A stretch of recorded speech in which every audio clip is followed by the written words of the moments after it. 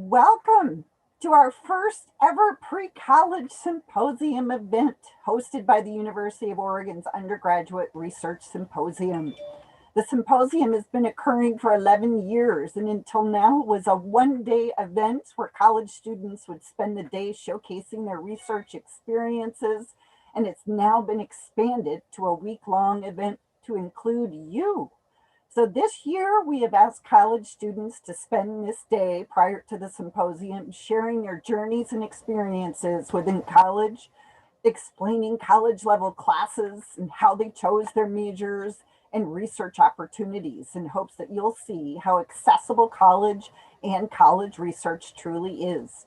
I'm Laura Fernandez. I'm the Executive Director for the Summer Academy to Inspire Learning, also known as the SAIL Pre-College Program here at the University of Oregon. And we offer amazing week-long summer programs, typically hosted on the university's campus for high school students interested in exploring what college is really like. We'll share more about SAIL and opportunities for the summer during our closing session today. But what you can expect today is to meet many college students, not much older than you, and to ask them questions by submitting into the Q&A any of your questions, and we will answer those at the end of this session. Sessions will include our welcome, led by our College Assure students, followed by social science and STEM college student panels, college Q&A drop-in sessions where you can ask college students questions, and then a College 101 session with the University of Oregon and Lane Community College admissions and financial aid staff. And then our afternoon is full of incredible demonstrations that you won't want to miss. Our closing will include college ambassador students who will provide a little more information about college and showcase some campus highlights. So we hope you come away with stories from college students today that will inspire you. You can stay on this main webinar link throughout the day. And in the afternoon, our website will feature a few additional links for additional demos if you choose to pop around to different demonstrations. All sessions will be recorded and posted on the website later. And it's now my pleasure to introduce you to the man who wears many hats on campus. He has boundless energy providing opportunities to students. Kevin Hatfield is the Associate Vice Provost of Undergraduate Research and Distinguished Scholarships and Director of Housing, Academic, Residential, and Research Initiatives. That's a mouthful. Kevin will share a little more about the symposium, and then he will introduce you to one of our research student leaders, Isabel Cullen, who will be your host for the rest of this session. Enjoy your day with us, and welcome, Kevin. Thank you, Laura, so much for the introduction. And I just want to begin by welcoming all of the high school students and teachers joining us for our pre-college collaboration day. The symposium team is so honored to collaborate with our colleagues in the Summer Academy to Inspire Learning. And I wish to take a moment here to acknowledge Laura Fernandez, who has been a true force of nature leading the visioning, planning, and execution of this amazing day. Over the past year, Laura and her committee of faculty, staff, and student leaders have been developing this interactive and immersive portal to exploring the world of undergraduate research and creative work at the University of Oregon. I'm always inspired by her work, and I trust you will be as well as the day unfolds. We really do hope this day illuminates the breadth and diversity of opportunities students have to explore questions and curiosities, to pursue their passions, create new knowledge, make discoveries, innovate ideas, fashion new art and design, and ultimately apply their work to the greater community and society for equity and social justice. As the first member of my family to have the privilege to attend college, I arrived at the University of Oregon without any notion about research or research opportunities. Fortunately, I had a wonderful mentor who would always ask his students, "What's your problem?" And now, he didn't mean this question in a negative way or in relation to your attitude or behavior. Instead, he was asking it in the spirit of, what's the problem you want to work on? What is the area of the world that you're hoping you can make a difference in and that you can contribute to? It was also a way of him asking us, what are your passions and interests, and how might they translate into research or creative work? His question prompted me and many other students to begin reflecting differently about my potential pathway through an undergraduate career and what were the possibilities. It helped me to realize that attending college offered more than just an opportunity to enroll in courses, declare a major, and earn a GPA before graduation. It meant that I could also embark on my own original research and creative work that could culminate really in a capstone project of some kind, one that could become a defining focus of my undergraduate experience and distinguish me as I went on into the next chapter of my life. And so, as a way of paying forward this generosity and wisdom I received from my mentor, I encourage all students to begin exploring research and creative work from the moment they arrive on campus, and even prior to arriving on campus through programs like SAIL. You don't need to have a specific research question or even know what field of research you're wanting to pursue. If you already do, that's terrific. If you're still exploring, that's expected and also part of the scholarly process. It's normal to shift directions many times throughout your research journey, and lineal paths are certainly not the norm. One of the great benefits of getting involved in research early in your undergraduate career is the network of mentoring relationships that will develop with faculty, graduate students, and peer mentors. Getting to know and be known by faculty who possess a deep knowledge of your academics, of your public service, of your goals and objectives will ensure you have strong recommenders for scholarships, funding, study abroad, graduate school, and professional positions down the road. At the U of O, there are manifold avenues for first-year students to get involved with undergraduate research, from academic residential communities to first-year interest groups, to the summer program for undergraduate research and first-year research experience fellowships, just to name a few. There are also offices on campus that are dedicated to supporting students, mentoring, coaching, and advising them around getting involved in undergraduate research and connecting with faculty within a personal and welcoming community. So I'll conclude my welcoming remarks this morning, again, with an encouragement to, as you can, attend live the presentations at the symposium this Thursday. In response to the pandemic, we proceed with the virtual format again this year. And despite the profound disruptions to research and creative work experienced by students and faculty over the past year, we're inspired to celebrate the work of almost 300 students this week and their 240 faculty mentors through 329 presentations across all 8 colleges, 63 majors, and 20 minors. This opportunity to record students' presentations has also enabled us to develop a permanent digital exhibit of undergraduate research and creative work that you all will have access to long after today concludes. Our Symposium YouTube channel will host over 350 videos comprising almost 800 presentations by the end of next week. And this collection is truly an embodiment of our expansive definition of research at the U of O, which encompasses the humanities, the social sciences, the natural sciences, design, and of course, creative and performance arts. The last thing I'll mention is that we had a wonderful alumni keynote speaker, Dr. Tamala Masil, on Monday, who joined us from University College Cork in Ireland to reflect on how her undergraduate research experience at the U of O has shaped her career as an astrophysicist and a science communicator. And I encourage you all, if you have time, to give her talk a listen. It's a wonderful, wonderful presentation. So with that, I'm now going to turn over our session to one of our most accomplished undergraduate researchers at the U of O, and one of the students who has been instrumental in leading our affiliated students of undergraduate research and engagement, or ASSURE, Isabel Cullen, who will be hosting us for the rest of the session. So, Isabel. Thank you, Kevin, for that wonderful welcome. Hi, everybody. My name is Isabel Cullen. My pronouns are she, her, hers.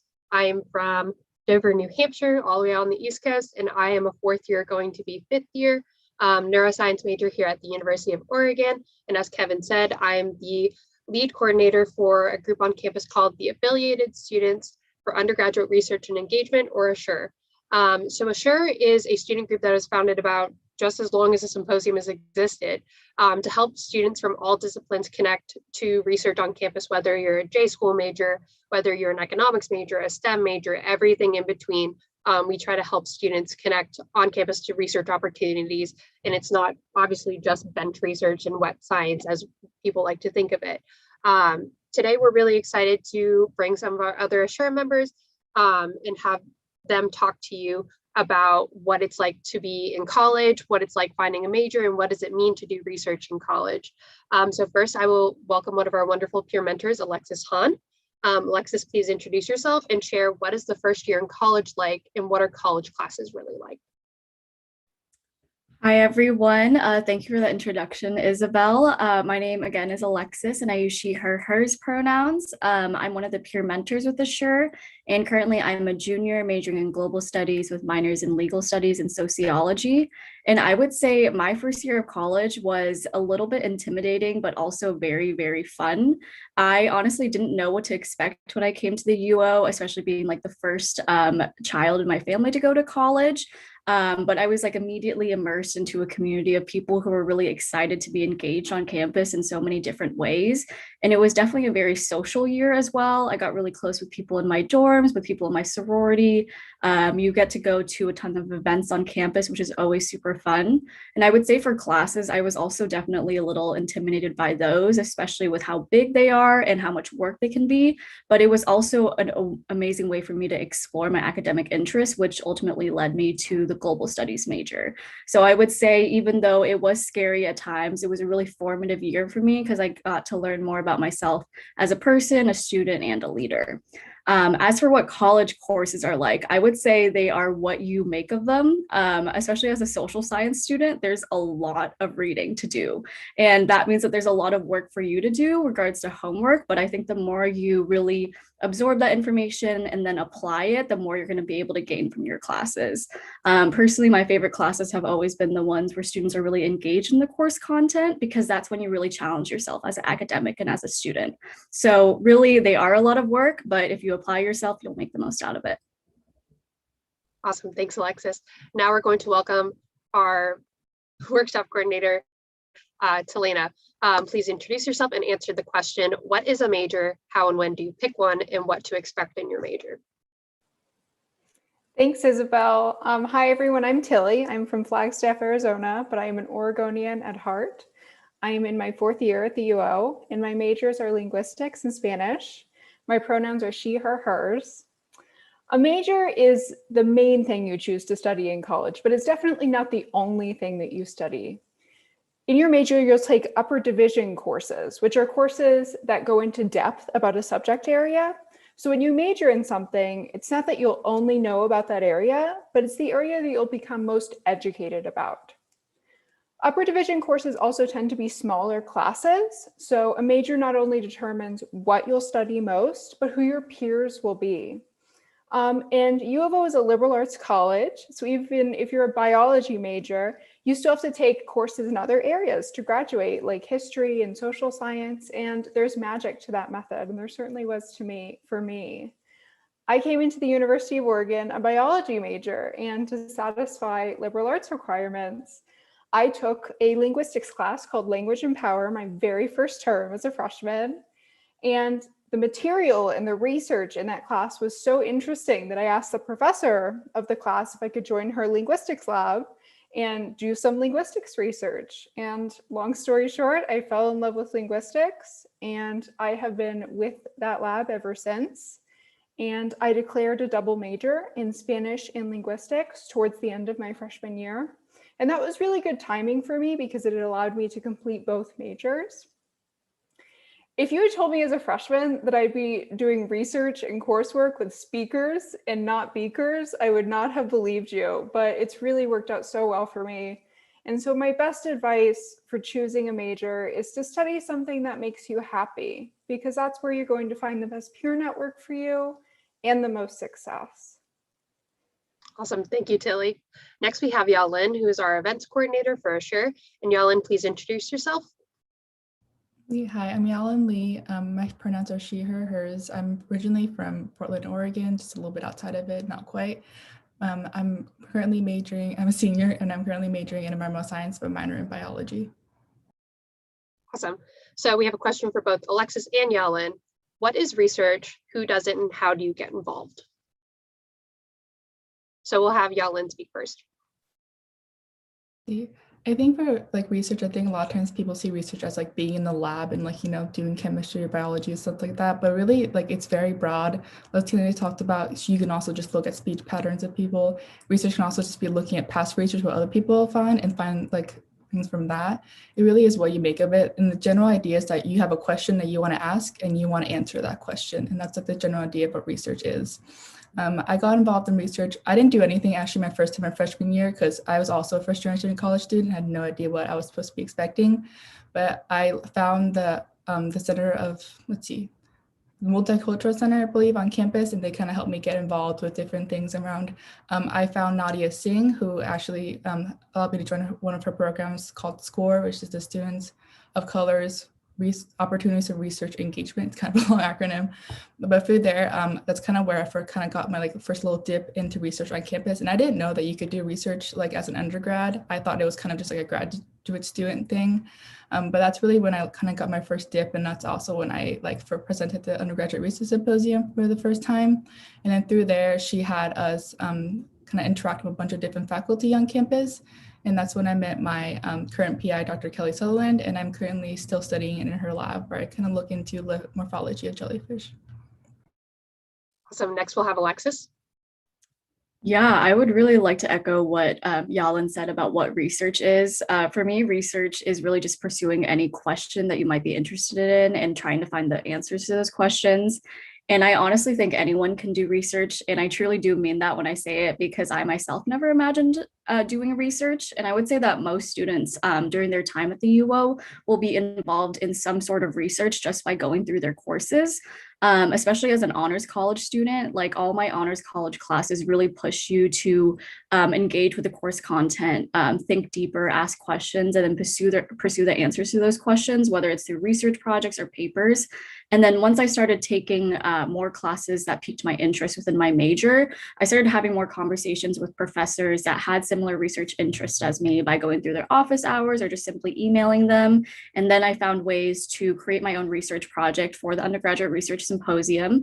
And then I met my primary thesis advisor, Dr. Kristen Yaris, in the Global Studies Department. And we're currently working on my undergraduate thesis together, which will be on the Oregon Sanctuary Movement. So I would say for research, anyone can do it. And there are many, many ways to get involved in it. Awesome. Thank you, Yalan and Alexis.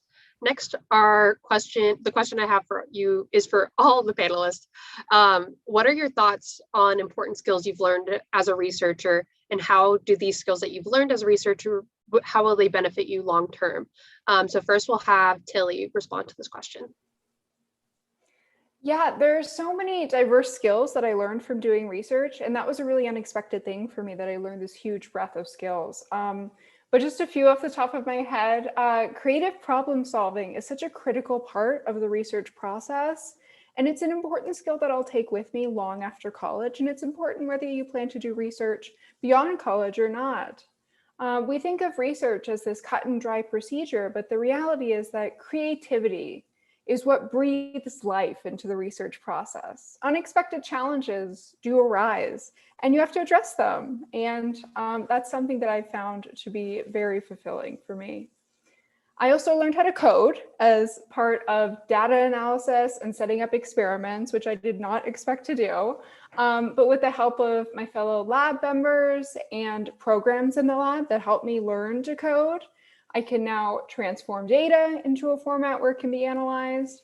I can do statistical analysis, and I can program up experiments that run on computers. And so that computer literacy has really given me a boost in what I feel like I can do after college. Another super important skill I learned was teamwork. I learned a lot about working on a team, and that I really, really enjoyed that. Research is a team sport. And you're not just part of a lab, you're part of a research community. And for me, I chose to participate in the community of my lab as much as possible. When someone needed help with something, I would volunteer to give feedback or test out an experiment, whatever someone needed help with. And I also asked for feedback from folks in the lab. And as my knowledge about research grew over the course of my college career, I was able to participate in a team in a really big way. I have led a team of undergraduate research assistants for a project that the leader, the professor in my lab, has been working on for a really long time. And that was such a rewarding experience. I also learned effective science communication and how to communicate effectively with all kinds of different audiences. And a huge part of research is effective communication, not only in writing, but in presentation. And participating in research has allowed me to hone my writing and presentation skills. And that's definitely something I'll carry with me long after college. Awesome, thank you, Tilly. Next, we'll have Yalin. Yeah, I definitely want to reflect a lot of what Tilly said, especially in coding. It's like not a thing that I thought I would ever do unless you were like in computer science, but it's the thing that like almost every researcher does at some point in their lives. But another thing I think that I learned a lot on top of what she said was also this like independency. So I feel like at least in my lab, my PI really pushes me to kind of like think for my own and like make the project my own. I think that a lot of times when we're in school, we're just told to like do a project, you know, we're kind of just following a guideline, but like when you're doing a research project, there really isn't a guideline. It's really what you want to make of it. And that was kind of like a hard thing for me to do at some point. So I'd be like, oh, is this right? Is this right? I would constantly say that. And she's just like, you have to take a step back and realize, is this what you want? And that's kind of like a different way of thinking. You know, you're really thinking for your own, I guess, and really making everything your own.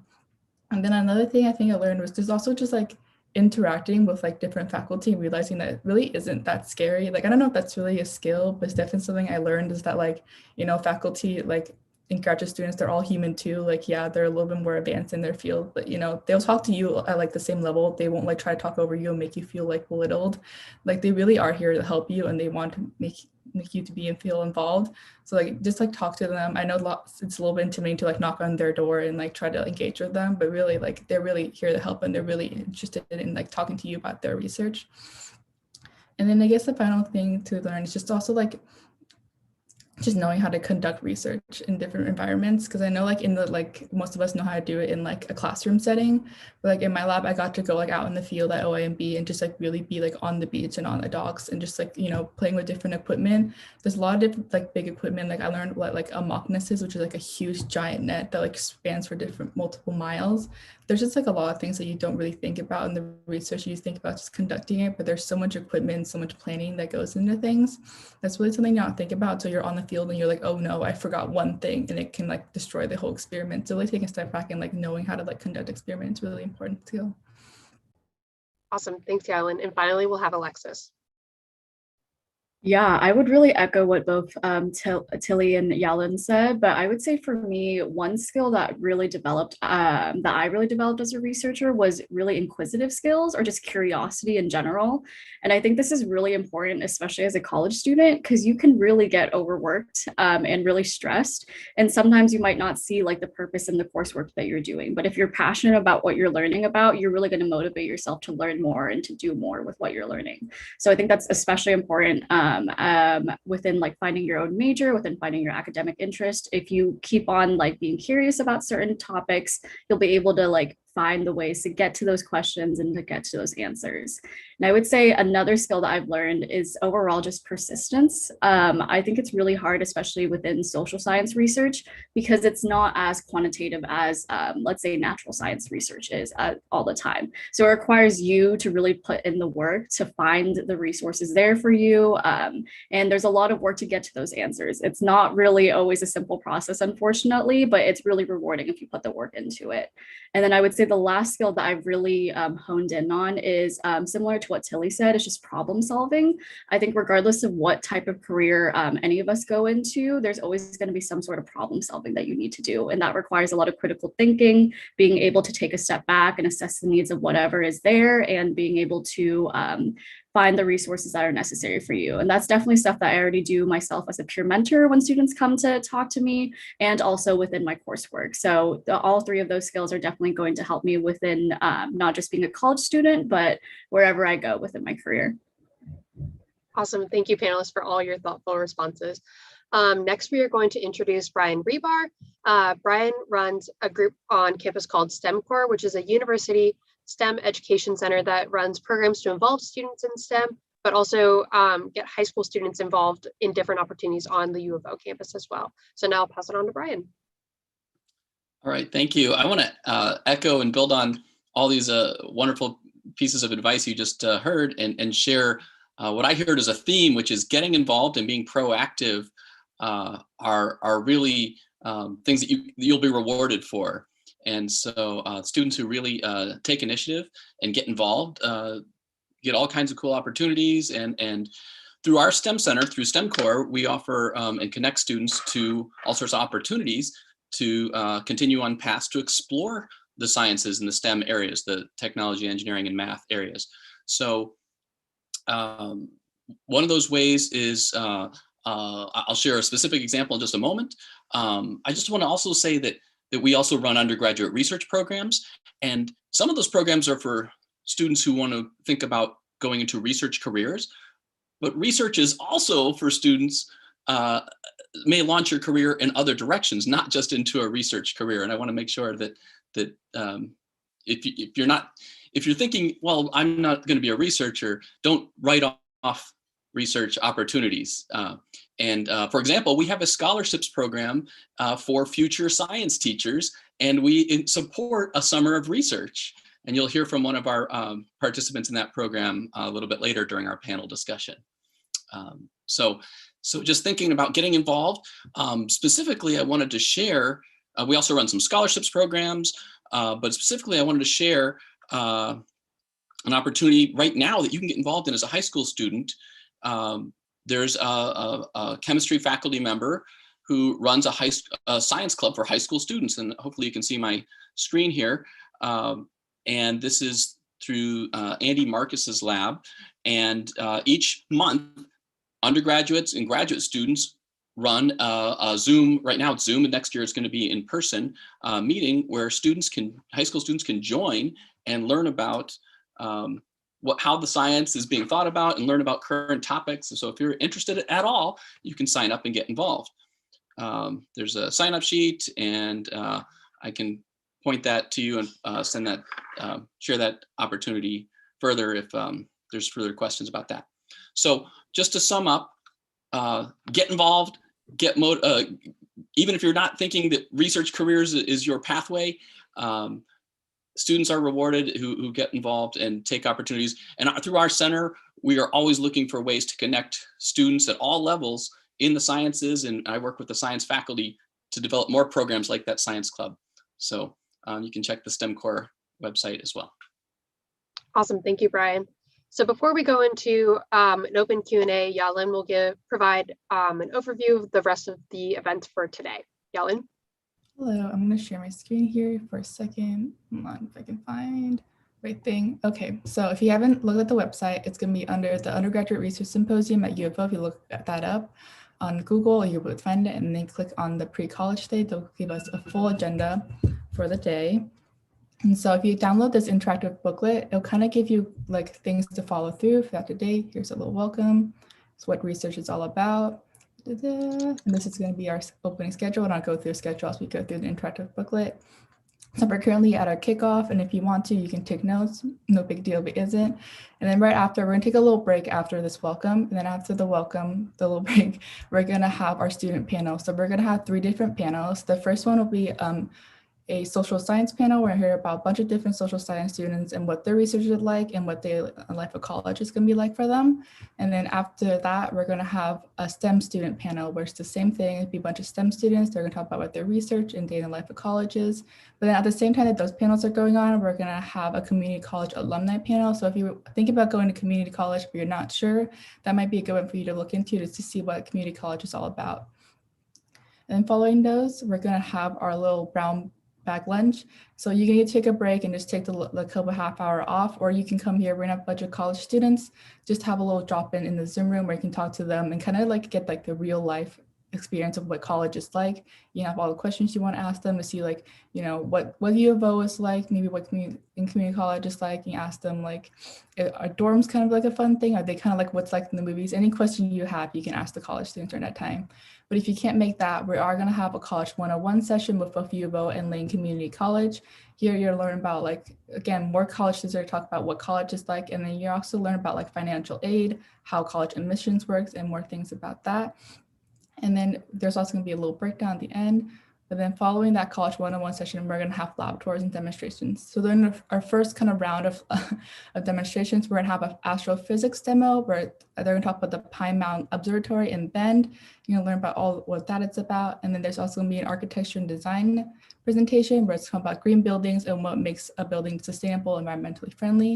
And then it's going to be a light physics demo where it talks about how you can use light to kind of measure the universe, which sounds really cool. And then afterwards, we have our second round of demos. There's going to be an environmental science demo where I will be at. It's going to talk about the ELP program, which is the environmental leadership program, and all the like the really cool projects that they're working on to kind of help restore and manage the environment. And then it's also be a chemistry demo where it's going to be a graduate student to talk about his project on reactive sulfur species, and also just talk about a little bit what graduate life is like. And then our final demo is going to be a physics demo, which is really interesting. It's going to look at the behavior and dynamics of ants. And then following our lab tours, it's again, here's all the little things about college. And after lab tours, it's going to be a self-guided U of O tour. If you want to take, it's just going to be on the videos here. At the bottom, you can see this. If you want to watch it, you can. And also, I highly encourage you to watch it and follow around on campus if you can. Yeah, that's going to be our review of the day. Awesome. Thanks, Yellen. Thank you, everybody, for joining us today. We would like to open it up to any additional questions. Feel free to drop them in the little Q&A section if you have any.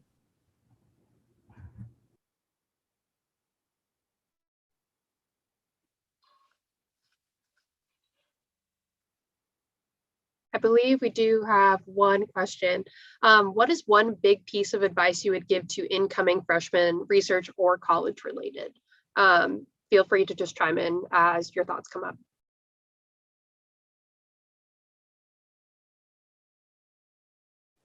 Yeah, that's such a great question. I think that one of the key things about your first year is exploration. College is such a special time in your life because it gives you the opportunity to explore what you're interested in and find your passions. And I was very goal-oriented when I came into college, but as I discovered more of my passions and I gave myself permission to explore, that's what the magic really happened. And I found my lab community and I found success.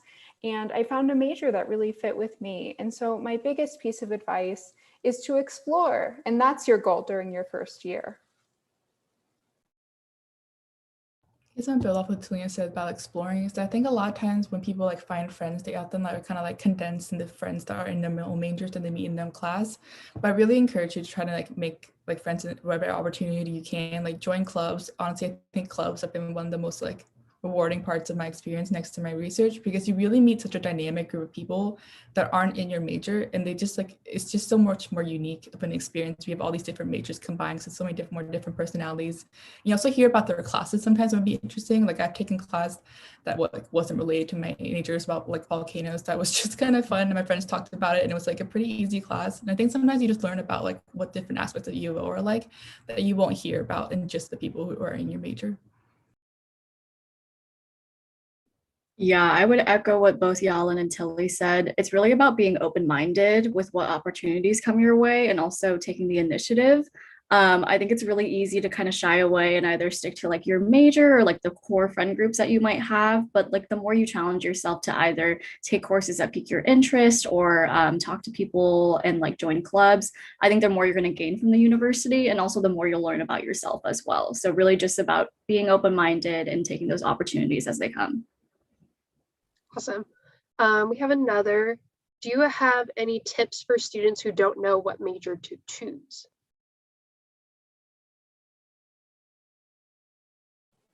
I definitely do. I think use your liberal arts credits to your advantage. You know, you have to take classes that aren't in your major anyways to graduate. And so use those liberal arts credits as an opportunity to explore, and you might find something that you really love.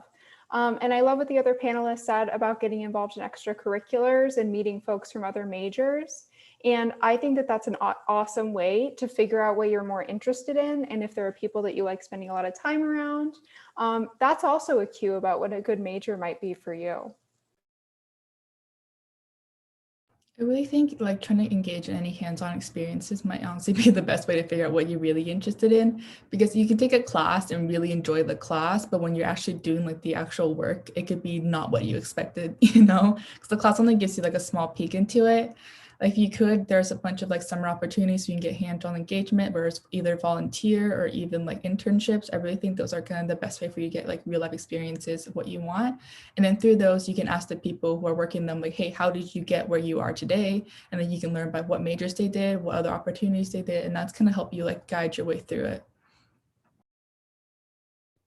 Yeah, I would say with your major, I think one great opportunity is that a lot of majors at the U of O are actually really interdisciplinary. So, for example, the global studies major, even though I'm a global studies major, I've taken classes within law, within anthropology, within the history department. So, if that's something that piques your interest, really explore those, because that way you can take classes from all different departments, but then really still be under one major.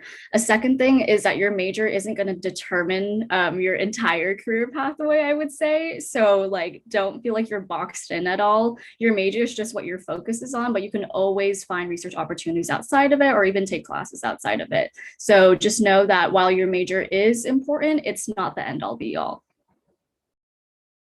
Awesome. Some people are like a little stressed out about changing majors. I know I definitely was. Don't be worried about that. Almost every person I know has changed their major, at some point, and sometimes like multiple times in 1 year. And so don't worry about changing your major, especially like even it's never too late. You could be in your last year. If you want to change your major, just do it. Like make sure you're happy with what major you're in. Like, I know it's like a really big deal. Some people are really stressed out. It's, oh my God, it's my last year, but I really don't want to do this anymore or do that. Like, I think you should just do it. Like, make sure you're happy with what you end up doing. Can absolutely attest to that. I changed my major this year as a fourth year. Okay, our next question is, what has been your favorite experience so far on the U of O campus, whether that's research related or not?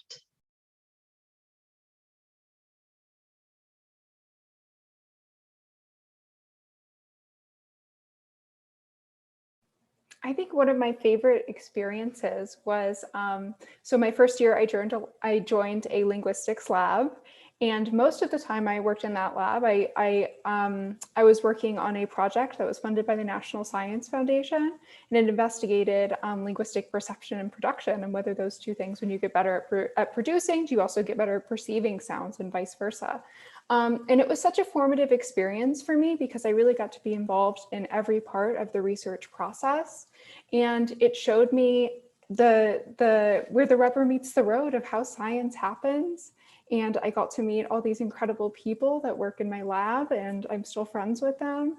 And I learned great science communication. We presented at the Undergraduate Research Symposium last year, and we very unexpectedly won an award for our poster. And that was a really formative experience for me. Something like completely not research related is that during my freshman year, we had that huge snowstorm Armageddon during 2019. And I remember that was just like such a memorable experience. But what was really like interesting about that experience is like, all my friends who lived in apartments, all their power went out, and obviously the dorms had backup generators. So pretty much all of us, like all 20 of us, like accumulated in one of the Calapooya, little like study areas, I don't know, community rooms.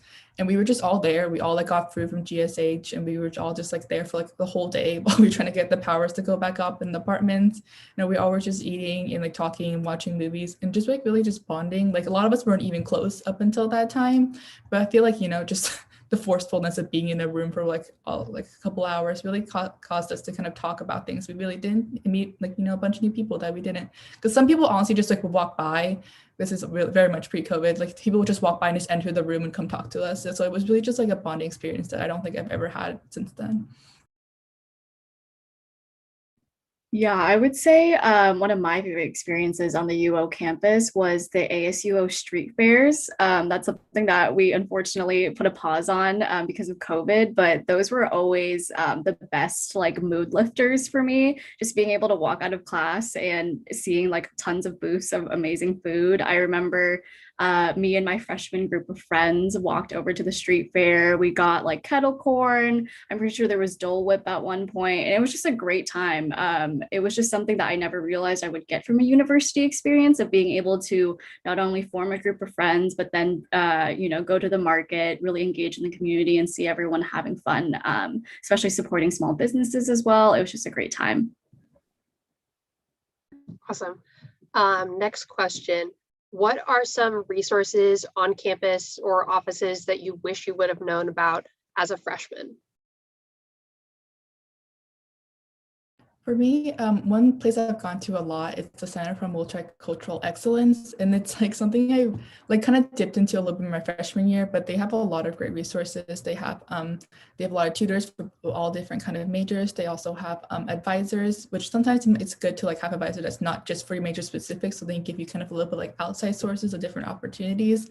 And then there's also free printing. So free printing is like really a hard resource to get on campus. And so they have also free printing, and then they have snacks there, the study area. And it's really just like a good environment. I used to just go in there to study sometimes because, when you're on campus like whole day, sometimes I just don't want to be in the EMU or something. It was also a good experience. And again, they had food, they had snacks. Everyone there was really nice. And that was just like a really good experience that I kind of miss a little bit because the office isn't open right now, but just like those little small offices you find like really like a group of people for you.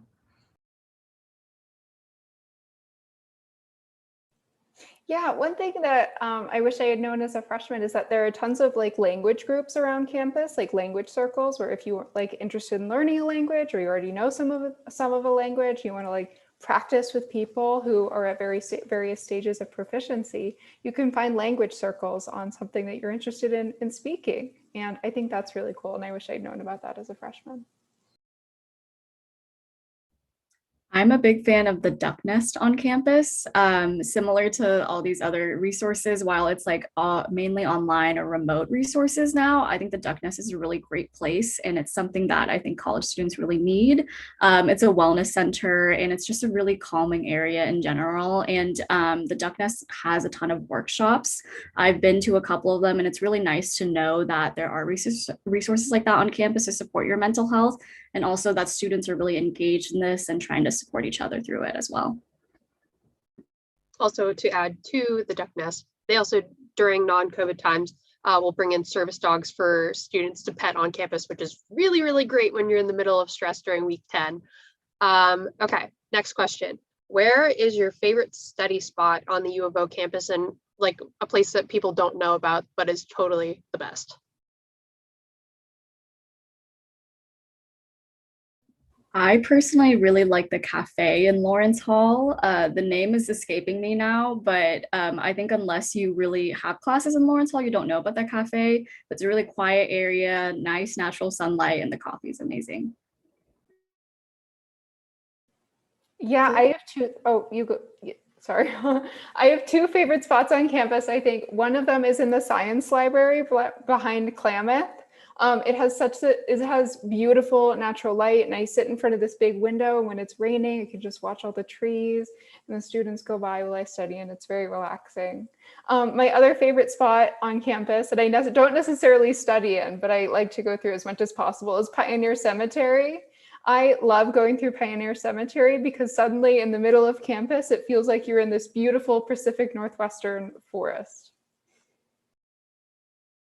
I have two things. One is Headco, which I feel like a lot of people don't go out to because it's kind of like a little bit far off campus. It's kind of near the cemetery, but Headco is like just really pretty.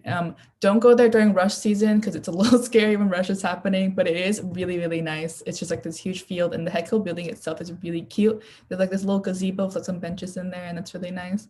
And then my other one specific is like the third floor of the law library. Not a lot of undergraduates go to the law library, but it's really nice building. And again, not a lot of students are there, so it's almost always empty unless it's finals.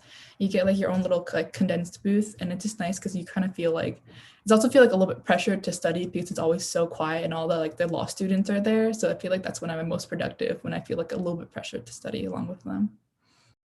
Definitely feel that. If I had to add one as well, I would say the library in the Clark Honors College on the top floor is a really great space. It's really fun. Also because student groups will come in sometimes and they'll make food. And in previous years, one of the Assure leaders, actually, she used to be known as the Cookie Queen. It would just make cookies randomly like once a week and hand them out to students in the library. And it was a really great time. Okay. If you had to do it all over again, what skills or classes do you wish you would have taken earlier in your college career?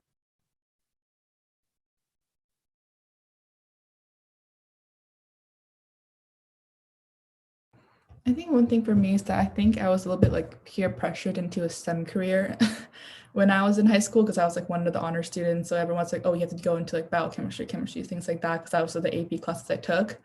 And so that's what I ended up going to major in. Like I'm in environmental science, which is like pretty similar, but it's a little bit more social science heavy. But I think it's just like, don't like listen to what people think you should be and actually just like going into college like unknown. It's okay to go into college unknown, actually. Like a lot of people do. I know you both have like for what it's called, it's not undeclared now. I think it's like discovering, I don't know, I forgot what it's called, but like just like don't feel pressure to do things just because like that's what people say you're good at. You know, what's the big thing for me is just to like really like let yourself explore and figure out what you want first, instead of just like going down a path that you're really unsure if you really like. I 100% agree with Yalin. I think first coming into the university, I really felt the need to go into political science because I wanted to go to law school ultimately. Fast forward 3 years, I don't want to go to law school anymore, and I'm glad I wasn't a political science major, just because I found a lot of classes within global studies that I really enjoyed. But there, I definitely had a lot of stress with figuring out which major was perfect for me. But there's never really a quote unquote perfect major because you're always going to change what your interests are. So I think if I were to do it again freshman year, I would definitely take that stress off of me and just explore whatever classes pique my interest and then figure things out from there. Awesome. And I think that bell means that we are currently out of time. So I want to say thank you to all our wonderful panelists, and to have a wonderful rest of your pre-college day. And if you ever have any questions, feel free to reach out to us. I'm sure our information is somewhere on the pre-college website, but have a wonderful day and enjoy it. It's a great time. Thank you, everyone. Enjoy the rest of the day.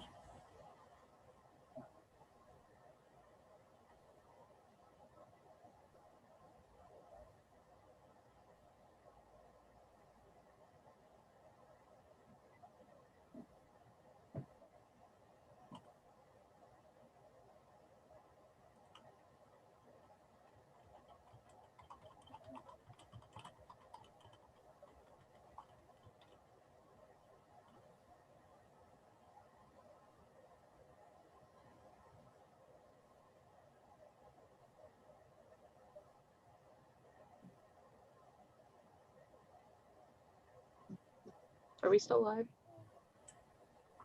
I'm waiting for Megan to respond. I think we are.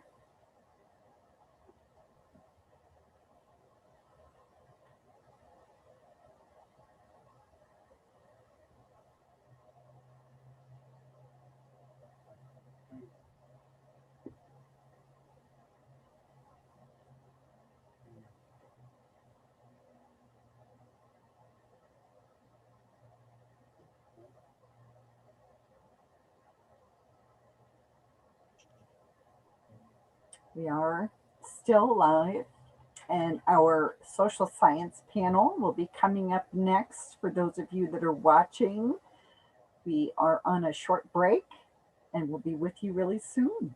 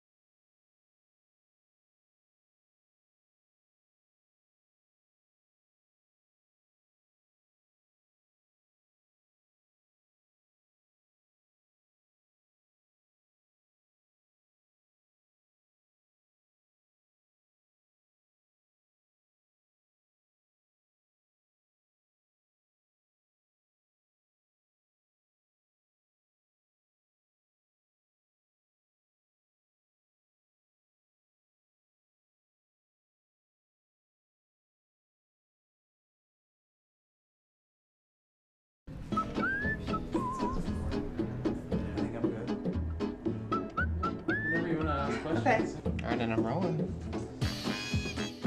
Initially, when I came to college, I thought that research was this thing that happened back in a lab somewhere, no windows, very much STEM thing. And so being able to reconceptualize research as something that everybody does all the time, and it's a skill that anybody can do, has been, it's been transformative. Research is also for things that you're looking to introduce yourself to. Research reflects our human curiosity and our desire to further our knowledge and also leave something behind. There's just so many ways to approach research, be it through conversations, online data analysis, focus groups, museum visits. There's just so much out there, and so I think my definition of research is definitely always changing and growing. Do you usually carry an umbrella or just a raincoat?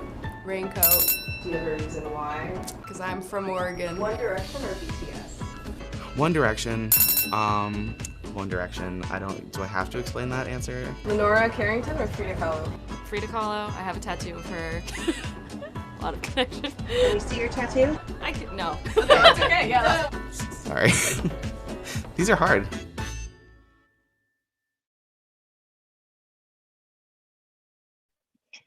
Thank you for that video. Welcome everyone to our social science student panel. My name is Angela Tan. I'm a senior at the University of Oregon studying human physiology. And thank you all for joining us this morning. I will introduce our panelists and have them address some questions, as well as any of your questions. So please feel free to put questions into the Q&A so we can look at them as the session continues. Welcome panelists, please introduce yourselves with your name, pronouns, hometown, majors and any minors, your year in school, and recap research topics. A quick synopsis. We will start with Tilly, then go to Leah, Rose, and then Kyle. So go ahead, Tilly. Hi, everyone. I'm Tilly. I'm from Flagstaff, Arizona, but I am definitely an Oregonian at heart. I'm in my 4th year, and my 2 majors are linguistics and Spanish, and my pronouns are she, her, hers. I came into the University of Oregon a biology major, and to satisfy liberal arts requirements, I took a linguistics class called Language and Power my very first term. And the material and the research in that class was so interesting that I emailed the professor and I asked if I could join her linguistics lab and do some linguistics research. And I've been with that lab ever since, and that professor is now my thesis advisor and mentor. And I'm working on my honors thesis now, which is about perception of hesitation sounds, or sounds you use to pause from different languages. I chose my thesis project after working as an undergrad research assistant on a bunch of projects funded by the National Science Foundation about how people perceive language and learn to produce it. And the idea for my thesis project actually occurred to me when I was sitting in an upper division Spanish class, and I listened to how my bilingual classmates paused. So different languages use different sounds to hesitate. Spanish uses and English uses and so when you have someone who speaks 2 languages, they have 2 ways to hesitate. And my project is about how does using those different sounds from different languages influence how listeners make judgments about how accented or how fluent the speaker sounds. All right, hi everyone. My name is Leah. I use she, her pronouns. I am from Portland. I'm a born and raised Oregonian, and I'm majoring in music, and my concentration is in history and literature, which will soon be history and culture, I believe. And I'm also in the Honors College. I'm about to finish up my junior year, so I will be a senior in the fall, and I am also hard at work on my thesis. But my research for this conference actually started out as a term paper from the first music history class I ever took at U of O as a sophomore last year. And this research is on Jewish music and its influence on Christian chant in 12th century Iberian Peninsula pilgrimage music. So that's like Spain and Portugal. And this is the first ever term paper I wrote for a music history class. And this research is what helped me decide to switch my major from music education. I originally wanted to be a choir teacher to music history, and it made me realize that my dream in life was to become a professor and to help reshape how we teach music history.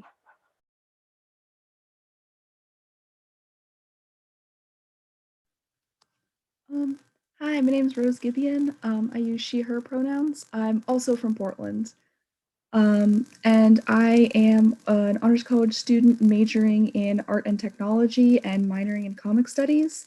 I'm a senior. I actually just finished defending my thesis on impermanence of death in superhero comics. The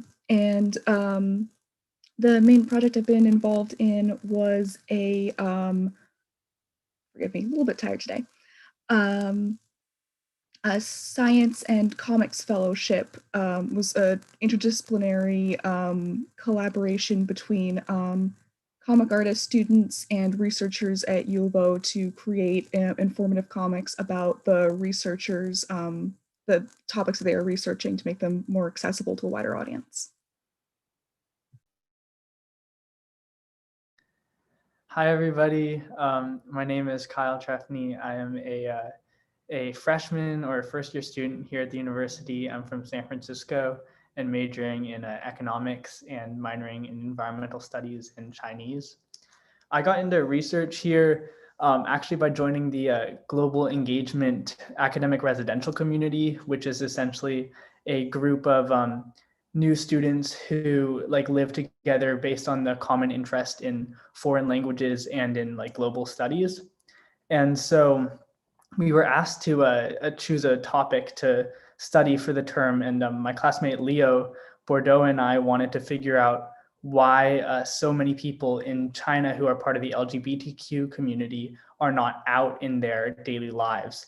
And so we actually had this breakthrough connection with a top advocate in China, who then introduced us to many other leading experts, and we conducted a lot of interviews to try to answer this question. And so that was how I got involved in research. Wow, thank you, everybody. I love the variety of research that we're doing here. So next, I will ask you all a question, and feel free to answer in the same order that you all just introduced yourself. The first question for each of you is, what inspired you to study science? Did you have any specific experiences or influential people in your life who helped encourage or helped you to pursue this path, or was it just something that happened? Yeah, so my parents have always encouraged me to do what makes me happy, and that's very formative for me, and it has been my whole life. And science is something that I have always loved. I have had the pleasure of having 2 research experiences with 2 different linguistics professors, and I connected with both of these professors by taking classes with them. And these professors and the research that I did with them played a huge role in encouraging me to pursue research and science. Both of these amazing professors encouraged me to be curious and hardworking. And my thesis advisor has been very supportive of me ever since I was a freshman. I can always come to her with an idea about research or a question about research or theory or science. And she's always so supportive of my curiosity. And both of those research experiences taught me what it's actually like to do science where the rubber meets the road, and it was totally inspiring. And my experience working on these projects not only showed me how rewarding research is, but it showed me how early you can get involved in research in college. And so getting involved in research very early was something that was really formative for me. UO faculty definitely encourage students to be critical thinkers and to do science early in your college careers. And I joined a lab as a freshman, and I always say it's never too early and it's never too late to get involved in research, and the UO professors are there to help you do it. And so I hope that everybody entering college can find these incredible connections with professors through their classes like I did, and forge these relationships that have been so instrumental for me in pursuing research. That's awesome, Tilly.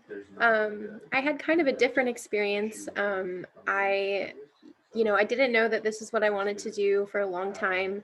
But there were some things in my formative years that I think definitely influenced my ultimate decision to major in what I'm majoring in. I went to a history-based magnet program from kindergarten until 8th grade that really grew my love for history, even when it wasn't at the forefront of my schooling or the research that I was doing. And in addition to that, I grew up in a musical family. My grandfather was a composer and a conductor, and my mom made a point of putting me in choir from age 6. And that's how I started to grow my love for music and singing. And when I came to college, I thought I wanted to be a lawyer for a really long time. And then I realized that I probably couldn't live without music in my life.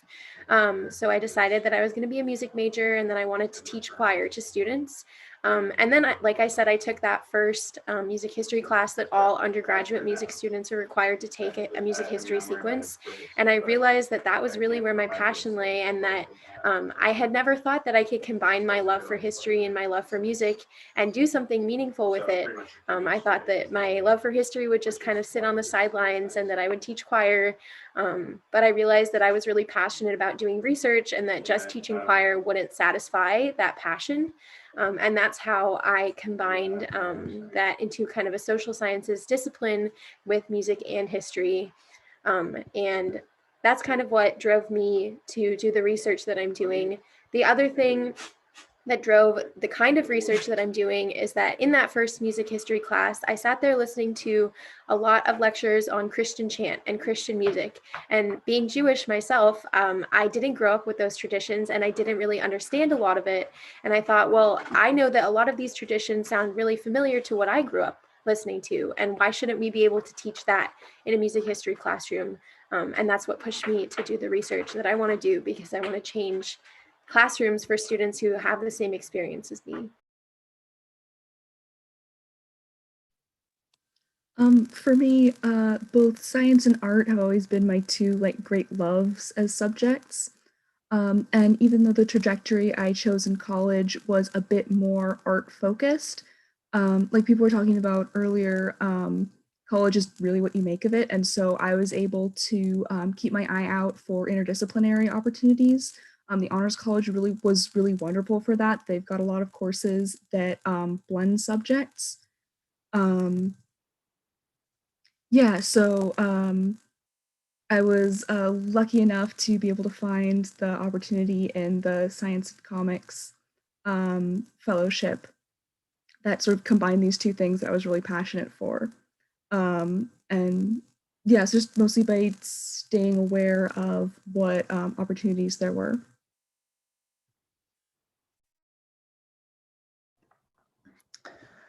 I can only speak as a first year here, so I'm excited to get to the same point in my academic career that all of you guys have gotten to, and have these beautiful stories of growth. I do, however, have a background being really interested in endangered species, and that helped me understand the importance of research and informing different policies and protections.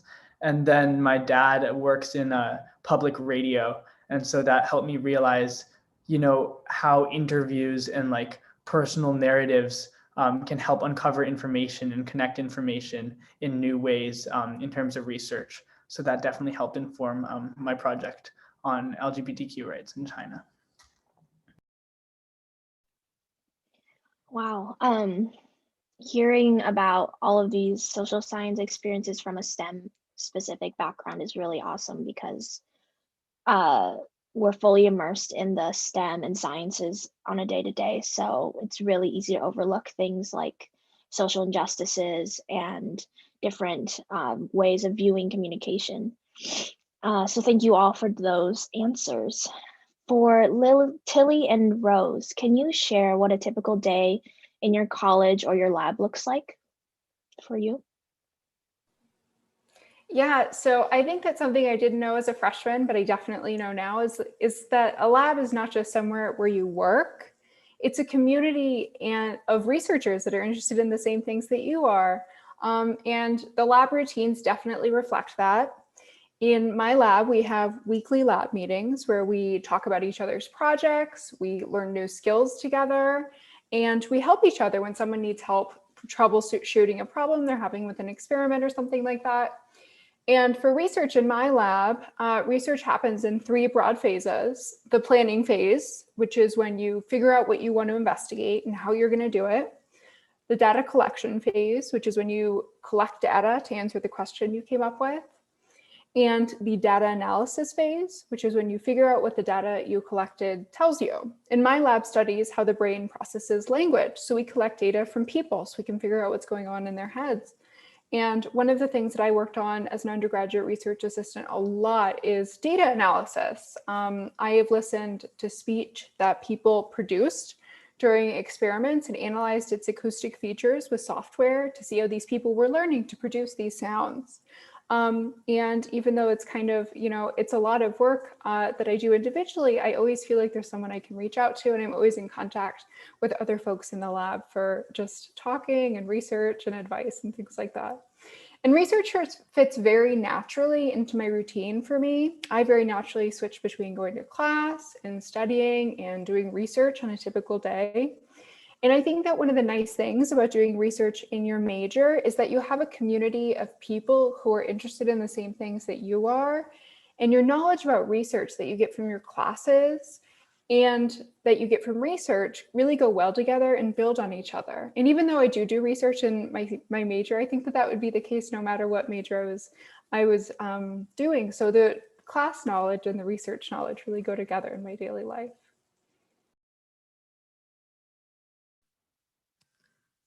Would you like me to talk specifically about the research work that I was doing?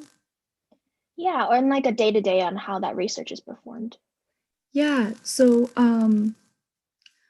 actually similar to what Tilly was talking about, it's a combination of sort of collaborative and individual work, where the setup that I had with the faculty member that I was collaborating with was we had a weekly meeting to talk about, we met a bit more towards the beginning of our project, where we were kind of brainstorming what topics we wanted to specifically cover and the overall structure of the comic that we wanted to be making. And then over the course of the week, I would work individually on kind of processing what we've been talking about, coming up with sketches, and then at our next meeting, I would bring what I had been working on, and my collaborator would bring what he'd been working on, thinking about. We'd sort of get to synthesize that again, and then for the rest of the week, head back out, work some more. So it's really, I'm a bit of a more solitary person naturally, so it was really nice to be able to both sort of set my own schedule. Creativity doesn't always can't necessarily always do it on command. So it's very nice to have that sort of more flexible work schedule, but also having the more grounding, I suppose, of checking with another person to make sure we're both on track. Yeah. Rose, how do you think your comic research and other topics fit into your academics? Does it flow well together, or does it more one or the other separately? Very much so. I feel like comics have a really because they're so heavily visual and they tend to be a bit quicker to read and digest. I see them as having a really great opportunity as an educational tool. And especially in the sciences, I feel like it's really important to be able to communicate scientific concepts in a way that's very easily accessible, especially in everybody has such limited time right now. And so it's really helpful to have that kind of an a tool again, to be able to very quickly and efficiently communicate information. Yeah, so I think comics is something that slots very easily into other topics, and it's at its core, I see it as a means of communication. And so it works well with other subjects because it can help, yeah, help get information across regardless of what that information is. Does that answer your question? Yeah, thank you. So now on to Kyle and Leah. Is there a research experience that you've been involved in that's been especially memorable or influenced continuous research onward?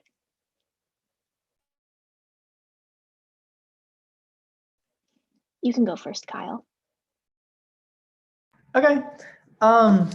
So yeah, in the fall, I took an environmental studies class, and we were doing just like subtle class-based research projects for that. And I chose to focus on how the traditional knowledge of indigenous tribes in the Pacific Northwest can help, inform prescribed burning, which is essentially like small burns that help mitigate like the large wildfires. And that was a really interesting research project for me, just getting into the kind of research in college. And it made me like have a lot I wanted to learn more about. And so when my next research project came up in my ARC, in the academic residential community, that former experience had influenced me to really want to take it to another level and like do my own kind of studies and interviews and things like that. So I think they all kind of build on each other, and that was really fun. Kyle, I just want to say that's so cool because obviously I'm a music major, but in the Honors College, I took a class where I did a lengthy research project with other people about prescribed burning as like a fix for wildfires in the Pacific Northwest.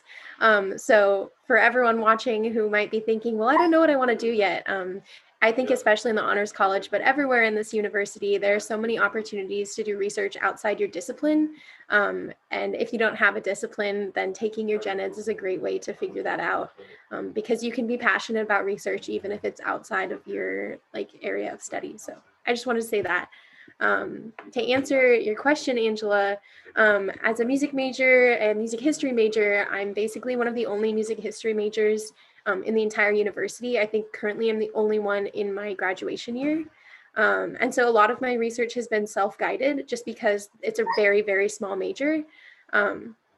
And so the paper I'm presenting at this conference was the first paper, like I said, that I wrote for the music history program.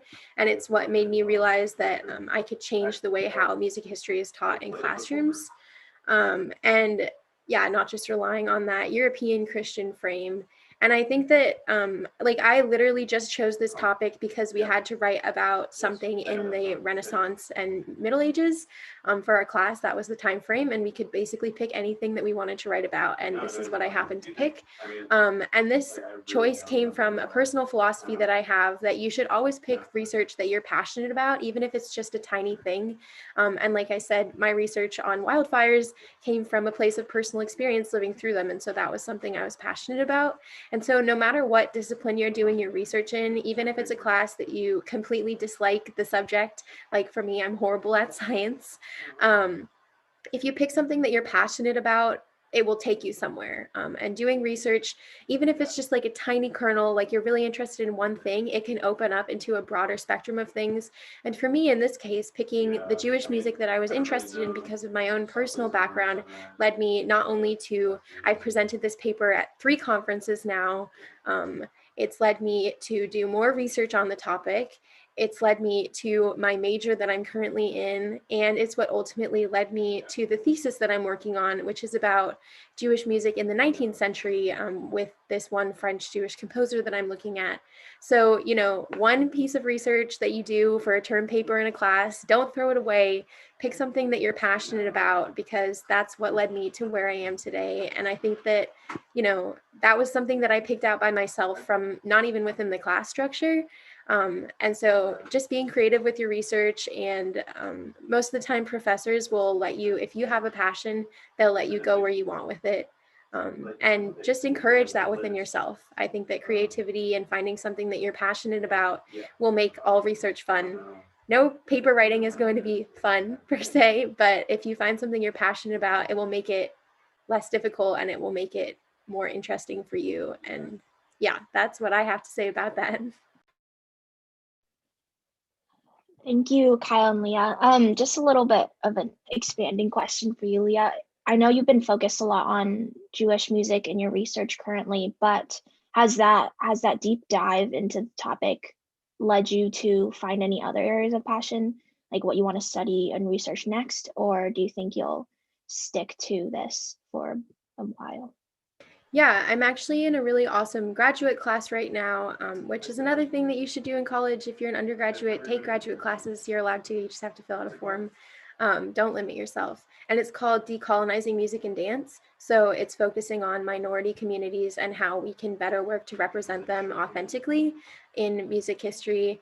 And, in dance, we even have a folklore graduate student in our class. And so I think that my work within the Jewish community, understanding that as being part of that minority, has helped me to better understand how I might advocate for other minority groups in music education and in music history, because that's what I want to teach. And so currently I'm working on a research project redesigning a curriculum on teaching Native American culture and music for elementary students, which was something that I actually had in my elementary school. So I'm looking at that curriculum. So I think that it's just my main goal to turn music history, pedagogy, and the way we teach music history on its head, to not just focus on, the best way to say it is a bunch of old dead white men, because that's what the focus is now. And I think that students who don't necessarily have that experience growing up, knowing that music should still have an opportunity to feel represented. So that's where my research is going. I just personally happen to focus on something that's close to me because I am Jewish, but I want to be able to represent all different cultures in music education and in music history, so that students can feel heard and represented.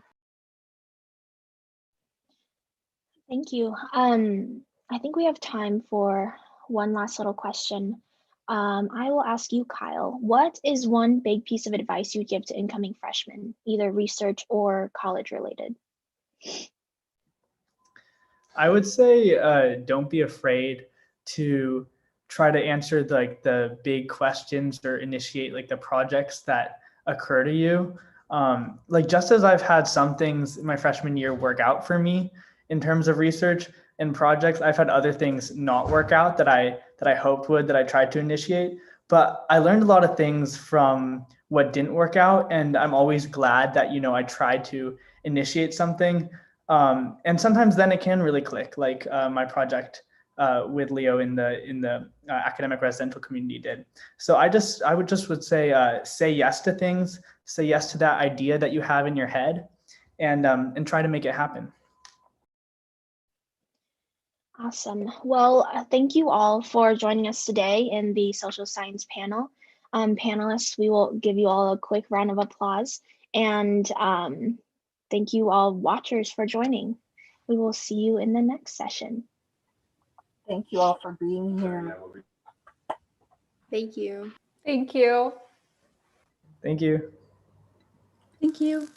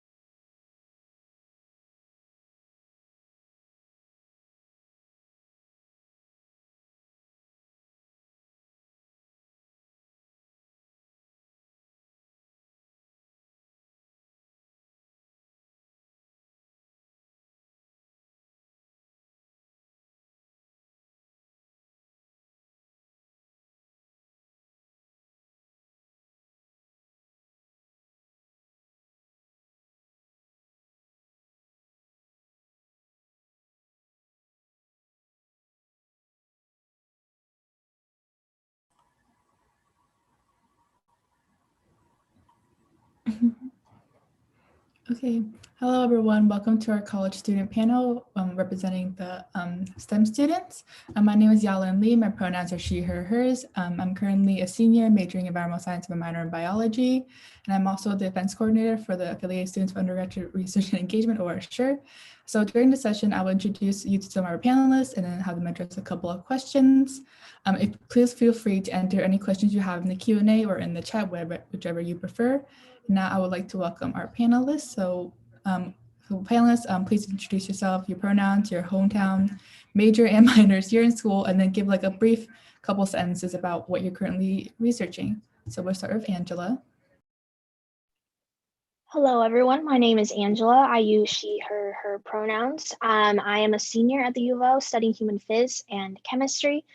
And the research that I have been involved in for the last few years is with the cardiovascular research lab under the human physiology department, where we have studied different effects of heat therapy using hot tubs and environmental chambers to understand vascular structure and how to lower blood pressure for in obesity and things like PCOS. And now Megan. Hi, my name is Megan Krusakis. I'm from Central California, from a really small town named Hanford. I'm currently a junior and my major is biology, and I have a minor in art and chemistry. I got into research through the NSF Esprit program, which matched me with the Hansen Lab, which researches neutrophils and the proteins within neutrophils that allow it to track different bacteria and pathogens and infections in our bodies. I was really interested in this research because I've always been really into oncology, and also they took time to teach me how I could better teach this research to students when I eventually go on to teach my own class. Our final panelist, Isabel. Hi, everybody. My name is Isabel Cullen. My pronouns are she, her, hers. I am a neuroscience major with psychology and biology minors.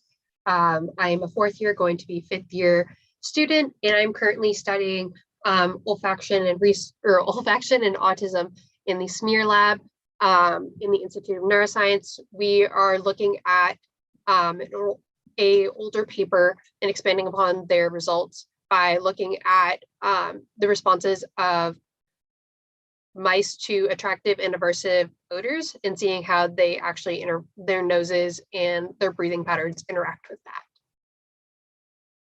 Okay, great. Now I'm going to ask a question. I want all of you to answer. So thank you all for introducing yourself.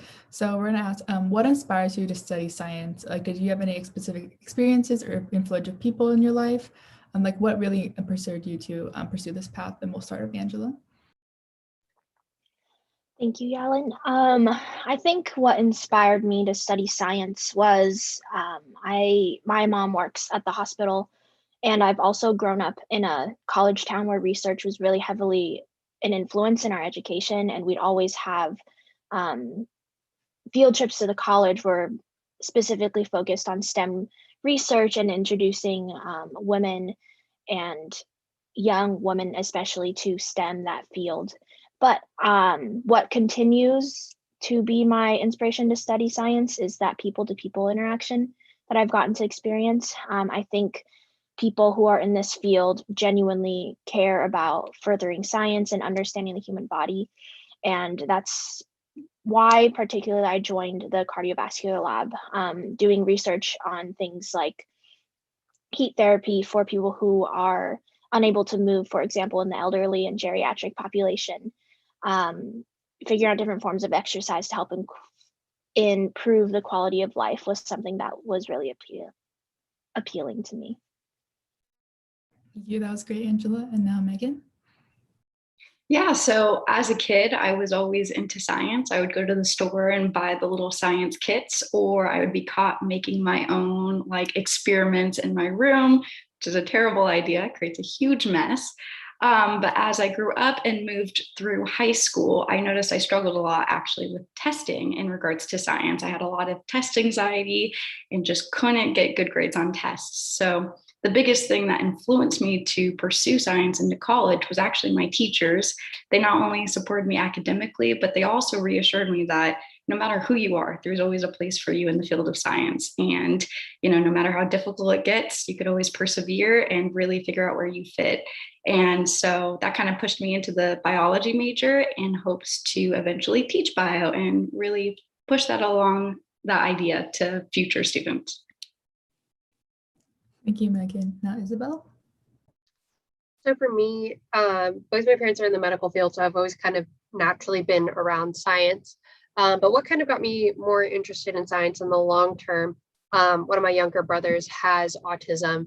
And as a kid, I understood that he had autism, but didn't fully understand why and what in his brain was different than mine. And that was always kind of a question that stuck around for me in any science class that I had of what is the biology, what are the things that contribute to the way that makes his brain and these behaviors come out. So that was always something like really, that was very close to my heart for a multitude of reasons, but also just like a very strong scientific interest.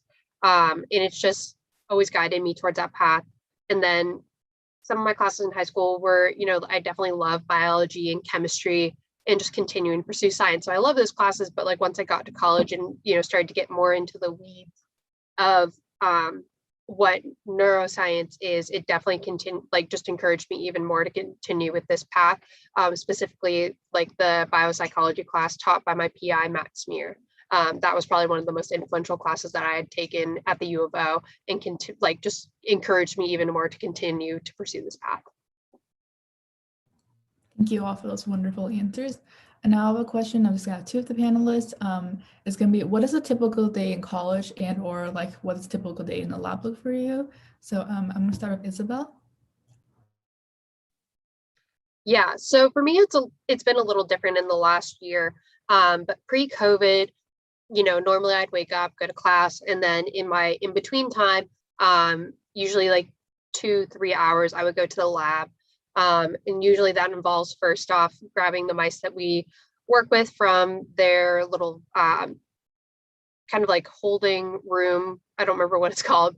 Grab them from there, check on all the mice, and start running experiments. So in doing so, you have to pick up the mouse, you have to conduct a health check to make sure it's, it doesn't look sickly and it's maintaining like good weight, has a nice coat, and, doesn't look in pain. You weigh the mouse, run them through the experiment, and then afterwards you weigh them to see how much water they've gained, and then give them the remaining bit of their water supplement for the day. And then just kind of rinse and repeat this. And then also usually is intermixed with, other lab tasks, maybe making different like wires for different experiments for my graduate student, or cleaning the box that the mice run their experiment in. But also sometimes this can also include surgery on the mice in order to be able to study what we want to later. So the days are definitely like very variable, but it's also really fun in that regard for me, because it always keeps me on my toes. Thank you, Isabel. And now Megan. Yeah, so a typical day, I guess, in the life of a college student would just be waking up, doing all your classes, trying to fit in time for food and studying, and hopefully a social life somewhere in there. In particular to my research experience, I did summer research. So thankfully classes were out of the way and I could really focus on just going into the lab. And when I showed up, I would meet up with my mentor, and I would then head over to a tissue culture room where I took care of all of our different samples of tissue and grew them and just made sure they were looking healthy. And then from there, we would grab those tissues. We would then infect them with different obstructors that would then kind of mess up the processes that they go through when they're trying to go through chemotaxis and track down those bacteria. We would then put them under this amazing microscope that can show you all the different little protein molecules. And from there, we would just record data for multiple hours and sit down and analyze it together. So pretty busy, pretty intense, but it was ultimately really fun and learned a lot. And with the help of a mentor, it went really smooth. Okay, thank you all for that, giving us a little sneak peek into your lives. So I'm going to ask a question for all the panelists. Is there a specific research experience that you've been involved in that has been especially memorable, influential to your research? I'm going to start with Angela. Yeah, thank you for the question. I was trying to think, and I think that the most influential research that I've been a part of, working with human subjects especially, is because there's such a busy schedule during the day, most of our research is conducted around like 6 to 9 a.m. So really early starts to the day. But something that was really memorable for me was we had a particular subject who came in really early, had brought their kid with them too. So it was just really early morning. You have to check that they're hydrated well enough. You have to entertain their child. You have to understand why they're there and make sure that they meet all of the qualifications to participate in the study. And I think that part of research, especially, not just the exercise performance part and the measuring of the data, but that part of understanding that our research that we're doing has a direct impact on outcomes and new medications and new interventions that can be provided to people in these particular populations was something that continuously motivated me to participate in this research. Thank you, Angela. That was a great answer. And now Megan. Yeah, so I think the most memorable research that I've been a part of is the one that I did in the lab studying the neutrophils. What made it super memorable was just the support that I got from my fellow lab members. It was like a huge family. They would try to throw picnics and little get-togethers. Obviously, this was a little bit pre-COVID, and then once COVID hit, we, kept it to Zoom. But it was just nice, especially as a sophomore moving to a junior at the time. I was really insecure in lab and wasn't confident in myself. And so being a part of this experience really grew my confidence in not only research, but also with working on an amazing team with just brilliant people. So it really pushed me to be just more excited about research and more confident in myself and my capabilities. Thank you, Megan, for your answer. And now Isabel. For me, it would probably be my current research project. I remember when I first entered my lab, I told my PI, I'm really interested in autism. I understand that doesn't necessarily mesh well or possibly doesn't have any overlap with autism. And the more we talked, we both found out that we actually have an interest in autism for different personal reasons. And that kind of, made me feel like very included in this lab and like really passionate to be able to get to this project. So it was really exciting when last summer specifically, we were able to start my thesis project looking at autism in mice and, hopefully eventually moving to looking at autistic model mice later. Hopefully this summer, we'll see. But also just the community around my lab, but also the Institute of Neuroscience. I remember, because I'm pretty much there at least like 3-4 times a week, probably sometimes 5 days a week, depending on how much time I have. We've had like picnics as a entire department. My favorite day in the Institute of Neuroscience is Pie Day, because everybody from different labs brings different colored pies, and pie is absolutely my favorite dessert. So I love this day. And it's just really fun because everyone's super collaborative, both within our lab, but also with other labs. So it's just all around like a really great community. It makes me really excited to just go into lab every single day and like see kind of my people. Thank you all for those answers. They were great.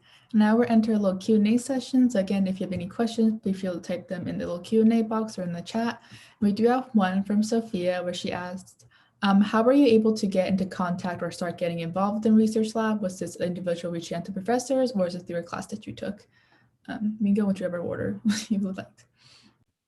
Yeah, I can kind of add a plug in here. So like I said, I was kind of matched up to a lab through the Esprit program, which is an amazing program for everybody. If you're interested in science and research, you can apply for it and they will take you through what it's like to be a researcher by placing you in a lab. And it's also to help see if you're interested in teaching, since we always need more STEM teachers out there and excited ones who are passionate about what they're doing and who have a good understanding of what it means to be, a researcher and how to bring that into the classroom. So that's how I got into the lab. I was able to work with the board members from Esprit, and they really just guided me along that process of reaching out to different professors and different departments. And it is such a breeze and stress-free if you go through it that way, and you meet tons of great people and get a lot of kind of career guidance too. So Megan, could you expand a little bit more about what Esprit is and how you discovered it? yeah, so I actually took a class, I think the beginning of my sophomore year with Brian Rebar, and he was kind of teaching us how to do science outreach, meaning how can we go, here's Brian, how can we go out into the community and teach more people, more kids about science and kind of how to make it fun and accessible for all, because I think a lot of people get intimidated by it. So I was super intrigued in this topic, thought it was amazing for me and specifically what I hope to do in the future with teaching. And so Brian really pushed the Esprit program for most of us and told us that it was just a great place to be with wonderful people and amazing opportunities. So I just took his advice and got enough confidence and courage to apply. And yeah, so from there, they just kind of took us step by step through, how to reach out to professors. And there's like a little cohort. And so everybody's kind of going through it together and learning how to be a researcher and how to communicate scientific ideas to others. Do you have anything to add, Brian? I can add a little bit. So like Alan said earlier, she's also a part of a group called Assure, which I'm actually the leader for. And we do help students get connected with research opportunities on campus. And honestly, there's like no wrong way to get involved in research. There's certainly like more program-based things, such as the Esprit program. There's also a first year one called FIRE through the Center for Undergraduate Research and Engagement, which connects first year students with a peer or with a faculty mentor and allows them to conduct some research for the summer. I actually got involved in research by doing kind of a cold email, which is you essentially just like, you've never met this person or you've maybe interacted with them through office hours and you just email them asking about the opportunities in their lab. So that's certainly one way to get involved, but also like depending on your department, they may actually post research opportunities. So like, for example, the institute or the neuroscience major actually posts when different labs have opening and are looking for research assistants, and same with the psychology department. But for some of the other majors, they may not do that necessarily, but you can always feel free to like dry email a professor saying, hey, I think your research is really interesting. These are some of the skills and qualities that I have. Would you like to meet sometime to discuss this further? So that's always one option. There's the programs, but there's really like no wrong way to get involved in research. And I'm sure like you can, Assure can certainly actually help with helping you find those resources should you come to the University of Oregon.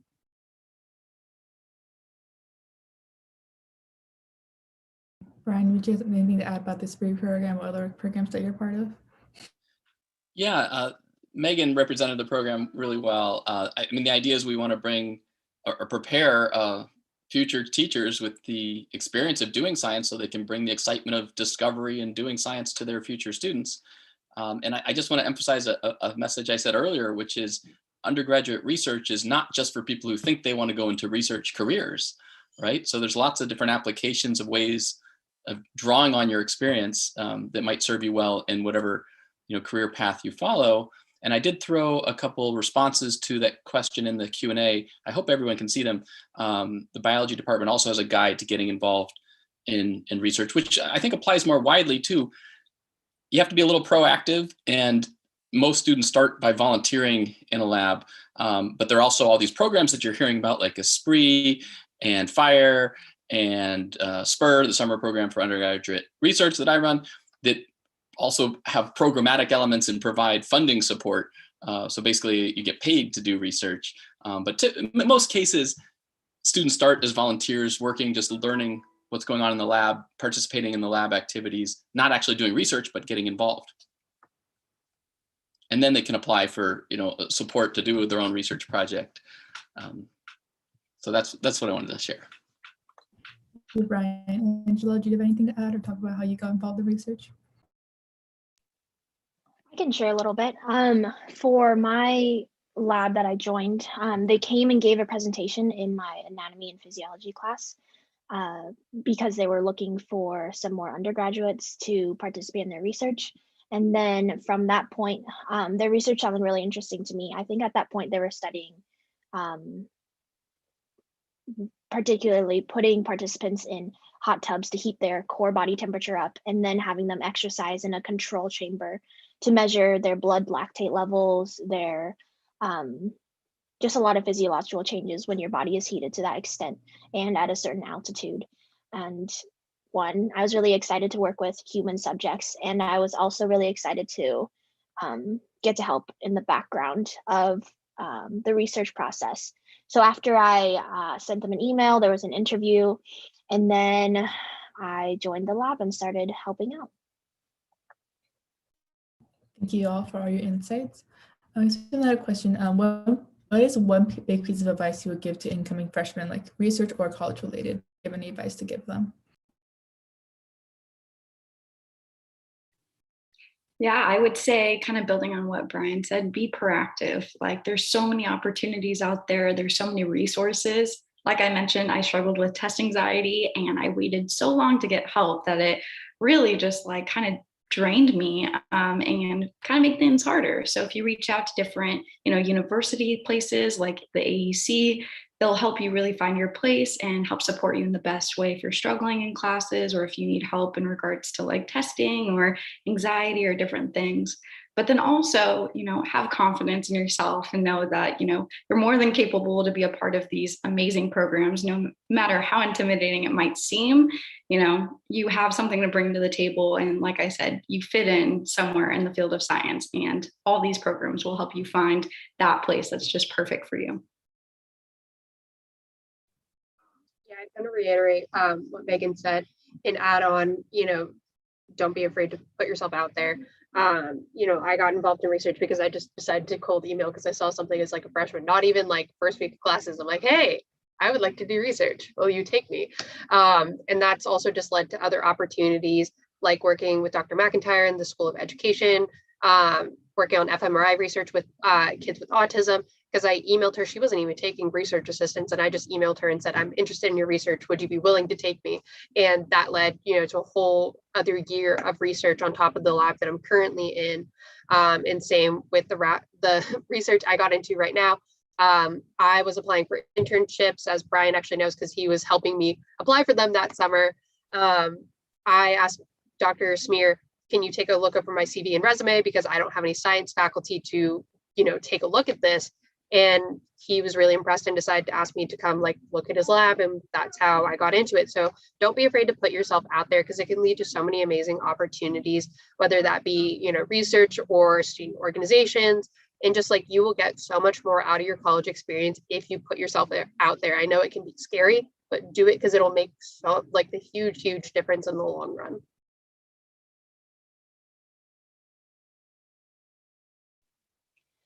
I think the biggest piece of advice I'd give is something I heard in an earlier panel, but don't feel like you have to come into college with a defined one tunnel vision goal of what you want to study or do, because your view of what's possible and the careers that are possible when you first come into college is so much different after you're here and you see professionals working and you take classes for yourself and discover what you like learning and continue learning those things. So no worries, even if you come in undeclared or undecided, you have at least a year to figure out what you want to do.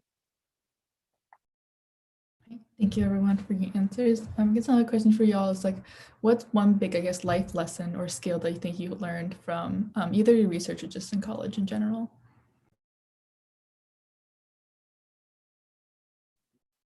One of the biggest things I've learned is something actually one of the old Assure leaders once said about research herself, is failure is inevitable and it's okay, because as the quote kind of goes, it doesn't matter if you win, you actually learn so much more out of like failing and continuing to fail, because it teaches you, especially like in research, but also in like college classes, to continue to persevere even when stuff is hard. Like, you know, in our research, we are kind of hitting a couple roadblocks because I haven't been there. But once I go back, like it just makes me more driven to figure out what's going wrong and how I can improve. And it just makes me overall like just persevere, more persistent in my research and just in everything else, because failure is okay. It's not a bad thing. It doesn't mean there's anything wrong with you. It's a normal part of the research process. And even just in college, like we all have had times where we've gotten a low grade on a test or maybe even pass a class, and it's totally fine. In the grand scheme of things, it's not going to matter. So honestly, be okay with failure, and honestly know it's going to make you better in the long run. Slightly building off what Isabel said, yeah, it doesn't matter where you come from, who you are, you know, as long as you set your mind to something and work hard for it, like it's definitely achievable. And, you know, like I said, I came from a really small town where women in STEM was not a thing. It wasn't even talked about. So being able to come all the way from California to Oregon and, you know, keep pushing and driving for what I want, and kind of my goals and passions, like that was a huge thing. And as long as you know what you kind of want to do or what you enjoy, there's a place for you somewhere at U of O, or especially in the field of research and science.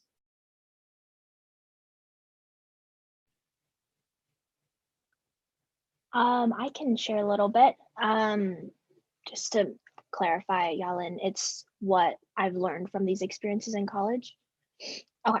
So I think what I learned most from my research and just being an undergraduate in general is how to see confidence in myself when in my day-to-day. I think when I started college, I was really, really shy and quiet. And that had to do partly because I had that tunnel vision mindset of like what I had to do, stay on this STEM track, not really branch out and understand what I'm passionate about. But as I've gone through and tried a lot of different things and had like this say yes to everything attitude, it's really shown me like the fields that I've have peak interest in and the people I want to work with. So yeah. Just gets like one little wrap up question, so we're almost out of time. Is there a specific class you've taken here at the U of O has been like particularly interesting or really fun for you? Like you would take it again over and over if you could? Again, just plug in another thing that involves Brian, the science outreach science class that I took with him was awesome. It really brought together people and science. So when you kind of get into college, like what was pointed out by Angela, like you could get a little, tunnel vision. And taking that class really just expanded the idea of how science can involve everybody and how it affects our world.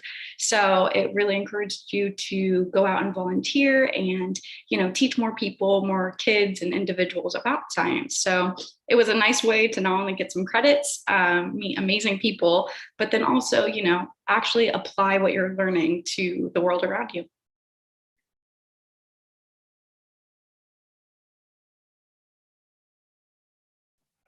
I would say any of the Bio 410 classes. So these are all experimental courses that teach you different like scientific methods. So whether that be electrophysiology, neural coding, and it's also like coding based. So it would be like MATLAB, R, Python, and those have absolutely been some of my favorite classes I've taken.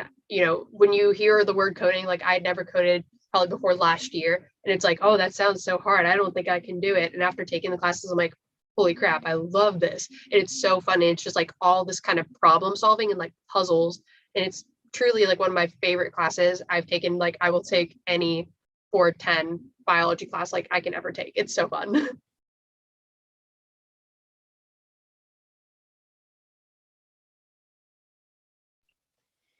I don't think I can pinpoint a single particular class that I really enjoyed, but I think there was a scientific teaching class that I took. It was a 1-credit seminar class, and it was during the peak of Zoom college, but typically this class is in person and we're doing interactive projects with each other, but I've never seen such a great community of people being built who all want to teach science and learn how to be better communicators, specifically in the scientific aspect, than in that course, even though it was all over Zoom. Thank you all. We're just about out of time. Thank you to all the panelists, for everyone that was here. We're going to take a little short break and be back at 11:30. We're going to have a little lunch break. If you want to talk to other students, there are going to be a couple of students that are going to be in there just for you to want to talk about, like, what college is actually like, from different perspectives. And then after that, we're going to our college 101 session and then some demos. So if you want to stay here, talk to some college students, feel free. But otherwise, thank you all for being here. All right. Bye. Thank you all.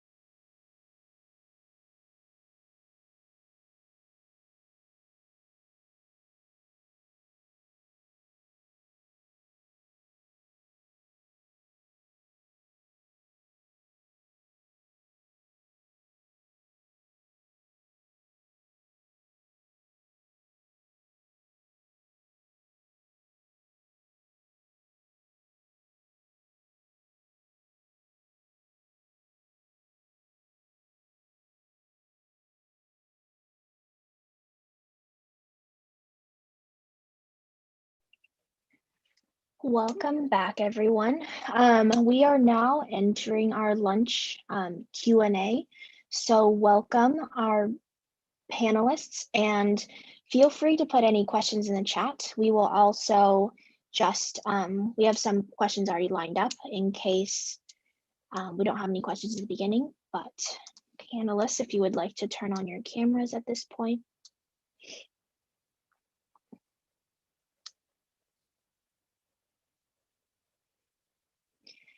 And if you two wouldn't mind introducing yourself a little bit, just with your name, pronouns, and major and minor. Starting with Abraham, please. Yeah, hi, good afternoon, good morning, everybody. My name is Abraham. My pronouns are he, him, his. I am currently a senior here at the University of Oregon, finishing up my last term, studying Spanish and a minor in sociology.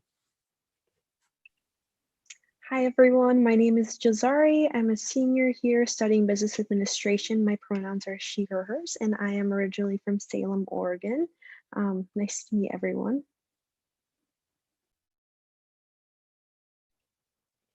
All right, questions will filter through the Q&A section, but for now, just a quick question to get us started. For Abraham, has COVID changed your experience in your major at all? I think COVID just in general has changed our experience throughout this past year. It's been very interesting to see how everything has unfolded, but in my major specifically, it hasn't really changed as much. Um, but there was this one section in my major where I needed to get hands-on experience within some sort of organization, and I unfortunately was not able to do that. But it changed just a little bit, but not too much. And a little question added on to that, Abraham, did you come into college knowing that you would study what you ended up majoring in, or was it different? No, so I changed quite a few times. So I originally came in as a STEM major, pursuing a computer and information science degree, but later realized that it wasn't really for me. So I switched over to Spanish, realized that it was very interesting to be able to learn about, and it was really one of my passions of mine to be able to connect with the Latinx community, and to be able to get a degree in Spanish was something that I was really happy about.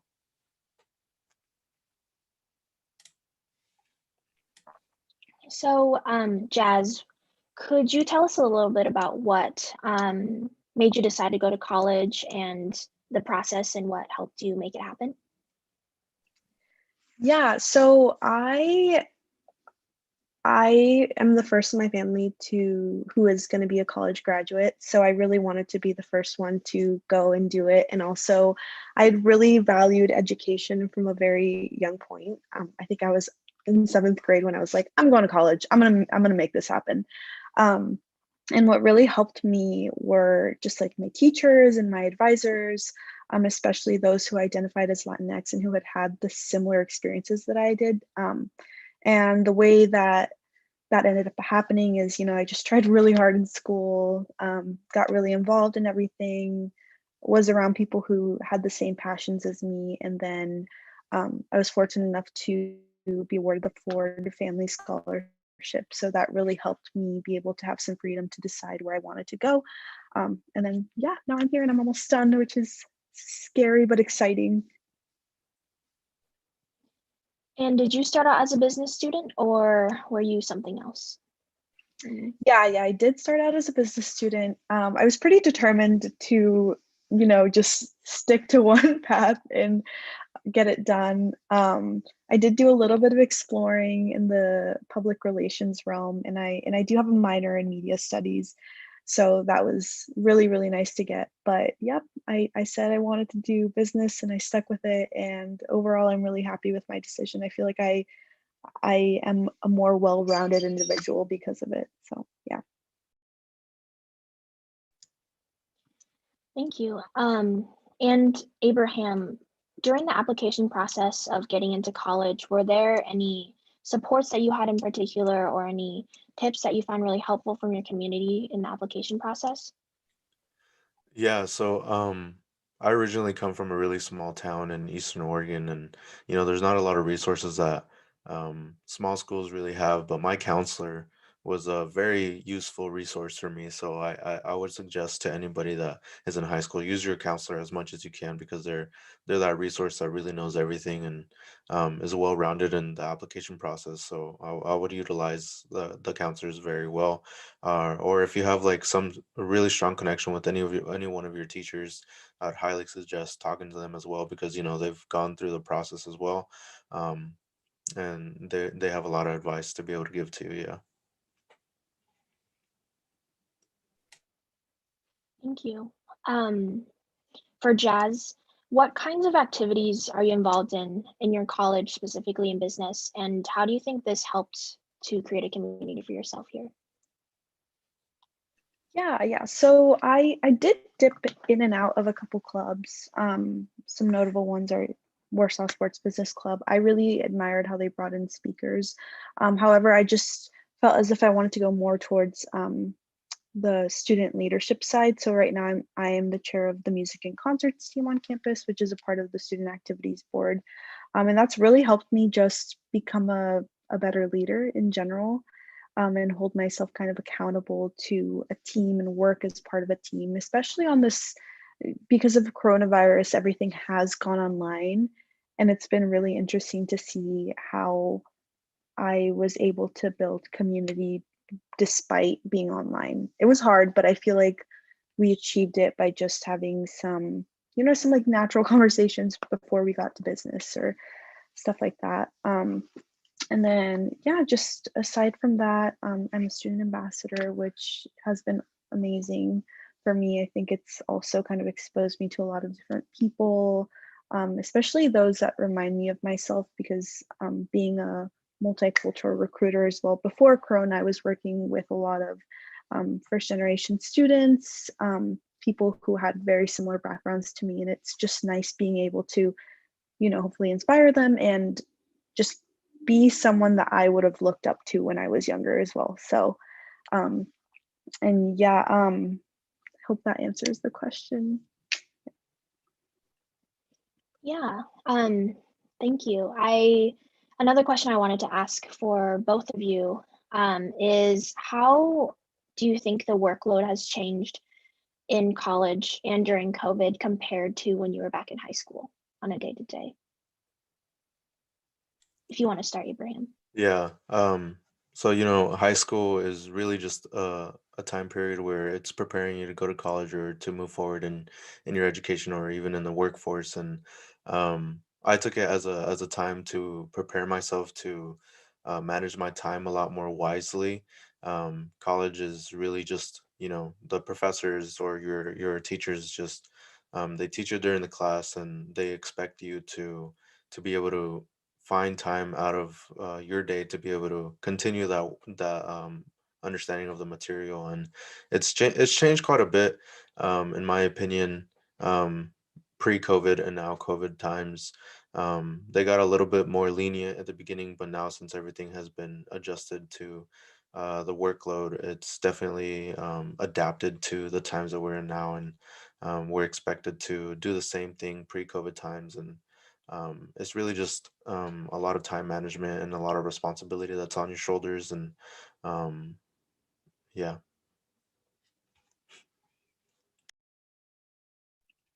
Would you mind repeating the question really quickly? Yeah, so essentially, I'm just wondering, how has the workload changed from high school compared to now, and even during COVID times as a college student? Yeah, so in high school, you're taking 8 classes and you're doing them all at the same time and everything. I feel like I have less classes. It's still a lot of work, but I feel like I was a little bit more overwhelmed in high school. Also because I could choose a little bit, but now I can fully choose my course load. And yes, I do have to take some required classes from my major, but I still feel like I have the freedom to kind of like pick when and where and how much I'm focusing on everything. So it's been a little bit more lighter. And then as far as how COVID has changed that, it's really strange. I haven't really reflected on this much, but I I feel as if it feels lighter just because I'm able to organize my time more. A lot of classes are recorded now, which is amazing. You know, before, if you miss class or if you just were sick or anything like that, I mean, you missed the entire class. You couldn't go back and watch it. All you had was notes, and now you can watch all of the lectures. So um, it's helped a lot with review. And it just, as much as I wish that we still had that in-person aspect, because I really do think that what made college very special was having those relationships with like your classmates and and your teachers and everything. We still kind of have that with breakout rooms, but um, everything is a little bit more streamlined and accessible, which has been really, really nice. Good. Thank you for sharing those experiences. Um, for Abraham, what tips do you have for incoming students who may not know particularly what they want to study or major in? Yeah. So yeah, coming into college, it's a very new experience for a lot of students. Maybe you don't have an older sibling that has come and done the process already to be able to give you any sort of advice. But um, one tip I would give to every student, every incoming student, whether it be non-traditional or traditional student, um, uh dabble in like a little bit of everything, like round yourself a little bit more.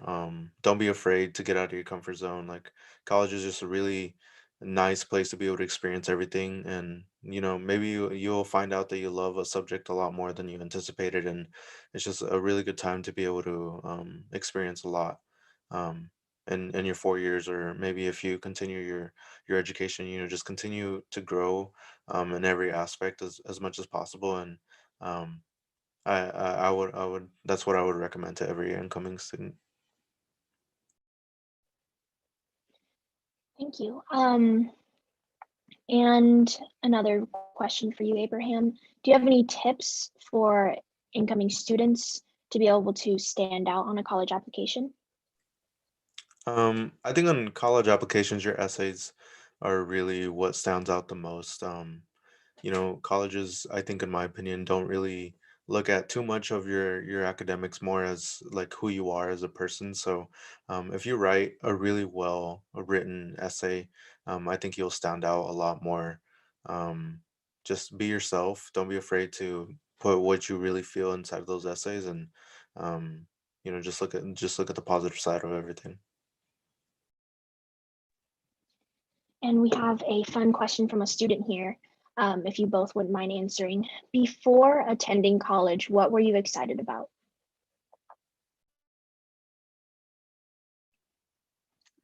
I can go first. I'm assuming you're saying like excited for, as far as going into. I was just excited to, have a little bit more freedom. You're moving out of your parents' house. You're really able to choose like who you want to be. I think that was the most fun part for me. It's like I could really, it was a fresh start.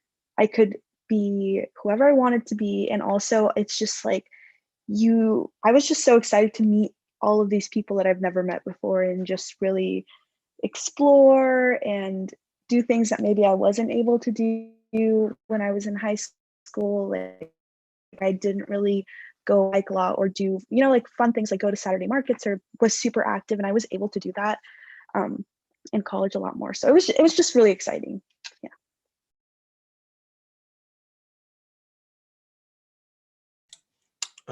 For me, it's really the same thing. Coming from a first generation household, it's a lot more freedom to be able to do what you want or how you want to grow yourself. Being able to go to the store by myself, I was pretty excited about that, instead of having my mom next to me, or my dad telling me what to do when he wanted me to do it. It's just that whole freedom aspect of being able to be responsible of your own bills or your own food, like being able to cook for yourself, experiencing in the kitchen, is something new for me. So like learning how to cook different dishes and stuff like that, I was pretty excited about that.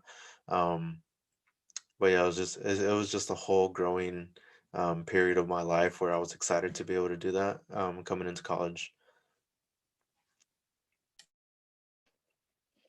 Thank you for those. Another question that if you two could answer is, where do you live now currently, either in an apartment or stay at home or in the dorms? And what do you prefer?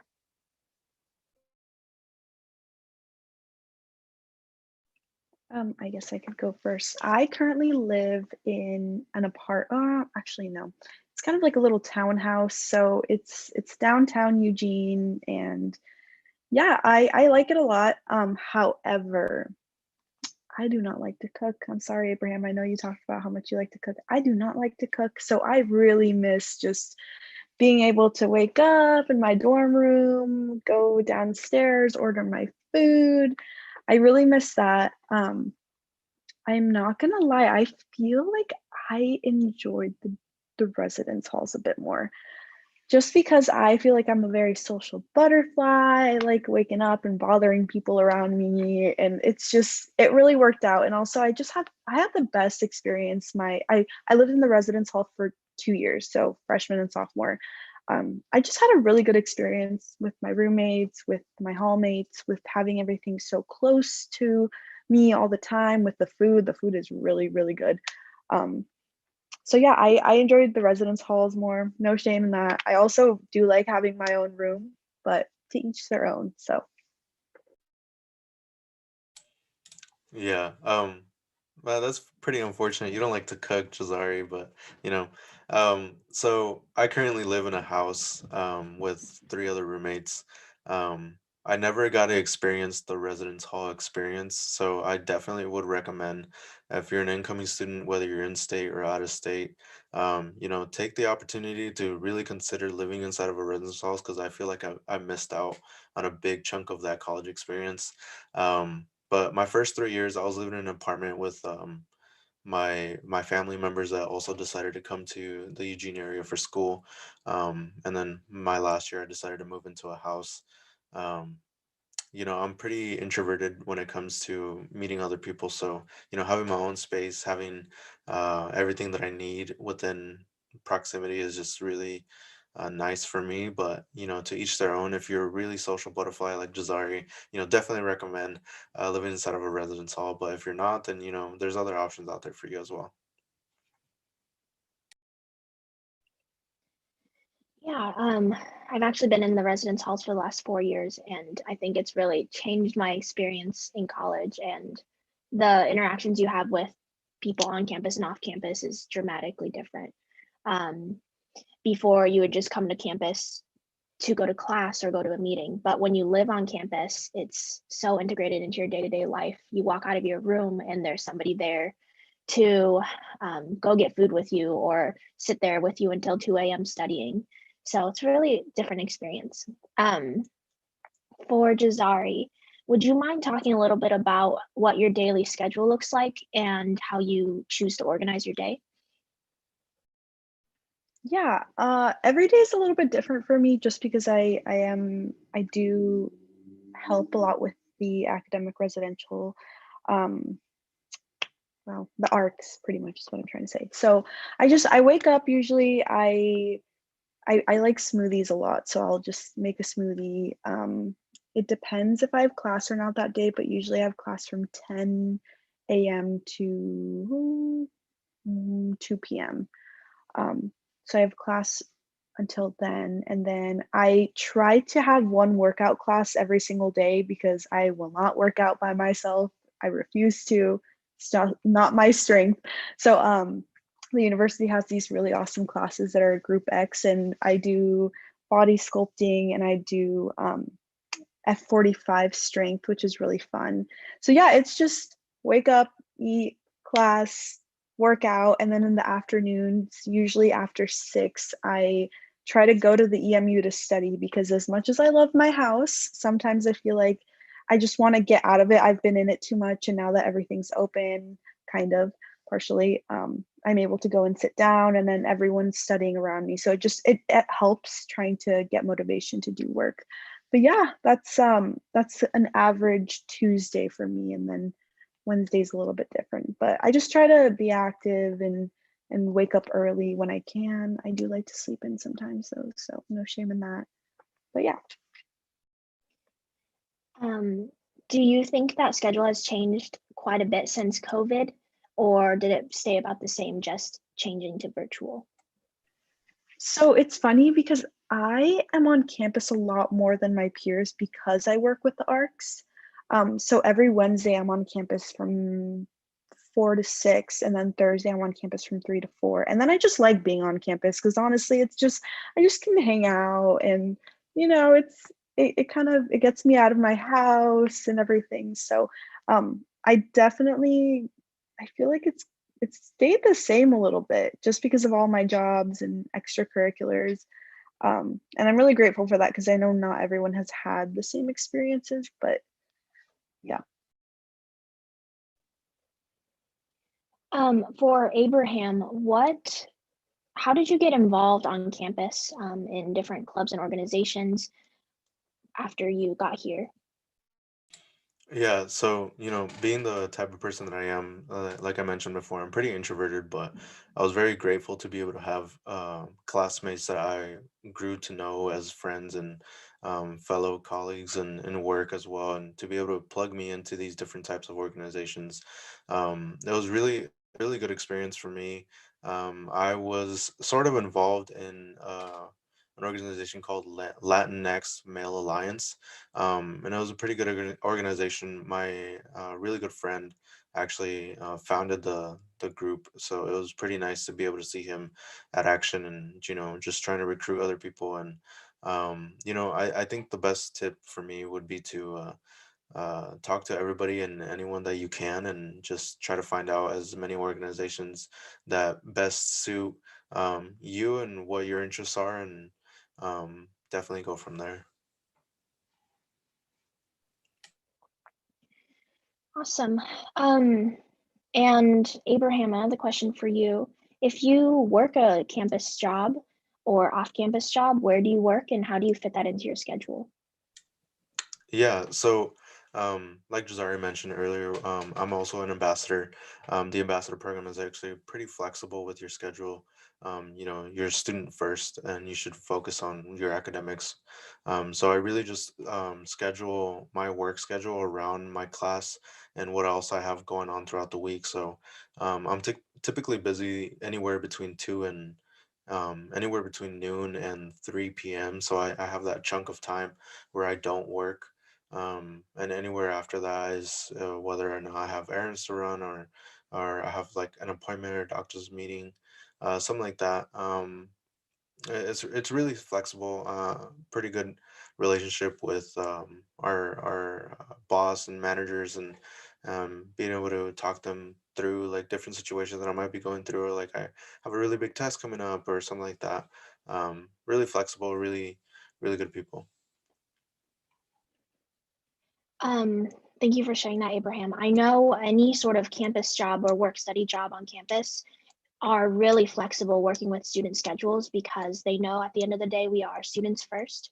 And so if anybody wants to come and work a job while they're a full-time student, it is possible, and they are willing to work with you, given that you stay on top of being organized and let them know where your schedule is. For Jazari, could you talk a little bit about where students could buy books and how much money they should be portioning out to spend every term on things like that? Yeah, so I feel as if our campus just has everything in one, which is so nice. It's kind of a one-stop shop, but we have a place called the Duck Store where students go and get their books. I've gotten them there every single term of every single year. It's super accessible. It's literally right on the edge of campus, which is really nice. And as far as how much money you should plan out for those, it really depends on what kind of classes you're taking. Usually, I believe that the recommended amount is about $300, somewhere in that range. But I've had terms where it's much less, or around that. So it kind of just varies. If you are going to be an incoming student, please read the syllabus. Please read the syllabus. If there's one thing you do, just read the syllabus, because it tells you everything you need to be prepared from day one. Because sometimes they will just get started, and you know, you do need to have those books available. But either way, the teachers are super, super flexible with everything. And yeah, like I said, it just varies. I can add to that a little bit, but especially since we've moved into a digital format, a lot of classes and sequences are making their texts available online. And for big general classes, like for example, I'll use general chemistry for reference, a class that a lot of students take their freshman year. You purchase these very expensive, large textbooks in the first term, but then for the additional winter and spring term, you're using those same books. So expenses can vary from term to term, again, depending on what classes you're taking and if they're a sequenced class that use the same texts. I think those are all the questions that we have time for. And I wanted to thank you to Abraham and Jazari for joining us in this session. And we will turn the time over to the College 101 folks to get started.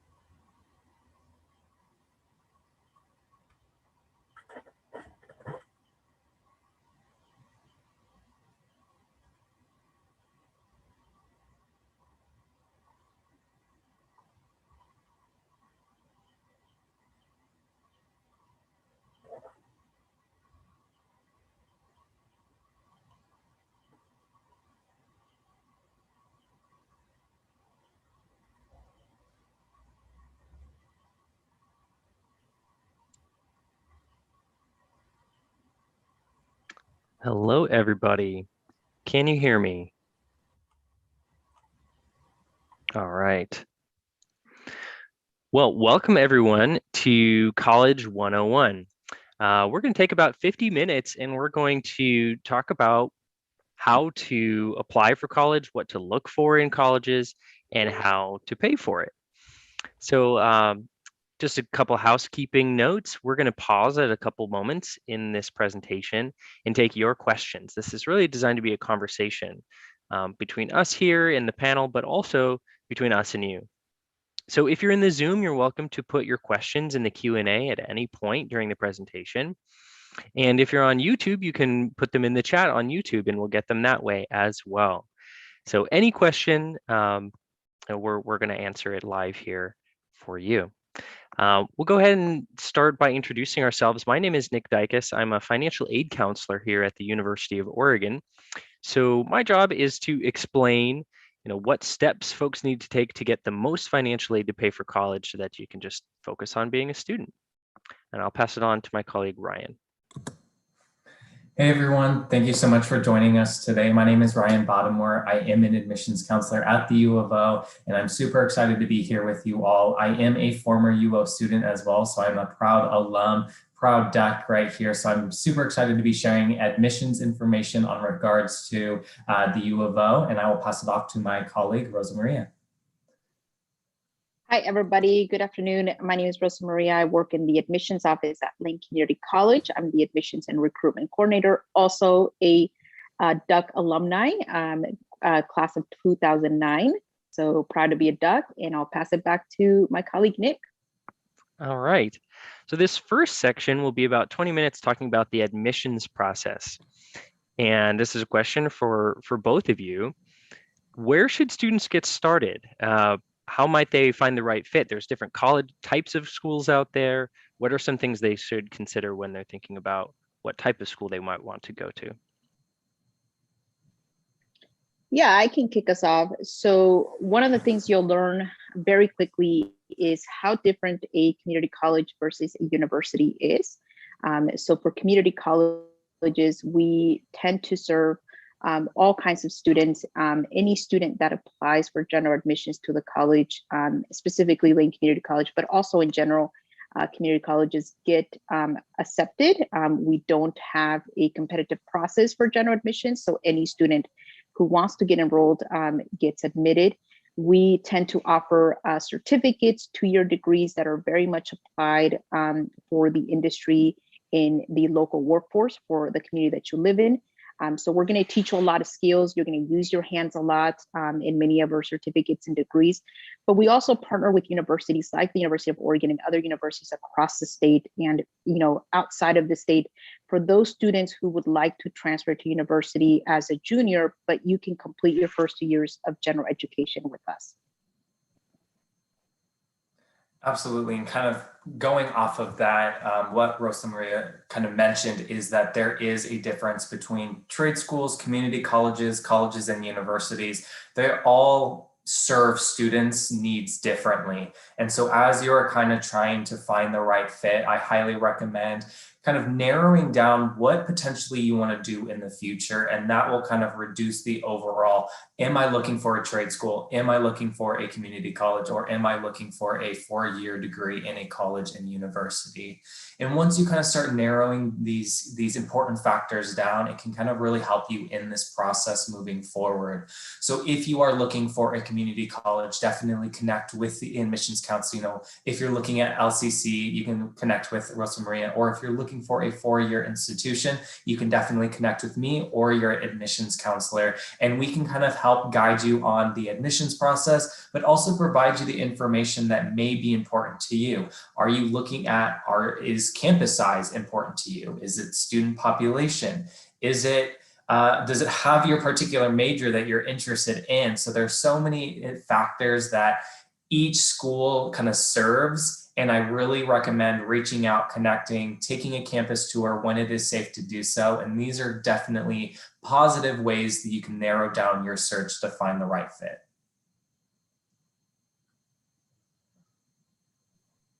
Follow-up question on that.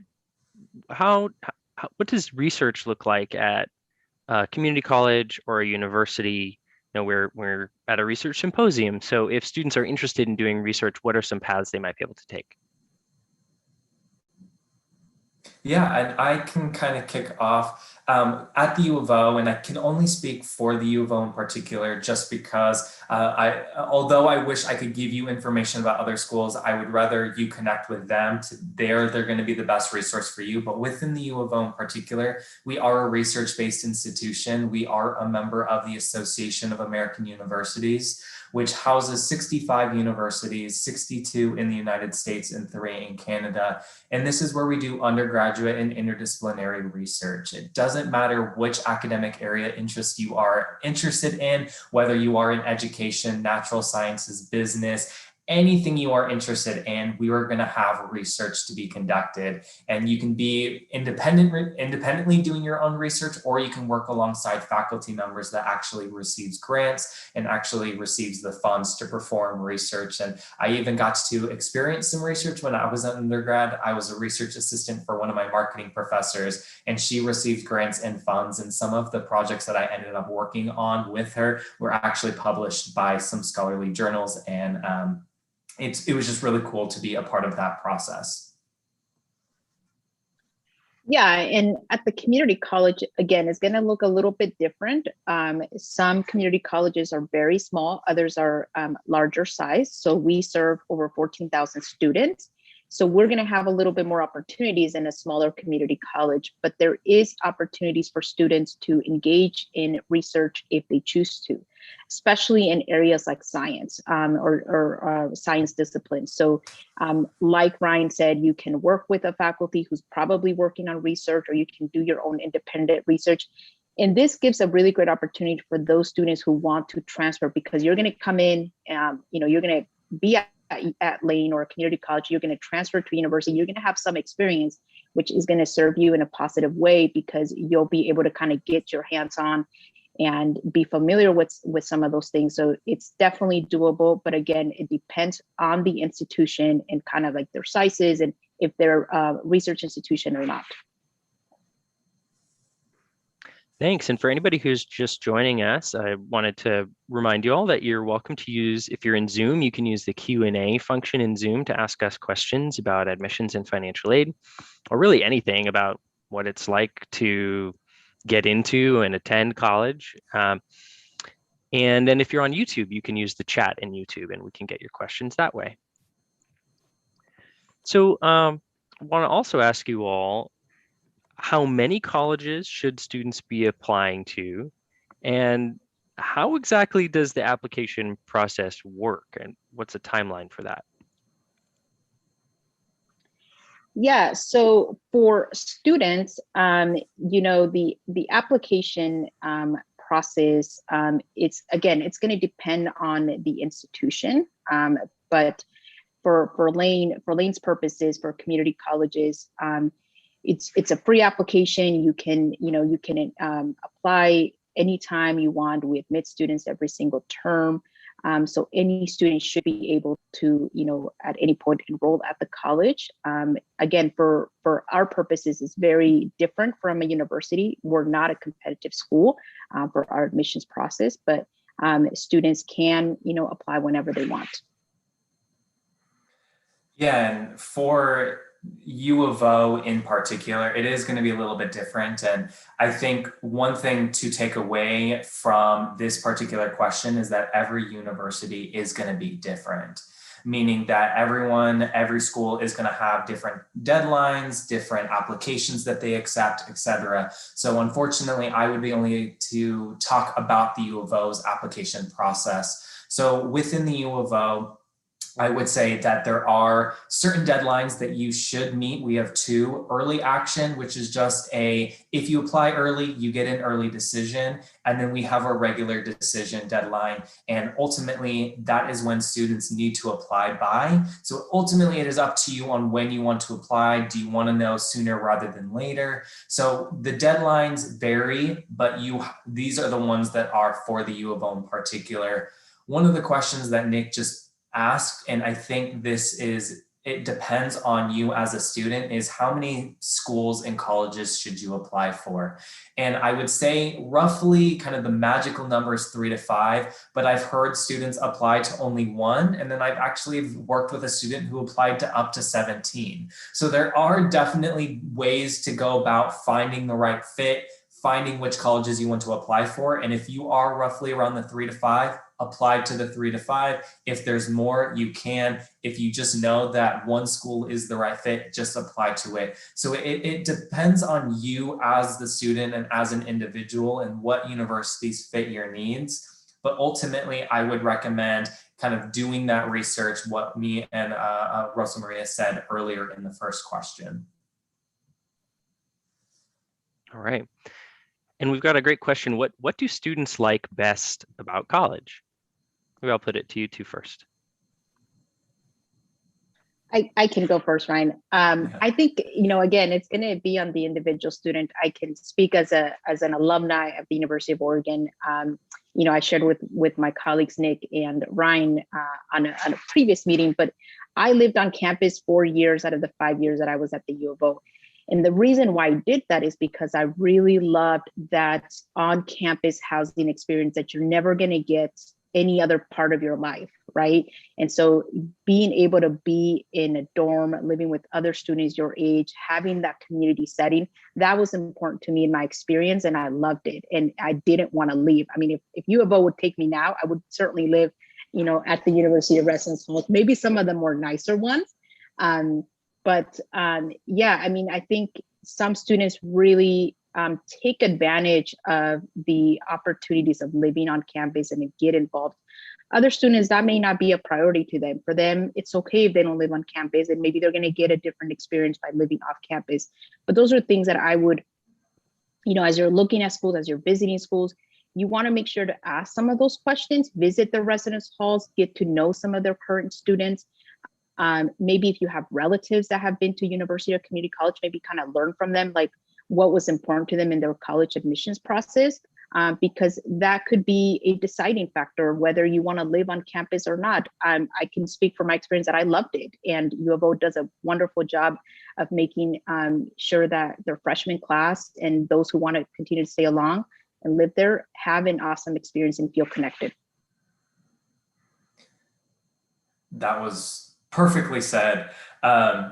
One of the things that I would want to highlight is it's all based on the individual, but one thing that I do want to let you know is that in college, you have a little bit more of independence and a little bit more flexibility with what you do, which classes you take, and even your course schedule. So when you are planning out your fall term or your winter term or your spring term, you have the opportunity to choose the classes that you want. If you are a morning person and you want to take 8 a.m.s and just get them out of the way and then have the rest of the day to do what you want, be a part of a club or organization, hang out with friends, go to a sporting event, you have that luxury, you have that flexibility to really shape and mold what your college experience is. And I think that's what a lot of students love about a college or a university, is that they have that independence, they have that flexibility to really shape and mold what their experience is.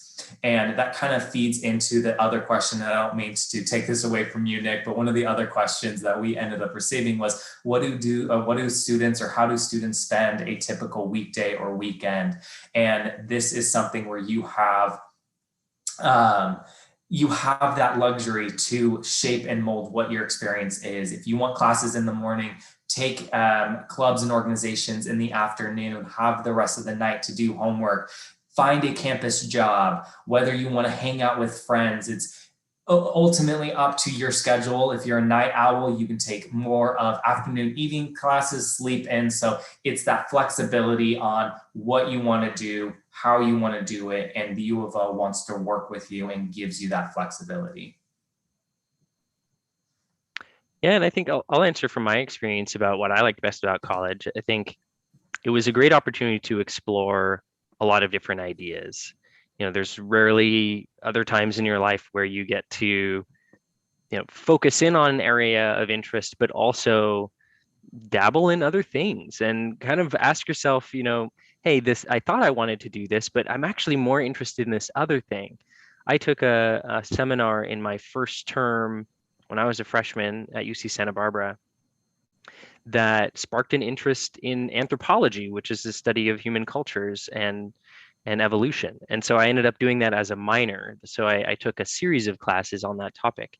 And I didn't know that I was interested in that, but because I was in this environment that gave me access to all different types of ideas and areas of study, it made it easy to figure out what I wanted to do in college and afterwards. And another thing I'll add is that it's such a great way to meet people. Um, and depending on what type of college you go to, it may be easier or harder. Like if you're commuting back and forth and you're not making the time to be in a club or organization or talk to your classmates, you'll have to put in that extra effort to make some connections. But regardless, at any college or any university, you're going to find that there's lots of people who are different from you, and they can help you become a better person. They can help you succeed in your career, because you'll be able to consider all different types of perspectives and become a really well-rounded person. And it's just fun. You might meet somebody who's going to be your best friend or your life partner. So it's just a wonderful place to be, full of possibility. So we've got another question for you, Ryan and Rosa Maria. We're talking about LCC today. We're also talking about the U of O. So what might it look like if a student goes to LCC first and then U of O? Can they go to both schools at the same time? How exactly does that work? Yeah, we do, given that U of O is and Lane are in the same, town, we're located in Eugene, we partner a lot because for many of our students who are looking to transfer as a kind of a traditional path, we know that many of our students are looking at going to the U of O. Like that's their top choice. They may also apply to Oregon State as a second choice, but we know traditionally transfer students are looking to transferring to U of O. There's also an alternative path where students can be dual enrolled at both institutions. And what that means is that primarily you may be enrolled at Lane and you might be taking a class or two at U of O, but it gives that student the opportunity to live on campus if they choose to, and have that freshman experience, but be dual enrolled at both institutions. And that's great for students who maybe want to save some money and taking some of those gen courses like writing and math at Lane for a lower cost. But you're also going to have that experience, right, of living on campus, as the three of us sort of shared or experienced. So that's available. And with us at Lane, we have dual enrollment partnerships with both U of O and Oregon State. U of O is going to be a lot more easier because we're located in the same town, whereas Oregon State is a little bit more distance, about an hour. So that's going to look a little bit different for students. I don't have too much more to add to that. It kind of goes back to the very first question of what is going to be the right fit. If you think that a community college is the right fit, but you still want access to resources and the atmosphere of being on a bigger university campus, maybe the dual enrollment program is the best fit where you get the best of both worlds. Maybe just a university is the right fit and you just go straight from high school to a college or a university. Or maybe you just want to have a transition period to a community college. And then once you're done with a transfer degree, or once you feel like you are ready to go over to a four-year institution, you can make that transfer process. And as admissions counselors, both of us would be more than happy to kind of walk with you, kind of talk with you about what your specific goals are and how you can approach those and how you can meet those. And I think that's one of the key things, is to really self-reflect and highlight what is going to be important for you.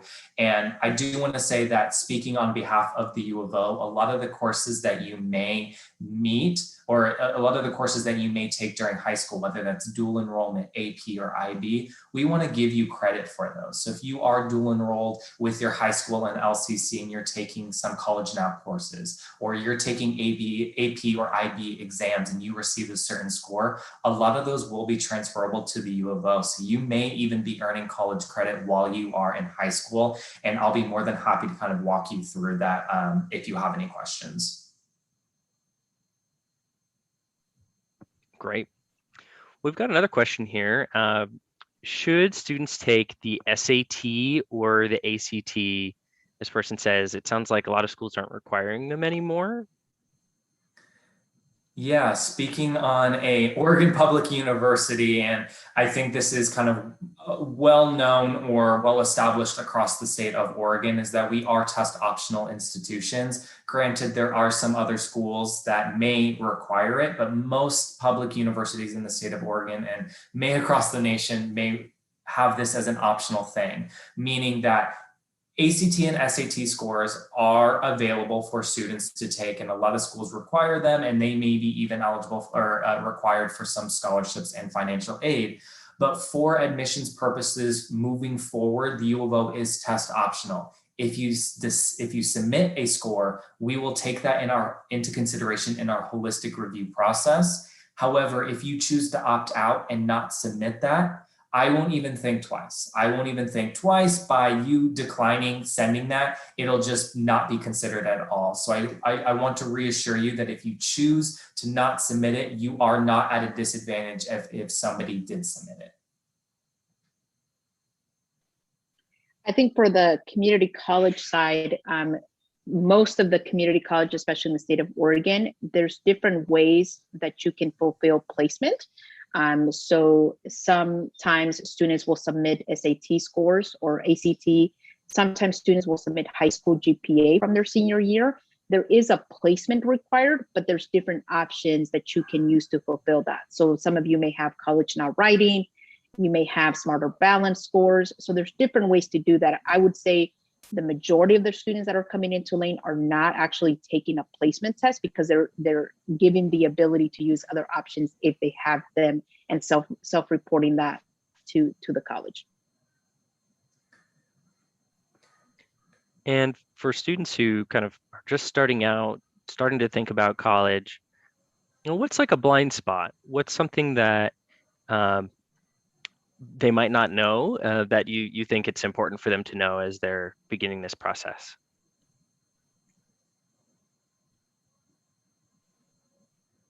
Hitting us Ask with the questions. tough questions. I would say, yeah, I would say ask questions. There is no, dumb question to ask. We don't expect you guys to know this information. Like, we live and breathe this information because that's our job. So it's the expectation that we know these things.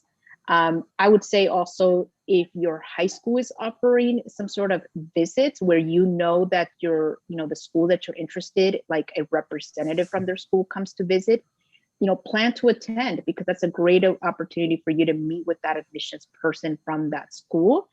Visit campus. Visiting campus is very important because you'll be able to see the campus environment. I remember in my experience, when I visited campus, the first person that I met was the duck. And that was like the thing for me that made it like, this is the school that I'm going to. So there's different little things that people like are looking into, like this, like Ryan said earlier in the beginning, like the size of the school, maybe how you interact with the staff. Like some staff are going to be very friendly. Others are going to say, I don't have time, go and talk to someone else. So those kinds of things, like bring in your family, visit campus, just get to know the people, because that's really going to be very important to see if that college or university is going to be a fit for you. Absolutely. And before we kind of make that transition to kind of the financial aid section, I do want to say, kind of adding on to Rosemarie, is you're not in this process alone. You have potentially your family and friends supporting you. You have admissions counselors who are who specialize in your specific territory. If you come from Lane County, you know who I am. It is also great to get on a face-to-face and name-to-name basis, especially with your admissions counselor. So when they review your application, they know and can put a face to the name. And it's just a great way to establish that connection. And so I do want to say, that you are not in this alone. There's a lot of resources and community behind you to help you along with this process. And with that, I do want to kind of make this transition as we move from admissions to financial aid. I think one of the biggest pieces of finding the right fit is, are you going to be financially feasible to pay for this institution? Because I think all of us can agree, we would all hate for you to attend a school and then have to drop out because you cannot financially afford it. So working with the financial aid offices at each institution, finding out what the different opportunities are within grants, need-based aid, merit-based aid, it'll really help kind of round out this, this process and finding the right fit. But kind of asking you, Nick, why is financial aid important? When should I start applying to grants, scholarships, loans, etc.? Mm-hmm. Well, when you think about the cost of college, the first things that come to mind are probably like tuition and fees, just paying for your classes themselves. But there's actually a lot to consider. In college, you generally have to purchase your own books. You might be living on campus, in which case you've got to think about your housing and meals, or perhaps you're just financially independent and living off campus, in which case you're paying for rent. There might be commuting costs, or if you're going to a college that's farther away, it could be air travel or something like that. So there's a lot to think about as you support yourself as a college student. And financial aid can help you with that. The prices that you see listed for any individual school aren't necessarily going to be what you pay, because there's grants and scholarships, which is free money to help you, reduce the bottom line. And then there's opportunities to borrow loans or work so that you can pay the rest. So there's a lot of different options, and financial aid can help you with any of these types of costs. At the U of O, if you have more aid than is needed to cover your bill here, then the excess would be sent to you so that you could use it to pay for your books, for example. So financial aid can help you with all those things. And then Ryan, did you ask about the process and the timeline? Yeah, when should I start applying? Okay. Yeah, so senior year is really the time to start applying, senior year of high school. Or if you take some time off, just know that the timeline where you want to submit your application is about a year before you plan to enroll. The main application for financial aid is the FAFSA, the free application for federal student aid. There's also the ORSA, the Oregon Student Aid application, which is the one you would do if you're not eligible for the FAFSA. So we're going to talk a little bit more about those, I think, but these open up on October 1st, and then we have priority filing deadlines. Each school has their own. So at the University of Oregon, we ask that you have your FAFSA or ORSA done by March 1st, and that'll give you a shot at the most types of financial aid. Make sure you're eligible for everything. So between October 1st and March 1st of your senior year, that's when we'd like you to submit your FAFSA or ORSA if you're interested in the U of O. And that's a good timeline to apply for additional scholarships too. Once you do your FAFSA or ORSA, then you can apply for some additional scholarships, and they all have different deadlines. Absolutely. And for this next question, I kind of want to put myself in the shoes of if I was a person in high school looking at different offerings for financial aid and scholarships. Say, for example, my family doesn't really have a lot of money, and based off of FAFSA, I might need a lot more need-based aid. How do I apply for that type of aid, and what resources are able to support me and my family during that time? Yeah, so generally speaking, there's need-based financial aid. So if your family has a high amount of financial need as demonstrated on the FAFSA or the ORSA, then you'll see some financial aid that will help kind of level the playing field. And there's some recognition there that, some families struggle more than others to pay for college. And that doesn't mean that college should be off the table for you. So there are grants from the federal government if you qualify. There are grants from the state of Oregon, from the various schools that you apply to. And this is the free money. This really reduces the cost significantly. There's also merit-based scholarships and grants. So these are ones that might be more limited in nature, or you have to have some sort of achievement in order to get them. For example, at the University of Oregon, we have some scholarships that you could get by having just a certain high school GPA. If you meet that GPA requirement, you get that scholarship. There are others that require an additional application. So at the U of O, we have one that's called the Diversity Excellence Scholarship. We'll look at your high school GPA. We'll also look at your financial need and your application, so essays about how you'll contribute to diversity at the University of Oregon. So this one requires a separate application, and it's kind of a combination of need-based and merit-based. You can see how looking at both your financial need and your GPA, it kind of combines those two things. There are grants and scholarships, that's the free money. The loans are loans that you could borrow in your own name, or if you have parents who are helping you, your parents could borrow loans in their name. There's a type of financial aid called work study, which is federal funds that you earn by working a job on or near campus. And if you were in the last session, you heard a little bit about work study, very flexible jobs where you're a student first, but then there's kind of a focus on helping you become a professional and develop your resume and get some good job skills that you can then market after you graduate in addition to your degree. So it's not just earning money, but it's helping you develop yourself as well. And then there's opportunities to save, and those can really be a game changer. You can do what's called a 529 savings account, which is a state savings account. It put money in there, just a little bit every month, and then it earns interest over time. So the earlier you start, the better, so that it can grow.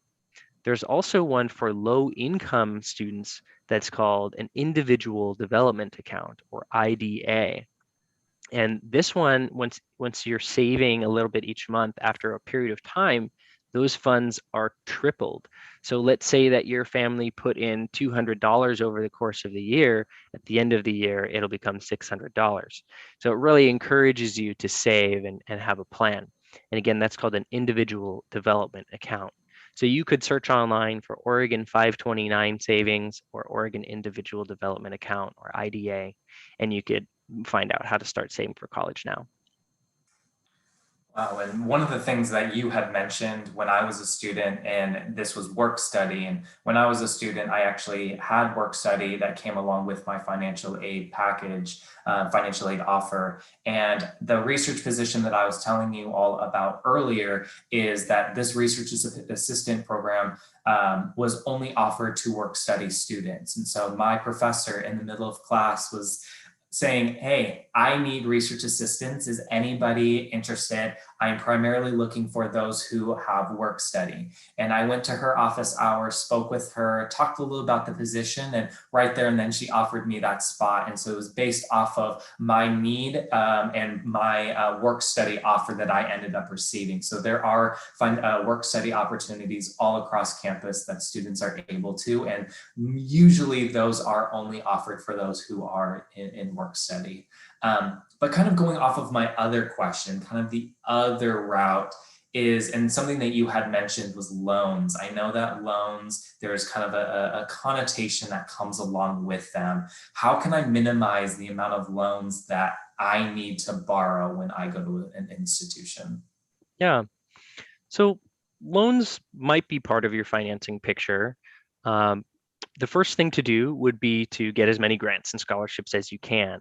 And the best way to do that is to make sure that you're, before you're even applying, you're really focusing on your grades and your extracurriculars. If you are volunteering, who are you volunteering for? Keep a record of the hours that you're spending. What kind of skills are you developing? Are you on a sports team? If so, are you moving up? Did you become captain after 1 year because you showed leadership ability? Are you taking care of your siblings? How many hours a week are you doing that? These are the kinds of things that actually could result in a scholarship. And actually, Rosa Maria, I remember you saying that you got a scholarship for being left-handed. Can you tell us a little bit about that? Yeah, so I was joking with these guys, but it really wasn't a joke. It was real. When I was a senior, I applied for the OSAC application, which some of you, have heard about or will be hearing about, in your senior year. But one of the scholarships there was, if you're left-handed, this is a scholarship opportunity for you. And it was a $500 scholarship, and it was kind of funny, but it was also kind of nice because I was able to get that scholarship and use it at the U of O when I was a student there. But, you know, you'll find all kinds of different scholarships, even for things like, you know, people who are left-handed. Yeah, thank you for sharing about that. And I think it's important for everybody to know that that kind of scholarship is out there, but only if you apply on time. So like OSAC is the Oregon State Office of Student Access and Completion. It's basically like there to help you afford college and figure it all out. But their application deadline is March 1st. So if Rosa Maria hadn't applied on time, she would not have been considered for the left-handed person scholarship, right? So it's so important to map out which scholarships you're interested in going for and when the applications are due. If there's an essay required, to really spend some time, making sure it's proofread and that you've addressed the question. So I think those are some good tips for looking for scholarships. But the original question was about loans, and I also just want to mention that, some types of colleges cost more than others. University of Oregon costs more than Lane Community College. You might be able to save some money by going to Lane Community College first and transferring to U of O, but not necessarily, because there's some types of scholarships which are only available to you if you come to the University of Oregon as a freshman. If you were to go out of state for a university, that might cost more. It kind of depends on what that university is offering by way of financial aid. I certainly know some students who say, no way, no how, I'm not taking a loan. Just know that if you don't have a lot of money saved up, and if you don't really hit the ground with scholarships, that's going to limit the colleges that are available to you, because some of them do require loans, and this is an investment in your future. Well, I wouldn't say require loans, but some cost so much that if you don't have a lot of money, you may need to take a loan in order to afford it. So as you're thinking about keeping your options open, a reasonable amount of loan debt might be a way to make sure that you can get to the college that's the best fit for you. And I know that the scholarship that Rosa Marie even just mentioned, the left-handed scholarship, and I know that even one of your supervisors, Nick, ended up receiving a scholarship because she identified as female and she wrote an essay about what tall means to her. Where would you even go and find these types of scholarships? Is it working with counselors, financial aid counselors at institutions, or is there apps or websites? How would you approach looking for these types of scholarships? Right. Yeah, that one was through the Tall People's Club of America. I mean, these places exist. Of course, it's more common to get, scholarship for your good grades or your community service and that kind of thing.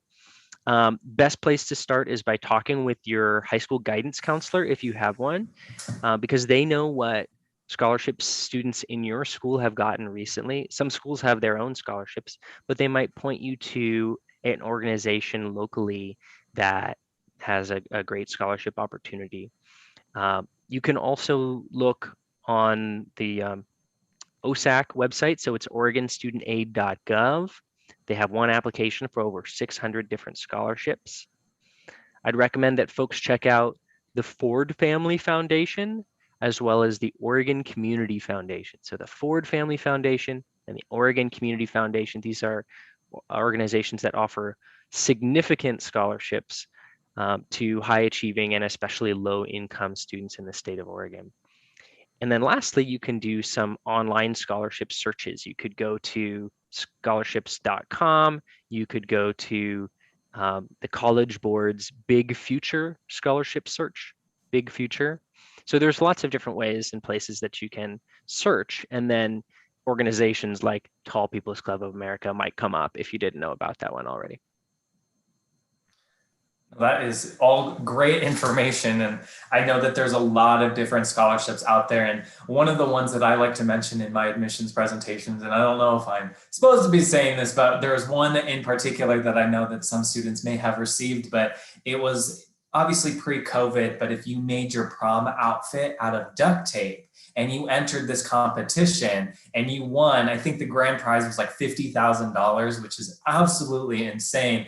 But I looked up some of these examples of what students made, and they are absolutely incredible. And it's just a hobby or a trade that somebody's working with duct tape, and they just happen to make these beautiful dresses or these beautiful suits out of duct tape, and they end up getting a scholarship because of it. But it's just absolutely incredible.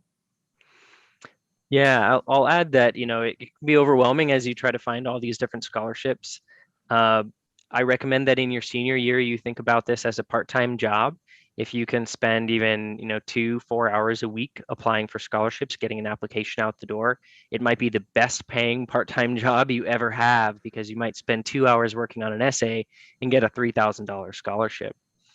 The other thing is, you can talk to any college or university that you're considering attending. You could even just call U of O, even if you're not thinking about attending U of O, and say, hey, I live in Oregon. I don't know where to start. Can you help me? And we'll point you in the right direction. Absolutely. And I just want to kind of re-emphasize what Nick had said earlier. If you have any specific questions, please feel free to use the chat Q&A feature in wherever you are viewing this from, and we want to be answering your questions that you may have. I know that we have roughly around 10 minutes left, but please feel free to ask us any questions. We are here as resources for you. But like I said, we have roughly around 10 minutes, and we definitely want to do a little bit of recap of what we all had talked about. So kind of some 5 key takeaways from admissions and 5 key takeaways in regards to financial aid and scholarships. And I wanted to kind of maybe pass it off to Rosa Maria to talk a little about the 5 takeaways for admissions. Yeah, I would suggest starting early. We talked about that a lot. Definitely starting early. Take some deep breaths, because this is going to be a lot, especially in your senior year. A lot of it is going to come to you in September, and you're going to get overwhelmed with all of the, deadlines and all that stuff. So start early. Ask questions. As Ryan said, as Nick has said throughout this presentation, I have said, we want to make sure that you're not afraid. Don't be afraid to ask questions. Like we answer these questions all the time, so we want to make sure that you have the information that you need to make a decision and to see if our colleges or universities are a fit for you. Can we see all 5 of the takeaways? I don't remember in which order. Yeah, reach out, connect with your institution's admissions. Again, as I mentioned earlier, if you know that they're coming to your school, if you know that they're doing some sort of virtual presentation, make time for that, because a lot of the questions that you may have, especially as it relates to the application and the requirements and all that stuff, those may be answered, during those presentations and stuff.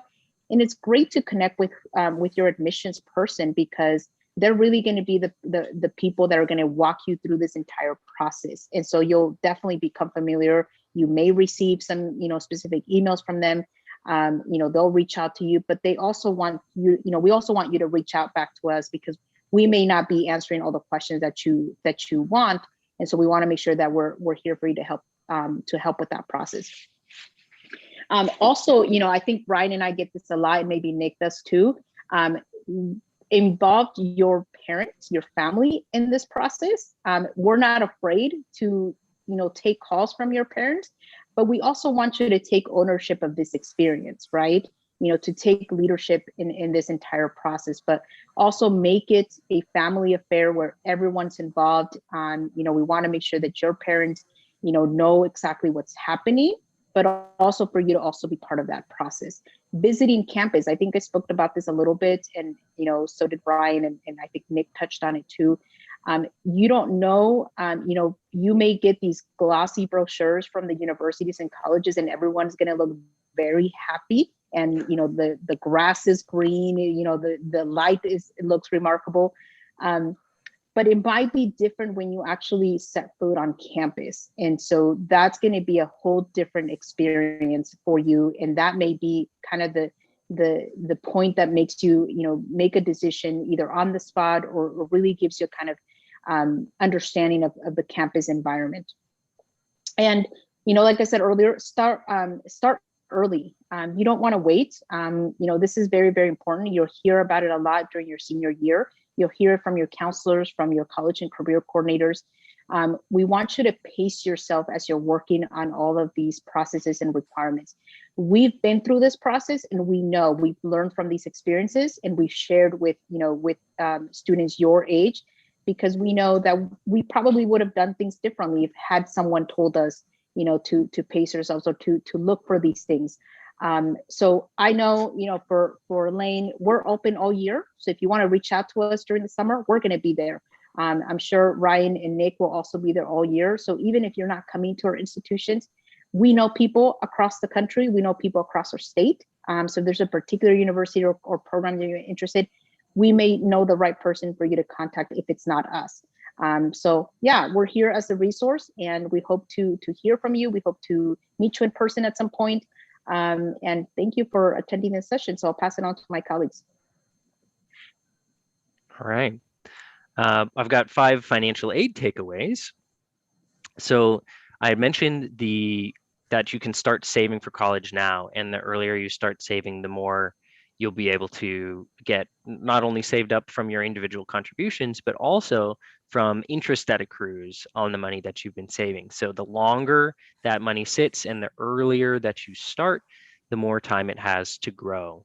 And that's just free money, interest on what you saved. So check out a 529 college savings plan or an individual development account and start saving now. You could put in, as little as $20, $25 a month if you're able to do that. Good grades and extracurricular achievements equal money for college if you submit applications on time and you put your best foot forward. So, like I said, there's some that can automatically be offered to you, but a lot of these things, they're not going to be automatically offered to you. You have to go find them. You have to submit an application and make sure that you do it on time. But if you do that and you say, look, I've got these great accomplishments, organizations want to celebrate you and help you go to college. So before your senior year, focus on your good grades and achievements outside of the classroom. And then in senior year, start telling that story so that you can get money for college. Talk with your family about paying for college. This is really similar to the theme on the last slide about talking with your family about the admissions type things and where you might go, what types of schools. So how do you pay for them? Can your folks help you pay for them? If not, are you on your own? How does everybody feel about loans? Are you going to have to work while you're in college? Maybe you've got an aunt who can help you out. It's kind of hard to know until you start having these conversations with your family. Complete a FAFSA, the free application for federal student aid, or ORSA, the Oregon Student Aid application, in your senior year of high school. It's going to become available pretty much right when you start that academic year in the fall of your senior year. And then watch out for the priority filing deadline for the schools that you're considering attending. Again, the purpose of these applications is to determine your level of financial need, your ability to pay for college. So it's really key in determining how much aid we can offer. And then lastly, apply to all the colleges that you're considering, but wait until you get your aid offers to decide which ones are affordable. As you probably are aware, there's a lot to know about financial aid. So don't count yourself out. If you think that you might be ready for a four-year university, then apply. You might get something like our Pathway Oregon scholarship that we have here, which is for low-income Oregonians who have a 3.4 or higher GPA and come straight to the U of O after high school. If that describes you, you will have your tuition and fees covered for your time as a duck. So that's something that if you had said, gosh, University of Oregon is too expensive, or I'm not quite sure I'm ready, you might not have known about that opportunity, right? So apply to any school you think you might succeed at, and then apply for financial aid. You never know what you're going to get.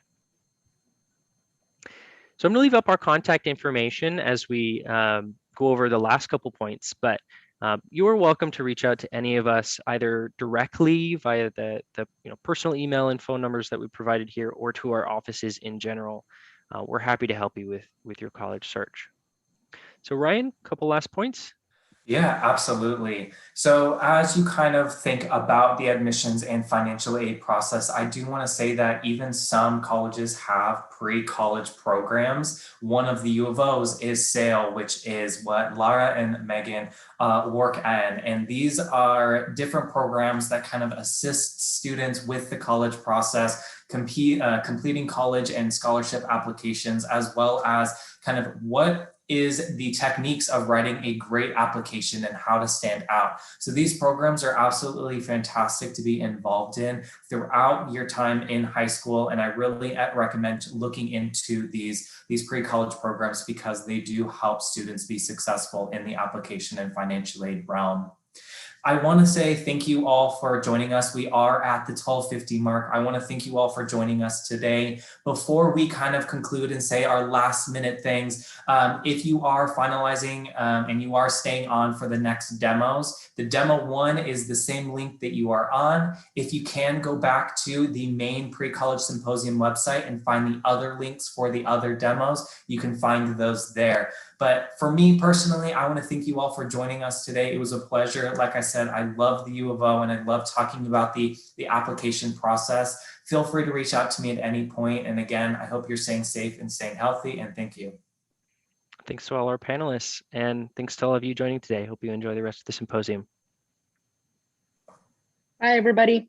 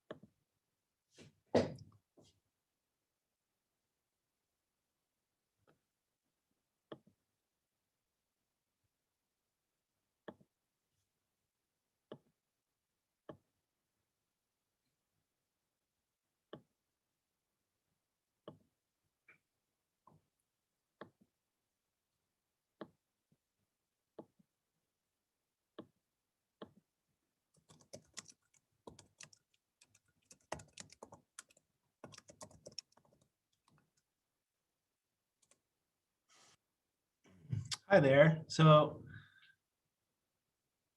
it seems that my camera won't turn on. Oh, hi. All right.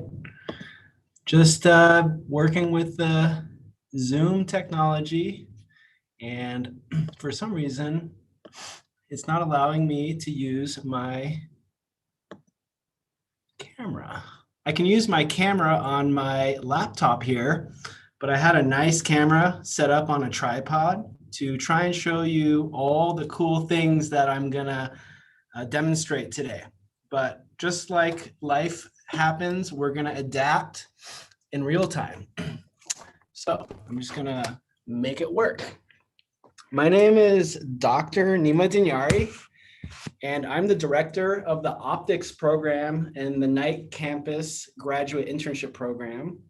And I will be going over a number of optics experiments and demonstrations with you. Hopefully it inspires you to learn more. When I was in high school, I didn't really know what I wanted to study, but I got really interested in science because I had good teachers.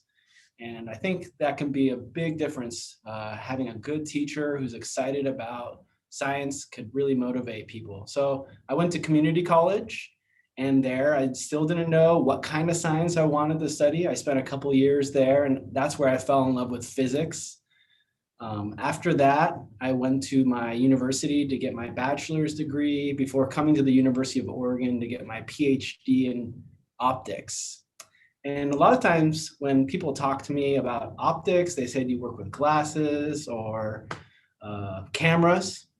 And we'll get into that more in a second. But what I want to encourage everyone to do is, if you have any questions, to please add them into the chat. And we will go through those questions and either address them via chat in real time, or I'll keep an eye on the chat here and answer them as they come up. And at the end, there'll be a chance also for people to ask questions if they didn't want to ask them during this live streaming, so we can have a discussion about what we're seeing.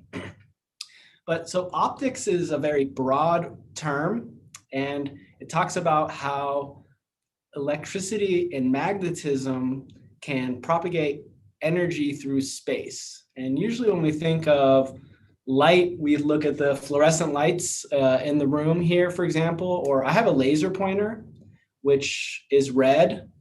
And all the lasers I'm going to work with are eye safe. That doesn't mean that you can't get hurt, but they're less likely to hurt anyone. And I'm alone in this room, so that's why I'm not wearing a mask, so you can see my beautiful face. So just want to make sure everyone stays safe. And if you're going to want to do any types of demonstrations at home and you're inspired, I would recommend sticking with red laser pointers. They're much safer than green or blue laser pointers, and that's has to do with some of the biology in our eyes and the manufacturing of these lasers. So I just want to make sure people stay safe, and if you want to play, you can do it in a safe way. Okay, so I got interested in physics because it allowed me to understand the world. And I got interested in optics because I went into an optics lab and I saw all the cool gadgets. And we're gonna walk around this lab and look at a lot of the gadgets. But before we do that, I wanted to look at some of them up close. And everything on this table is kind of like putting together little Lego pieces. And after you connect a bunch of Lego pieces together, you can assemble different optical setups. So this is like a really expensive Lego set that allows you to maybe mount a laser. So this is a helium neon laser, one of the original lasers invented in the 70s, late 60s. And inside of that tube, we have helium neon gas. And that gas is being put across an electric field, and the electric field stimulates the atoms and they glow. And on either end of the laser, there's some mirrors, and so the light can bounce back and forth inside of this cavity that's made to give us useful laser light out. So that's what's inside of this black tube. And then I have a couple of mirrors that allow me to make the laser beam parallel to the table and direct it at things. So we're going to go around this table in a clockwise fashion and see how many different experiments and demos we can get through. But yeah, I got really excited when I got to see that I get to geek out and assemble things, and I do coding and software. I do hands-on building things. There's electronics. So it really combines a lot of different skills and experiences into one space. And there's lots of sciences and other studies that do that. I just encourage you to explore different things and see what you're passionate about. Now, before we can study light, we have to understand a little bit about light and how it might make our lives useful, so we appreciate it. So right now, you're looking at me probably on a screen from a laptop, and inside that screen, there are materials that are fabricated by scientists that when you put an electric voltage across these pixels, they give off light. And those are LEDs. And then I'm using a camera on my laptop so you can see me. So the light from my body somehow gets digitized and processed and sent to you. So inside of our smartphones, so this is an old iPhone that I've taken apart. There's a lot of optical materials, obviously around the screen, but inside there's a camera. There's sensors to let you know how bright the screen should be. There's all kinds of gyroscopes that use optics that allow you to measure the angle of your phone and maybe your location, like GPS. But inside the screen, there's some really cool components. So I'm gonna take this, and this is a diffraction grating. And what it does is if we pass this green laser, and again, I had a really nice camera on a tripod, but some reason the Zoom didn't want me to share that camera. So I'm doing this from my computer. So there's a green spot on the screen. And if I pass the laser through this diffraction grating, do you see that pattern that forms on the screen? And if I rotate it, I can rotate the diffraction pattern. And what's going on is we want our phones to be really light, but also bright. So we can put one laser, a white light source, an LED down here, and that light can go up the back of the screen. And when it hits the different parts of this diffraction grating, it scatters, illuminating your screen. So that's just one of many optical components inside of our modern technology. I don't recommend you breaking your phones and tearing them apart to look inside. That's not a really smart thing to do. But if you have an old broken phone and you got an adult to help you take it apart so you don't hurt yourself or break it, there's a lot of small screws. You can look at the screen itself. And I'm going to have to put the computer down. And I'm going to point it at the wall. What I'm going to do is I'm going to try and reflect the light off of the back of the screen.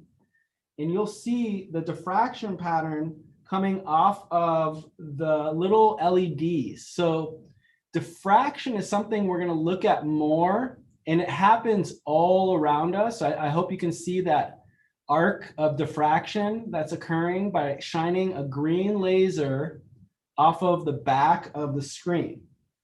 So every little pixel will act like a little point that can scatter the light. And when all light gets scattered and they add up, they can make a bright spot. So for us to understand light a little bit, because I've just jumped into some of the geeking out, we need to talk about waves. So you might have seen ocean waves before.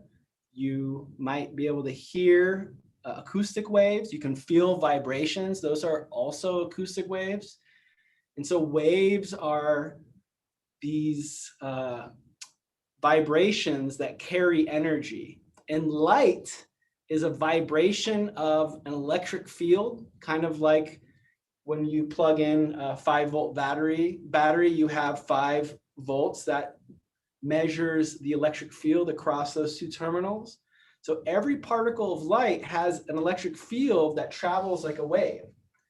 And humans have a visible perception of light. There's X-rays that allow you to see, broken bones.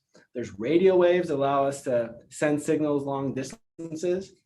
So visible light for the human eye has three primary colors. There's there's blue, which has a really short wavelength.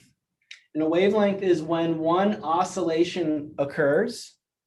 And then there is green, which has a slightly longer wavelength.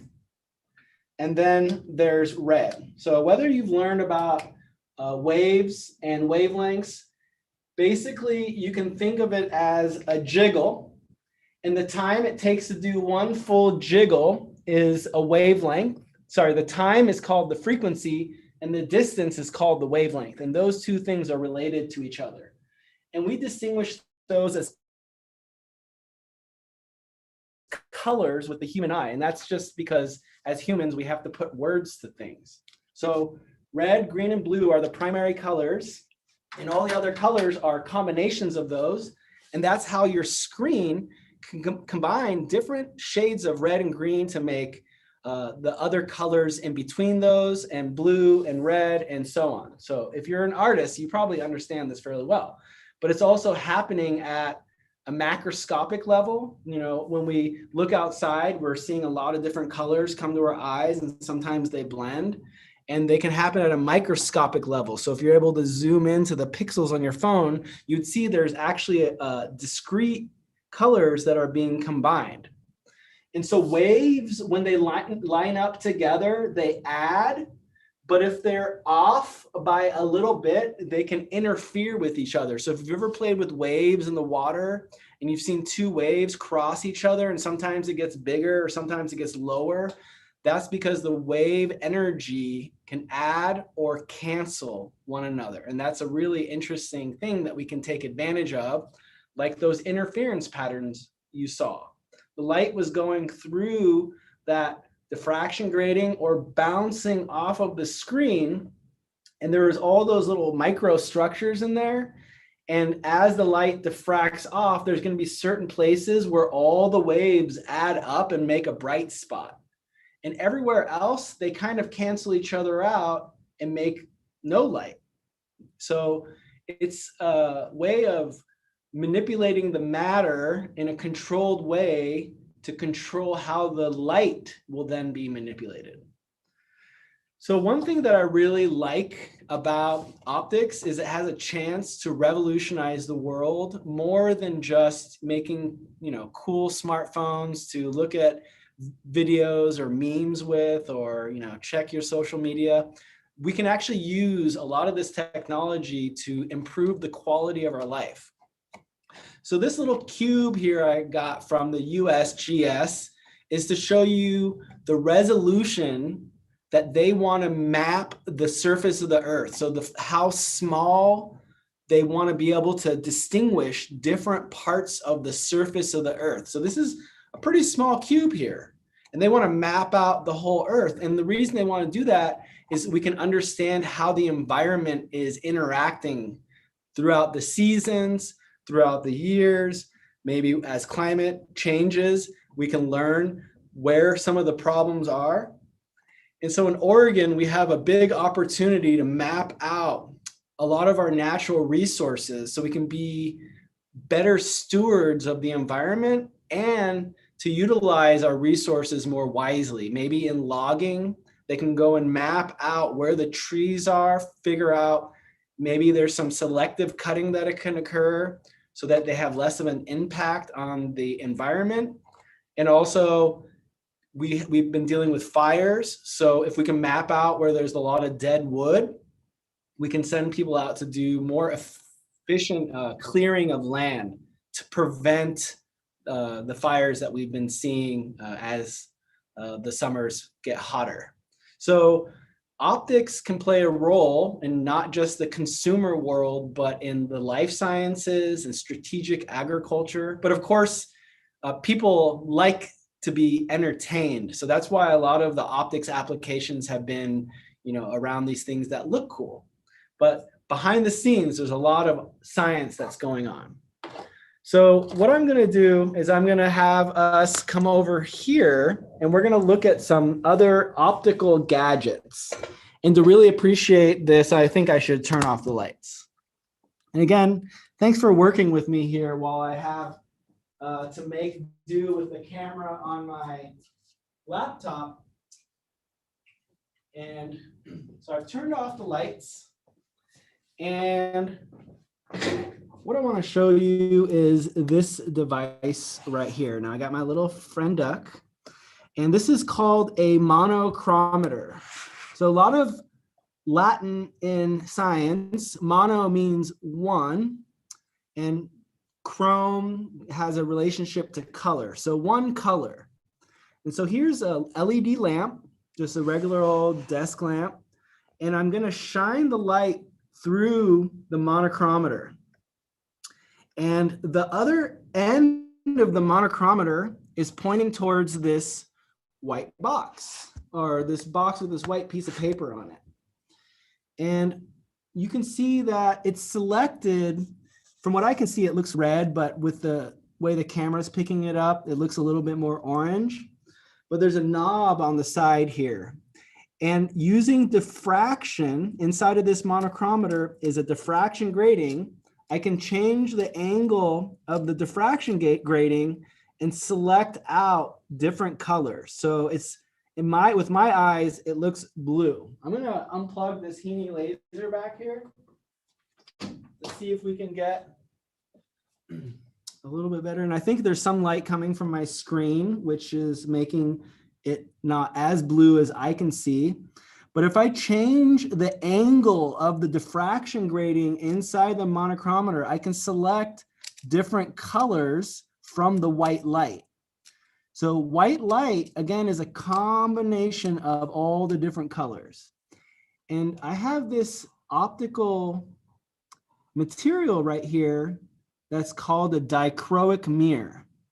And the dichroic mirror, di means two, so two colors. And what it does is it separates different colors. So right now I put a box here and I'm in the middle of the range of this monochromator, and it's letting some of the green through and it's reflecting some of the green, because that's kind of where the boundary of this dichroic mirror works at. But if I go towards the red, you can see that much more of the red goes through than gets reflected. And if I go the opposite way to the blue side, you can see how the blue is almost going to zero. You know, you can still kind of see it. And with the camera and the auto gain, it's bringing it up much more. But if you compare it to this, and if you were in here, you would have to see it with your own eyes. This is much brighter than over here. So this monochromator allows us to select out certain colors from the source. Now, I was just showing you what it looks like coming out of the white LED lamp. A long time ago, scientists started pointing their telescopes at stars, and they would send the light that came from the stars to a monochromator. And then they would adjust the angle of the diffraction grating and measure how much energy came at every one of those colors. And then they would plot it out. And from that plot, they can determine what gases are in those stars. Now we use spectrometers or monochromators in a lot of different applications, especially in the life sciences, where we want to know what are the materials that are present in a system. And we can shine light through the material, and then the material will glow. And then we can send that glowing light from, like, let's say a human cell, and send it to a spectrometer and take a fingerprint of the cell and categorize it, kind of like they did with the stars. So that monochromator is something from the 90s. It's just pretty old piece of equipment. And then I bought this compact CCD spectrometer, not just a year ago, it only costs a couple $1,000s, and it allows you to measure the different colors that come out of different sources. So we're going to look at those signatures on this computer screen over here. So inside of this red box is a CCD camera, kind of like those you'll find on your phone. A diffraction grating, kind of like those things that were spreading the light out. So as the different colors go through the device, they get bent to a different place on the CCD. And then the software collects how much energy is coming at each of those colors. And then we can look at that on a monitor. Now, this CCD spectrometer is connected with a fiber optic cable. So I'm going to take off the cap of the fiber optic cable, and we're going to look at the signature on this over here, this other computer that is reading out the information from, let's see, it worked a lot better with my other camera. Okay, I think you can see that for the most part. So if I take off this cap, actually, let me bring this much closer so we can see it. So if I take off this cap, right now, nothing's going into the fiber. And I'm going to first shine some of this white light from the LED onto the tip of the fiber. I don't need a lot because this is a very sensitive device. And once I get a little bit of light into the fiber, let's see here. Let's make sure this is reading and clear all. Okay.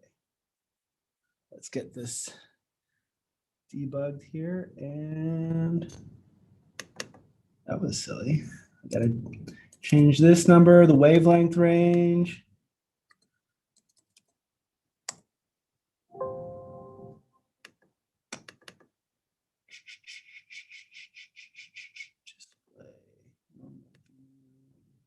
View. Oh, let's see here. Zoom wavelength. Oh, zoom out. All right, 1 second. Let's see, wavelength 200 to, we're trying to work with hardware, and sometimes you have to just be patient. So what we want to do is we want to see the spectrum. Okay, sometimes you just got to close the software and open it up again. When in doubt, reboot. Okay, so we're going here.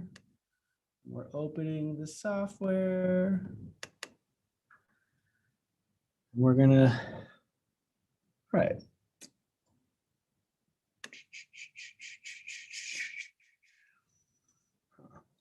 It does not detect the device. So sometimes you gotta plug it in and unplug it. Device. No device is found. That's interesting.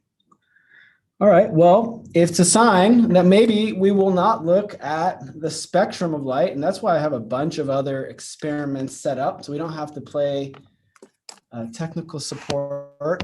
And let me make sure I'm checking out this chat Q&A. Oh, no open questions yet.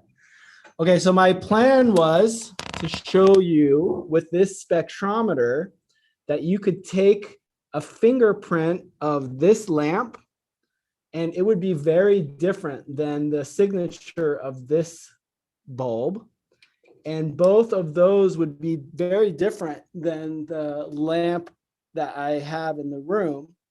And that would be able to have you see the demonstration that different sources of light have very different features. So what I was going to do was I was going to plot the features of the light, and it would be very obvious that if we shine telescopes at stars with spectrometers, we'll be able to more easily distinguish what kinds of gases are on those stars.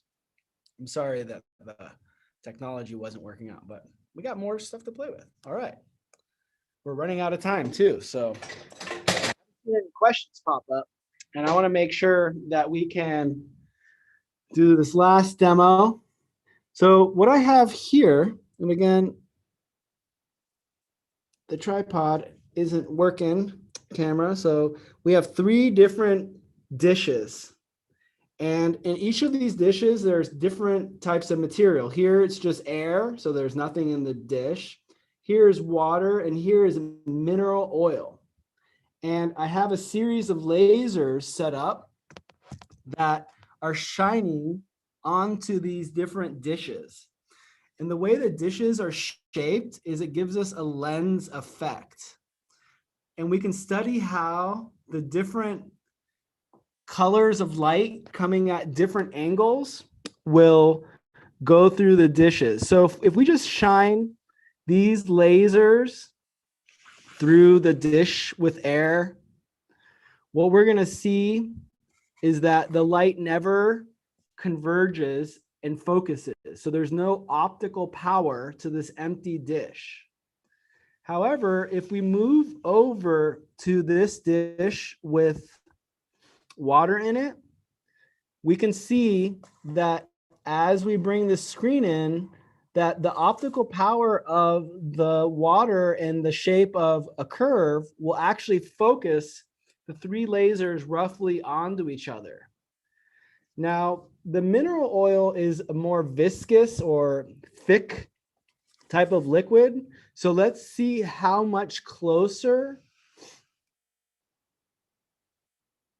the light will be focused. So this is where the light focused in the water dish, and the mineral oil is still not focused. So we can bring it in even further before we get a focus. So even though the curvature is the same, the material in the dish makes a big difference in how tight the light can focus. So we can play with different materials to better manipulate the light. Okay, so I have a question which I would like to answer, which is electric light different than natural light or light from stars? So there's different ways that light can be generated from a material. Electric light is like, let's say in your screen, is the electrons moving around, not within one atom, but between many different atoms. Where the light from, let's say, a star, from a gas in a star, might be just the electrons moving around within the atom. So lightning is literally the electrons being ripped out of the atoms and then moving between the cloud and the surface of the earth. And that really explosive event gives off light. So they're all the same in the sense that they produce the same light, but the chemistry or physics that occurs is very different. Okay. So here's another question. Does the way light focuses in water change how cameras take pictures underwater? Totally. Yes. People underwater who do photography have to buy completely different optics so they can get more light because there's less light down there. And because it's not in air, there's slightly different, and it's not just regular water, it's salt water. So if I added different ingredients to this water, it would completely change the properties of the water. And before my time is up, I wanted to show you these Jello optics I made that you can make at home. You can just go to your store and buy some Knox gelatin and get a laser pointer off Amazon. Remember, stick with a red one to be safe. Never shine it in anyone's eyes. It can hurt still, even though it says it's eye safe.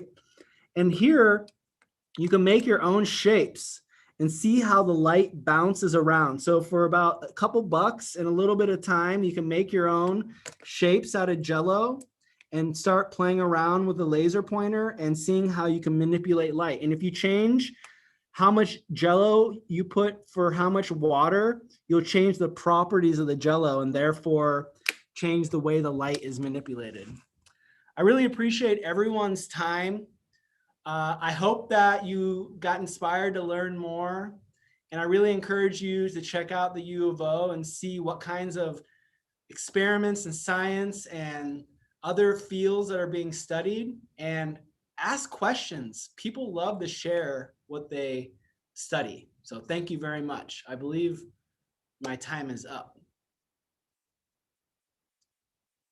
Is that correct? If not, I can keep talking. I mean, I have stuff going for days, but I know it was supposed to be for half an hour. Hi, Nima. This is Megan. I think we are taking a little break, but I'm so interested in what you're doing. If there was one other thing, maybe if you wanted to show that you didn't feel you had time for, that's totally fine with us too. Or show everybody? Oh, show everyone. Oh, okay. So we're going to take a little break and then do it later, or? We could probably do like 5 more minutes now, if you have time. Yeah. I mean, I love this stuff. You can't get me to stop talking, right? So I have way more experiments than I had time for, and I'm glad I didn't try and bother the technical difficulties earlier. We just got to roll with the punches. That's what COVID has taught us, is we just got to be comfortable when things don't go the way we want and learn how to adapt. So I was looking at these different lasers going through the optics that I made with these. You can buy these off of Amazon or, anywhere, some different websites, and you can play with different materials, and you can change the temperature and see if any of that happens, because temperature plays a big role as well. Because when water freezes, it becomes ice. So it's still technically water, but it's in a different state. It would surely have different optical properties. So the temperature might be an important factor, but what I want to show here is that going through these lenses at different points of the lenses also has slight variations. So things are very complicated, and we can't take anything for granted. So let's go back really quick to this middle one where things are a little more drastic. And so what I've done is I've set up this where there's 2 green lasers and there's 2 red lasers. And that's just so you can distinguish them a little bit better over here. And this laser is getting a little spread out, but it's still a laser. And this is where the 2 green lasers come to a focus, and they're near the center. Oh, I'm not even showing anything. Okay. Sorry about that. This is what's making it a little hard. All right. So I have the red lasers going on the outside of the lens, and I have the green lasers going on towards the middle of the lens. And if we look at the screen, the green is really bright. So it's saturating the camera. But it's right here. They're focused right here, but the red ones are way out here. They're towards the edge. So the red lasers are towards the edge of this lens, and they haven't yet been focused, but the green ones have. We would have to continue moving in the screen before the red ones begin to overlap with one another. So if I block the green ones over here, now you can see the red ones are overlapping. Green is very bright, so it saturates my camera.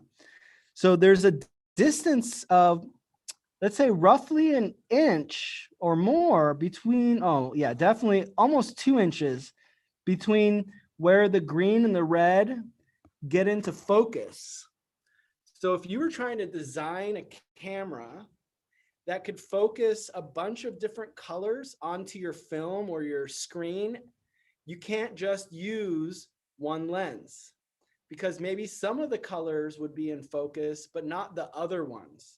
Remember, different colors are different wavelengths, and we have here, not the color. The color was just to show you where the light was physically going in the lens. The red ones in this example are going on the outer edge, and the green ones were going in the center. So light coming from far away hitting the outer edge of the lens might not be in focus where the light hits the center of the lens. So we might need to put a number of lenses together so all the light of all the different colors and from all the different places in the field of view are coming into focus in the same plane so we can get a nice picture. And that's why it's so amazing how good these cameras, camera phone can be. You can get really amazing photographs from something that's, maybe smaller than a dice.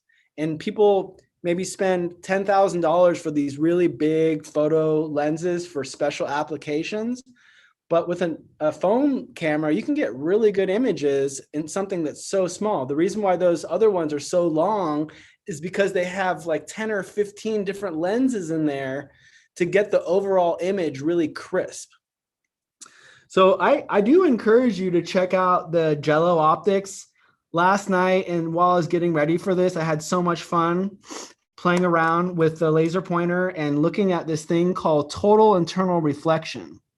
So when light comes in at a normal angle, so perpendicular, you can see the light just goes straight through the thick piece of Jello.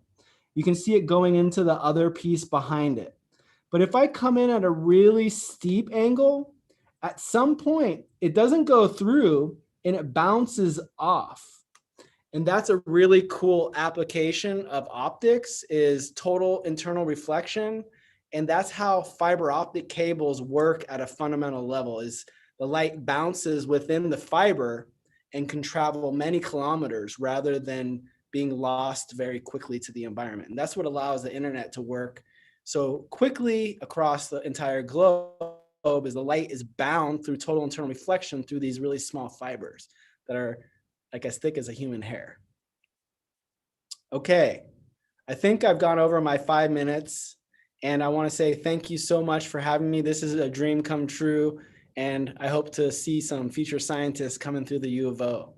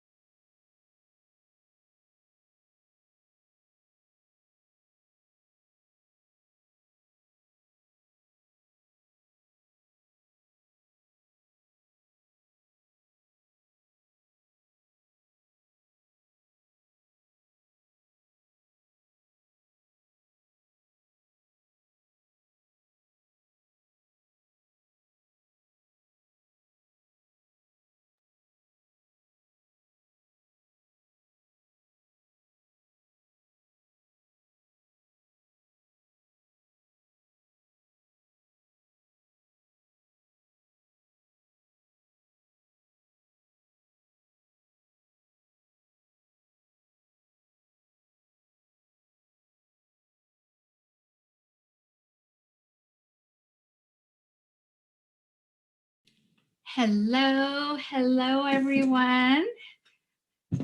Very excited to welcome you to the next session. My name is Katie Lynch, and I am co-director of the Environmental Leadership Program, along with Peg Boulay. Peg can say hello. And Hello. we are going to talk about some of the amazing opportunities you have here at U of O. But first, I've got some housekeeping to do. As you all know, we're asking you to keep yourselves muted. And if you do have questions, we love interaction. So this format is tricky for us because we are very much a small group, hands-on, out in the field type of major and type of program. But if you do have questions, down at the bottom of your screen, you've probably heard this before if you've been in sessions today, there is a Q&A place. So please feel free to drop your questions in there, and Peg and our other team is going to be monitoring that, so we'll have time for questions at the end. And Peg, if you want to go ahead and share your screen, and then for all my presenters, I'm just going to have you keep your screens off or your video off until your turn to present, because I think that's how this format works. Okay, great. Thank you all.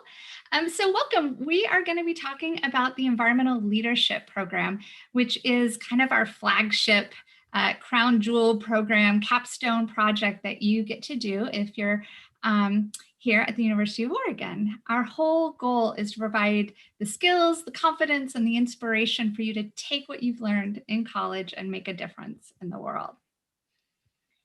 Next, please.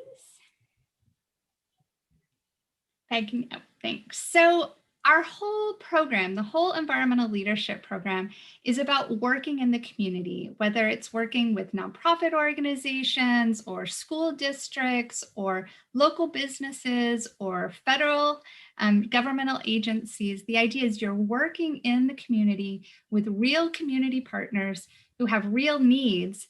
And so your project is actually contributing to addressing environmental issues in our community. And you're working in a small team of maybe 8 to 12 students to make a real difference in the community.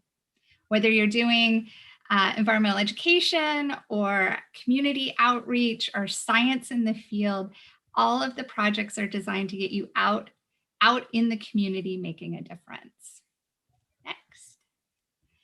Our structure is that these are courses. So you would register for them like regular courses and get credit, and the courses count towards your major requirements. And it's open to all majors. So even if you end up going a different path and are not in environmental studies or environmental science, you're still welcome. And we have applications every year to be a part of the program. And there's different focal areas we focus on. So Peg leads up our conservation, science, and action. So if you're really thinking about a career in science, you would check out her projects because they might have something there that interests you. There's also an environmental education track because we have a lot of community partners doing outreach and environmental education. So that's good for both of our majors and for folks from all over campus who are interested in communicating and working with youth on environmental issues. We also have one focused on outreach and one focused on sustainable practices. So there's a lot of different choices and they change every year. And then we really focus on building your professional skills because this is open to juniors and seniors. So when you first get here, you can be involved in hands-on stuff through our academic residential communities, our ARCs you might have heard about, or our FIGs, our freshman interest groups. And then by the time you get to be a junior or senior, these higher level, kind of more intensive hands-on projects open up to you. And then we're really looking at helping you launch your career and building connections. So we look at resume writing and how to do interviews and give you a lot of those practical skills that help you get that first job. Okay, next. We are, of course, focused on leadership, right? Our name is the Environmental Leadership Program. And what we mean by leadership is really the skills, the attitudes, and behaviors that allow you to successfully work with other people towards a mutually agreed upon goal through shared effort and thoughtful decision making. So that's our model, right? Of how we're going to work together as a team to problem solve, to adapt, to address the real needs in a way that is connected. We focus on strengths and we use a strengths-based model, realizing that everyone has something to share and to bring to the team. And we really focus on peer learning, on you all teaching each other, on us becoming a learning community where we bring our own curiosity and interest together to learn together. So I'm really excited to move to the next slide and start introducing our teams. Peg, if you can forward our environmental education team. I am excited to share Bella, who is going to start us off by talking about the Aves Compartidas program. Bella?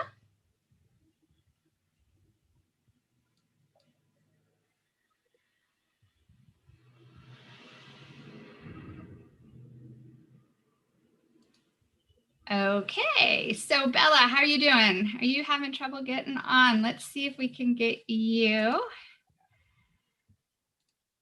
started. Okay, technical difficulty. Sorry, everyone, dealing with this. Bella, are you there? Can you chat with me if you're just having trouble getting on? Okay, so I'm going to go ahead and, oh, Bella is there. Hi, Bella, come on and join us. Hi. Is it working now? It is. You're all good. Go ahead. Sorry about that. Okay. Hi, everyone. I'm Bella, and my pronouns are she, hers, and I was a part of the Aves Compartidas Environmental Leadership Program here at Oregon. This was a 2-term project in which our team of 11 students, and we developed 21 lesson plans that we taught to 3rd, 4th, and 5th graders virtually at River Road Elementary in Eugene. And we did this over the course of 7 weeks. Our focus was on shared migratory birds, and we used them as a framework for creating cultural connections between the Willamette Valley and the Rio Laja watershed in Mexico. A number of us on our team translated all of our lesson plans as well, so that they could be used by our partners in Mexico and taught to the students in Guanajuato. So one of our core missions was we were uplifting young environmental stewards and getting them excited to care for their community and teaching them the importance of conservation. Next slide, please. And so really the highlights of this whole program was seeing the kids' excited and engaged faces when teaching these fun lessons. It was really just so rewarding. But I also gained so many other experiences, such as being just like being a part of this program, like learning how to design curriculum for elementary school grades, developing and teaching professional skills, as well as resume and professional teaching portfolio assistance. So I highly recommend it. I had such a great time. And next will be Brianna presenting for the Restoring Connections project.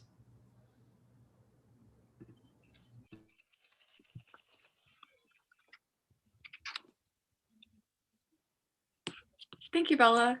The Restoring Connections project is a collaborative partnership of the UO ELP Mount Pisgah Arboretum and Adams Elementary.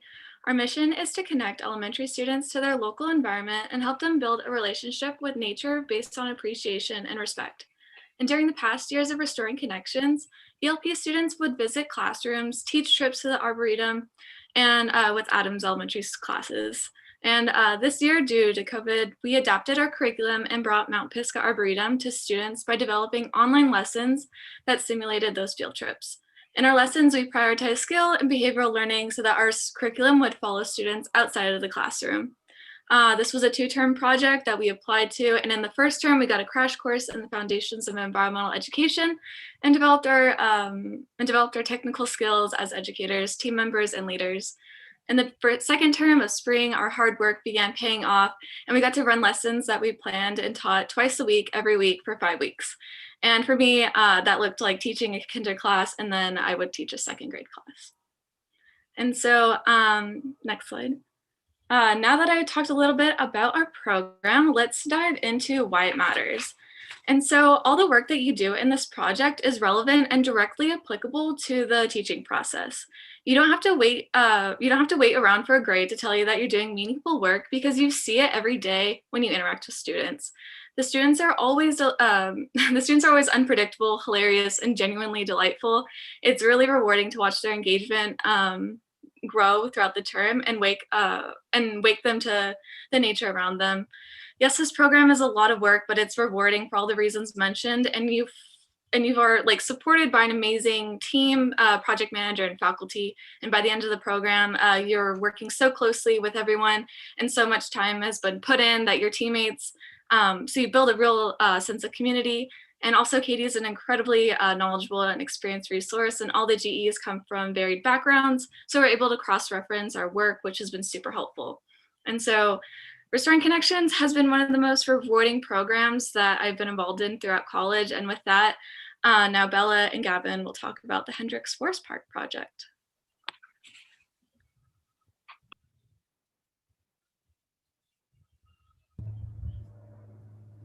Hello.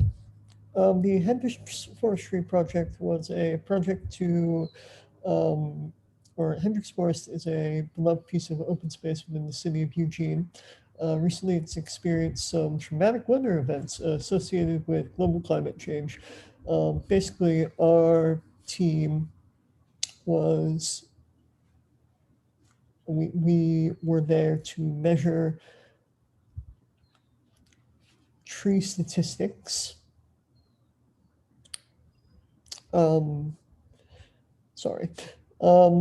We met every Friday from 9 to 4:30. We recorded data about diameter, crown statistics, whether trees have been affected by bark beetle parasitism, invasive ivy, fungal infection, or had woodpeckers living in them. We used GPS and some specialized forestry tools such as very long measuring tapes, or measuring tapes just specifically designed to measure the diameter of trees. So that was fun.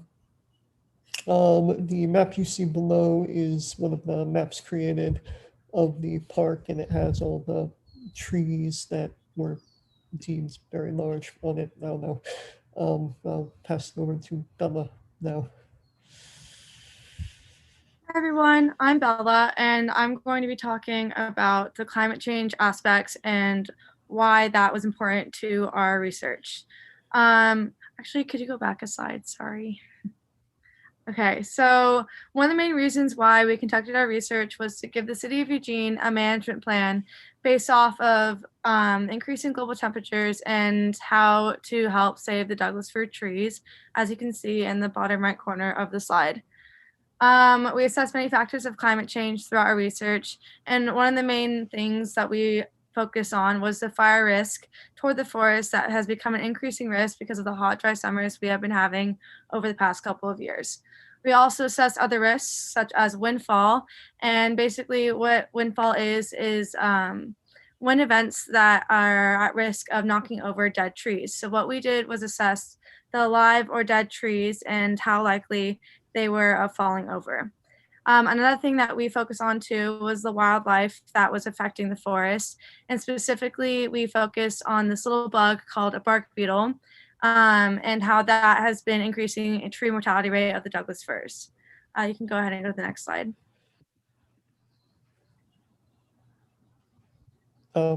Yes, the Hendricks Park, it was a great experience. I loved being able to be outside and work with people, and just being able to be in nature was a great experience. It is a beautiful park, and yeah. I think one of my favorite highlights too was being able to take the research that I've been reading about and learning about in my classes and actually being able to apply that in person on the field and in the field work.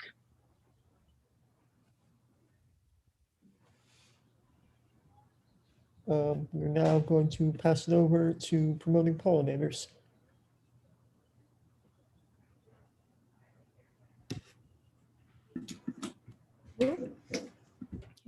Hello, my name is Yalin, and I'm part of the team on the Promoting Pollinators team. And as the mission states, we're promoting pollinators at Whitewater Ranch, which is an organic blueberry farm. So every single year, since they're blueberries, they rely on pollinators to help pollinate the flowers. But since there are not a lot of native pollinators, especially since the wildfire last year, they rely on bringing in about 200 honeybee hives. But honeybees are invasive and they're not native to the Pacific Northwest, so it's not really the best practice. So what we're doing is we're trying to create this restoration area and around Goose Florida and fauna, and then also promote the native pollinators. So also our main mission is also really just to provide shade for Goose Creek, and then again, promote pollinators for the surrounding area. Okay, and my name is Angie, and I'm just going to go over some of the highlights from our team. So really the best part about our program was just gaining all the surveying and monitoring skills that would be hard to acquire if you worked anywhere but in the field.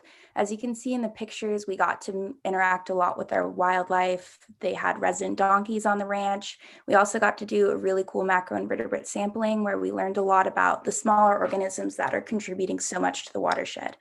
Also, if you're interested in organic and sustainable farming, we learned a lot about that during our time in promoting pollinators. And lastly, I think that this is a great opportunity if you really like working with your hands and working really hard. We built a lot of fencing around our restoration site, and we also did a lot of maintenance work, which really contributed to not only the work that we were doing, but the farm itself and to our amazing community partners that we got to share the experience with. And now I'm going to introduce Delaney, who's going to be sharing their experiences on the Thurston Trails project. Hey guys, so I'm Delaney and I worked on the Thurston Trails project. We were out in the Thurston Hills Natural Area and we were partnered with the William Lane Parks and Rec District. So they were trying to create a series of new trails in this natural area, and they tasked us with taking some data throughout the whole park to assess the health of the environment before these trails were put in. So as the trails are developed and become used, they can make sure that they are not harming or degrading the environment in any way, so that there's a healthy balance of wildlife and recreation. And next slide. Cool. So we did a ton of different data collection, which was pretty much a highlight for everyone on my team. We got to learn a bunch of tools and technologies. We got to use wildlife cameras. As you can see, we took some cool pictures of these deers. We got to do some plant surveys. We got to use clinometers to assess the slope, which is what you see in this top picture here. And we also had an amazing experience watching birds, where we got to see a Cooper's hawk attack another smaller bird. It was amazing. It's pretty much 8 hours a day out in the field. You get to see amazing things. It's like a nature documentary for school. You get awesome exposure to your local native environment. And I think everyone just really enjoyed knowing that this was a local community project where we knew that what we were doing would have an impact on the future and for people that we knew and see every day. And now I'm going to pass it to Eugene with the Mackenzie Holiday Farm Wildfire Collection Project. Hi there, my name is Eugene Davis, and I'm here today to tell you a bit about the ELP Holiday Farm Wildfire Group that I'm part of at the University of Oregon. So our project is focused on storytelling, particularly storytelling based on different various perspectives of individuals that lived in the Mackenzie area when a wildfire destroyed their homes and most of their possessions. So throughout the term, we've interviewed around 40 individuals who have lost homes, businesses, possessions, their entire community, and honestly, their way of life as well. One of the best parts about our project is that we're dealing with real events that have real world implications for the people that were affected by the fire. And this means our work is real. I'm sure some of you have gone to class and started to think in your head, okay, when am I ever going to use this information in the real world? In this class, everything that we're doing is directly tied to real events and real people. That means the work is challenging, but it's also extremely rewarding. So next slide here. So we go on field trips to the area to see how the landscape has been altered by the wildfire. We also chat to community members about how the fire has changed their lives completely. We've partnered with multiple different community organizations, such as the Mackenzie River Trust and the Mackenzie Education Foundation, in order to get more information about the area and the people that we will be working with throughout the duration of our project. At the end of the term, our group compiles all of this research in the community, and we put together a final presentation that tells a broad, comprehensive story of the wildfire and how it's affected both the people and the place. This final project is going to be archived at the University of Oregon, which means that people can come back to our project in 5 or 10 years and remember how devastating this fire was for this community. As I'm sure most of you experience, sometimes as a student, it's hard to remember why we're doing the work that we're doing. And it can be hard to keep that motivation when it feels like what we're doing doesn't really matter. Throughout this class, both myself and my group mates have had people that have lost their homes and their entire community tell us how much our work means to them and how much it matters to have somebody care about their experience. This makes the work so incredibly rewarding and important, and I highly recommend getting involved in projects such as the fire team at the University of Oregon. I'd like to turn it over now to Peg Boulay, who will talk about the Sharing Science project. I had the great pleasure of working with the Sharing Science team during winter term. This was a team of 12 students who worked with the Museum of Natural and Cultural History to learn science communication methods with a focus on museum interpretation and exhibit design. They became experts in 5 online collections: bird eggs, bird nests, seashells, petrified wood, and skulls. And then they translated this information and skills that they gained into content for the museum's web, virtual tour, and in-person exhibits. This team accomplished a lot in 10 short weeks. They wrote 96 really excellent labels. There is an example here of one for the cowrie shell, and these labels will soon be posted on the museum's website. The team also created a vision, learning outcomes, design, and content for 2 future exhibits based on their content areas. And they looked at virtual tours from museums around the world to get an idea of best practices. And then they applied that to evaluate the museum's new virtual tour and make recommendations on strengths and areas for improvement. And they shared their findings with the museum volunteers and staff through 2 presentations. So in conclusion, Katie and I are so proud of the accomplishments of these students and what an honor it is to work with people who are so talented and care so much about making a difference. With that, we can answer questions on any of the projects. You can put questions into the Q&A on the webinar or the YouTube chat function. Are there any questions for any of our teams?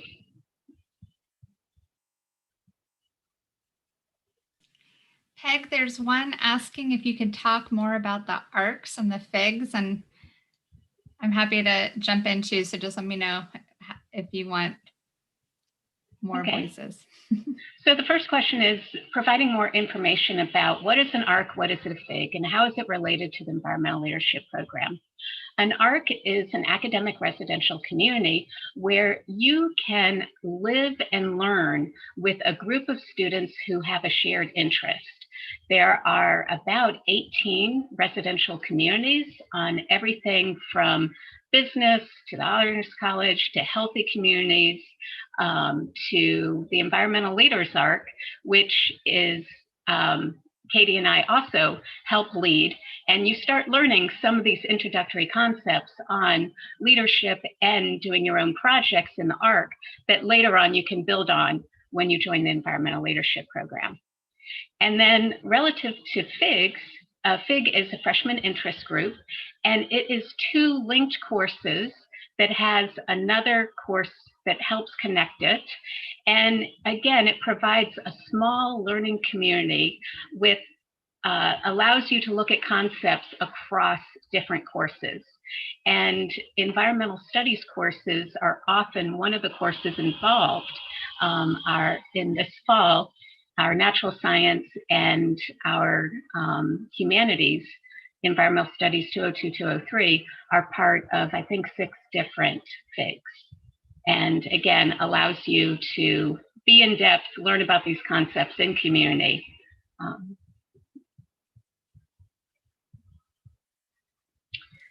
There's a question of what kind of careers do environmental students go on to? We've seen a lot of students do a lot of jobs directly related to Environmental Leadership Program. I'll start with that and then move on to our majors. So for example, of several of Katie's students who've done environmental education projects go on to be environmental educators working for nonprofits and like Whole Earth Nature School, or they become teachers. I've seen some of my students work for watershed councils, work for Oregon Department of Fish and Wildlife, go on for graduate school, and work in different ways of doing field work. Environmental studies and environmental science majors are incredibly interdisciplinary, and it exposes you to a lot of different aspects of environmental issues. And what this means is that there's many opportunities to engage professionally. And so there's many different career pathways. Our majors are flexible, so you can adjust them based on your particular interests. And so we have we have students who go into city planning, into activism, into fields of environmental justice and international development. Katie, would you like to add on some of the things that you've seen our students do? Yeah, sure. I also have had quite a few students go on to do graduate school, maybe not right out of college, but to continue studying because their sense of curiosity and their desire to learn more, or go into the Peace Corps or AmeriCorps to get some global travel experience and working on the ground. And I think, Peg, you covered the rest, that a lot of my students have gone on to become teachers. But an important thing I wanted to highlight that with the environmental leadership program, it's a way to try on different potential careers. And it is just as useful to try something on and to realize, oh, that's not as great of a fit for me. So I've had people come in, for example, to teach thinking they wanted to become teachers and realize that it wasn't a great fit for them. And vice versa. I've had people come in who just wanted to do ELP to get the communication skills or to get the problem solving leadership skills. And we're just teaching because that was a vehicle for learning that, and realized that they were really good at teaching and they had fun and they wanted to do it. So you can use it either way to explore and see what is a good fit for you. And before we move to the next question, I'd like to invite any of our student panelists, if you would like to share what your career dream is or what your interests are. I know at least one is interested in research. Anybody would like to share? Any thoughts? I can share a little bit. The main reason I chose the Promoting Pollinators group was I was interested in conservation and restoration work, and this team was directly related to that. And so this has given me a lot of just like hands-on experience with like, if because sometimes I think it's important to get these hands-on experiences because then you really know if like this is really like a job that you want to do in the future, because in the classroom and hands-on it's a completely different experience. So like this has really shown me that like, yes, I do really enjoy working out in the field. Especially we have a really great community partner who's really shown us just like been a really great host to us. So it's really been a great experience.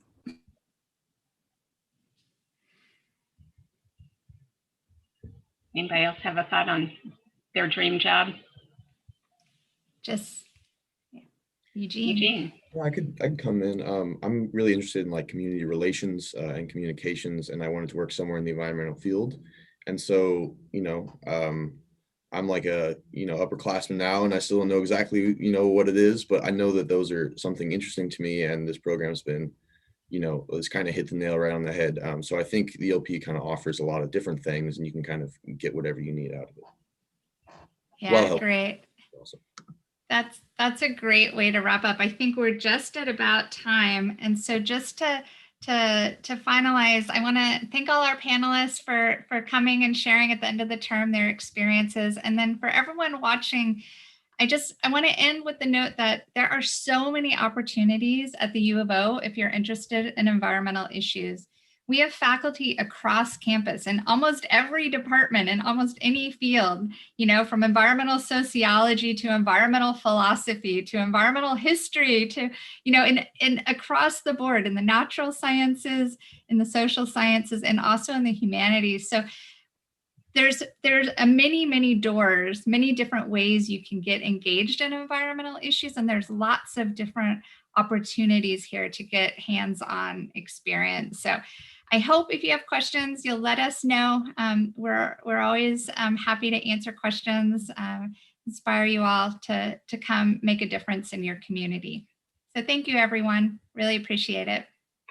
Thank you.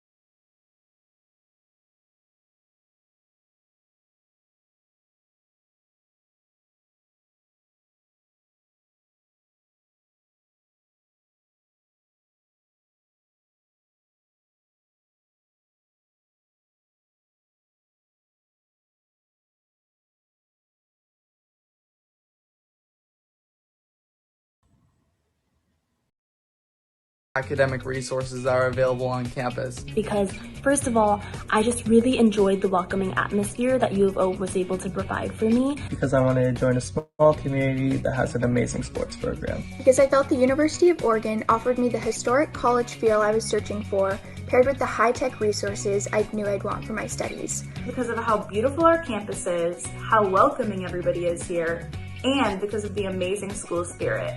The University of Oregon has beautiful campus to study and enjoy with your friends. There's constantly students across campus, clubs tabling for events, live music even, and everyone is just so proud to be a Duck.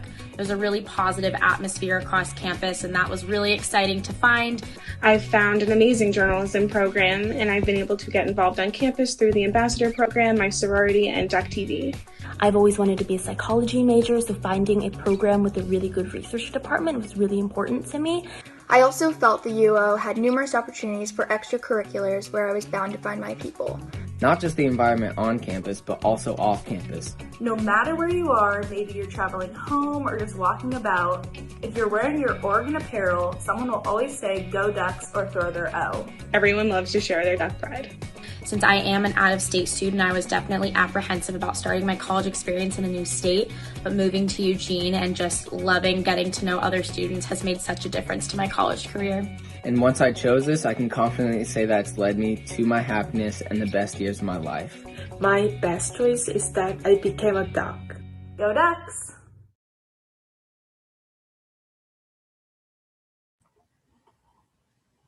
Well, welcome everyone to our closing session. And go Ducks. We love our Ducks, but we love all colleges and higher education. So I hope today was an incredible experience for all of you who have gotten to participate.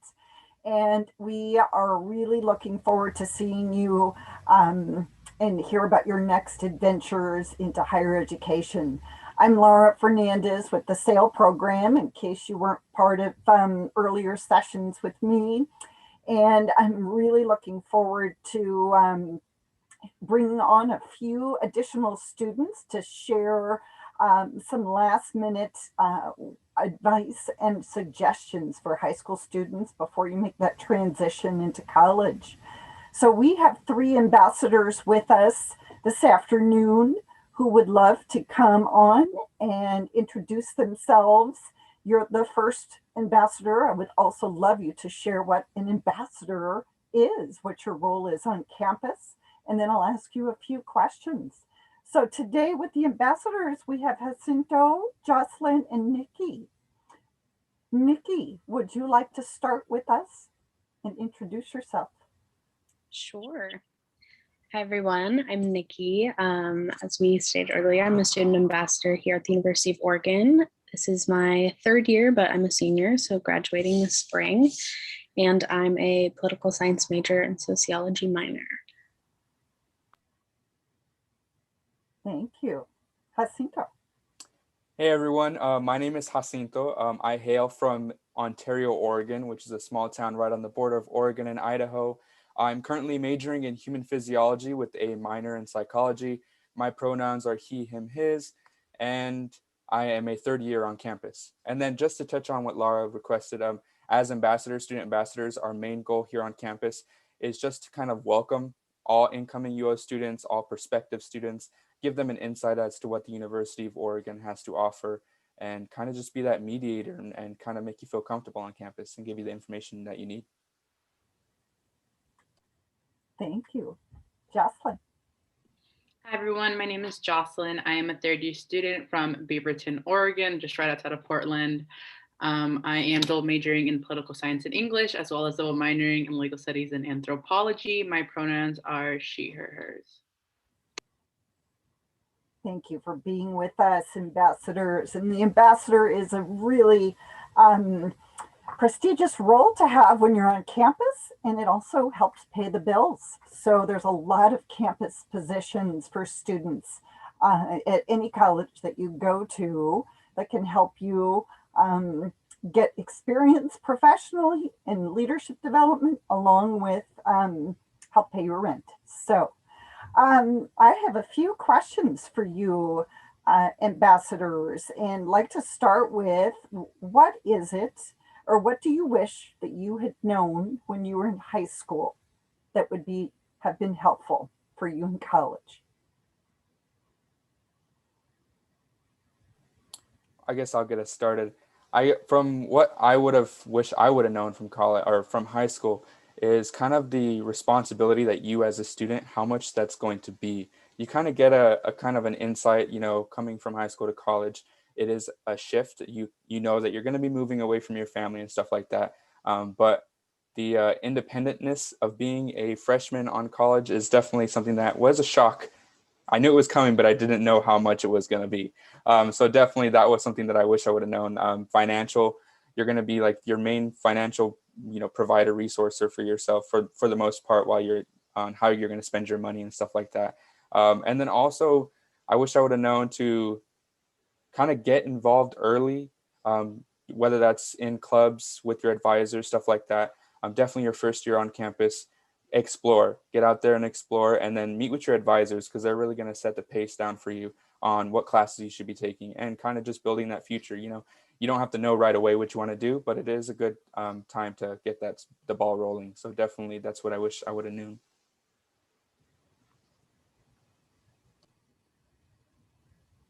I would say, sort of in a similar vein to Jacinto, one thing I really wish I'd been told more is just don't be afraid to put yourself out there, especially socially. I feel like as freshmen, everyone is trying to make friends and figure out this whole college thing, and it can seem a little scary. But it's totally cool to just like talk to someone in your hall and be like, hey, want to go get dinner? But yeah, I definitely wish people had told me to like get out there socially and make room for building friendships. And I have some really incredible friends that I've made, thankfully. But yeah, I do. I wish I could tell my younger self that. Don't be scared to go socialize. Yeah, I think they really hit the nail on the head with those answers. One thing that I would add is like, I would definitely tell my younger self to like work on time management, work on my procrastination, something I'm still working on. So if you're worried about that, just know I'm 3 years into college and still have troubles with my time. But definitely in college, you're a lot more independent. You get to like really pick out your schedule. You get to divide up your time. You get to pick when you eat your meals, what you get to eat. So there's a lot of independence and freedom. And I think it's really fun, but also it can be a little scary. So definitely work on like time management, figuring out what works for you. If you know you're not a morning person, do not get 8 a.m. classes. I have not had one since my freshman year, and I am better off because of it. So just like learning more about yourself, like learning how you learn will make a big difference in college. Thank you. Tell us a little bit about how is college different than high school? I can start on that one. Similar to kind of like the tail end of what Jocelyn was saying in the last question, specifically with like classes and scheduling, I think that for me has been the biggest change since high school. So in high school, you do kind of like the 8 a.m. to 3 p.m., 4 p.m. sort of schedule. But in college, it's really nice because you can really kind of piece out your own schedule to what works for you if you're like working or have other activities, or you're just like not a morning person, or maybe you are a morning person. And you can really make that fit to what works best for you, which is really nice. But also kind of comes with a level of like responsibility and independence. And again, that time management is definitely important because then you have to sort of, you're the one that's scheduling your days. It's not so much like the school is telling you. So I'd say for me, that was a really big change.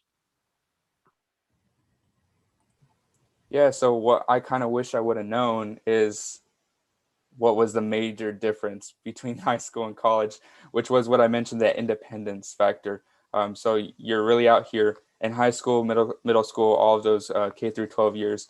You have your family to rely on, your parents, your siblings, and then you also have your teachers to rely on. So a lot of the time, middle school and high school, your teachers they'll set the pace for you. They'll give you your required assignments. They'll tell you a due date and stuff like that, and making sure like they're on your back because they want you to see you succeed. Which is not to say professors in college don't. It's just that you're an adult now and you kind of have to, grow up in the sense of managing your time, putting your priorities to where you want them to be, and stuff like that. So that was definitely a giant shock and change from high school to college or university, is just planning out your time and being your own, your own provider, your own person, stuff like that, because you will have to schedule your times, as Nikki and Jocelyn have touched upon, and kind of pave your way in this world. So definitely, it can be challenging and daunting, but it's definitely fun. You're gonna get out there, you're gonna love it, and it's gonna be a great time. You make it all sound so fun, which a lot of it is. Any additional advice that you would have for high schoolers thinking about pursuing college or even a degree in science? Or Yeah, so I guess if for overarching advices, financially, college can be a burden to most people. So it's a very high financial agreement, I guess, you have to make with yourself, whether you want to go to it to pursue college. So I definitely say in your high school years, anywhere in your time, even your senior year, it's never too late to fill out scholarships and things like that, so that you can be well prepared when it comes financially. And then coming on campus, talk to your financial aid advisors. They'll let you know on whether or not what scholarships are available, whether it's through the college or university, or whether it's an outside scholarship. Both are going to be great to help fund you in your higher academic achievements. And then to also talking to these financial aid advisors or your general academic advisors, or even on campus, we have a sustainability center that can help students with EBT or SNAP. So while paying for college is also a good thing, food security and stuff like that while being a college student is also a priority that we want. So if you do qualify for it, financial aid will let you know whether or not you'll qualify for it. So you can do that here in the state of Oregon, and that'll help you out with getting food from day to day after your freshman year, after you get off the meal point plan, or even while you're on the meal point plan. It's a good thing to have. So I definitely say give advice for go out there, find money, find financial needs, get a job if that's something you want to do. We actually have a career center on campus, and it's very flexible to work while you're a student. So that's a very important aspect that I'd like to give out there to all these incoming students to college and universities, is be financially prepared. I would also add, don't put yourself in a box. I thought since I was in the fourth grade that I knew what I wanted to do. I was like, oh, I'm going to study this and I'm going to do that. But as I kind of talked about earlier in my introduction, I am studying 4 different things. Some of them kind of overlap, some of them don't. I just kind of got to college and was like, I want to explore. I want to see what there is. I took classes in a bunch of different departments and fields. Some things I didn't like, some things I really did like. And I just kind of piled them on. I would definitely recommend meeting with an advisor to make sure that is doable. But I would say explore, don't put yourself in a box, try new things, put yourself out there. You might find something that you never thought you'd like, that you really, really do like. I never thought I'd be in the sciences, and I'm doing anthropology, and it's actually one of the coolest things I've ever been introduced to. So don't constrain yourself, definitely get out there and explore as much as you can. I think one big piece of advice I have for students is to talk to your professors. I think that professors can seem like a really intimidating, big, just intimidating figure. But I've always found in most cases that any professor I reach out to or go to their office hours, they're always super kind and really, really want to hear from and work with students. So, there's just so much that you can gain from professors and so much networking. And if you build those relationships over the years, they can really be excellent resources for you, depending on what you're wanting to do with your career, specifically in research. If you're interested in research, even just going to a professor and saying, hey, do you have any research projects that you need an assistant on? Some of them are going to say yes and will be down to have you and do research with you. So yeah. Professors I found are a really excellent resource that you should definitely take advantage of in college. Fantastic advice and insights. And all 3 of you have tapped into and shared different resources that the campus offers. And those are resources that all campuses across the country will offer. So the message is, don't be afraid to ask. and get involved and get out of the box. I love that. Any last words or thoughts from our ambassadors before we transition to our next guest?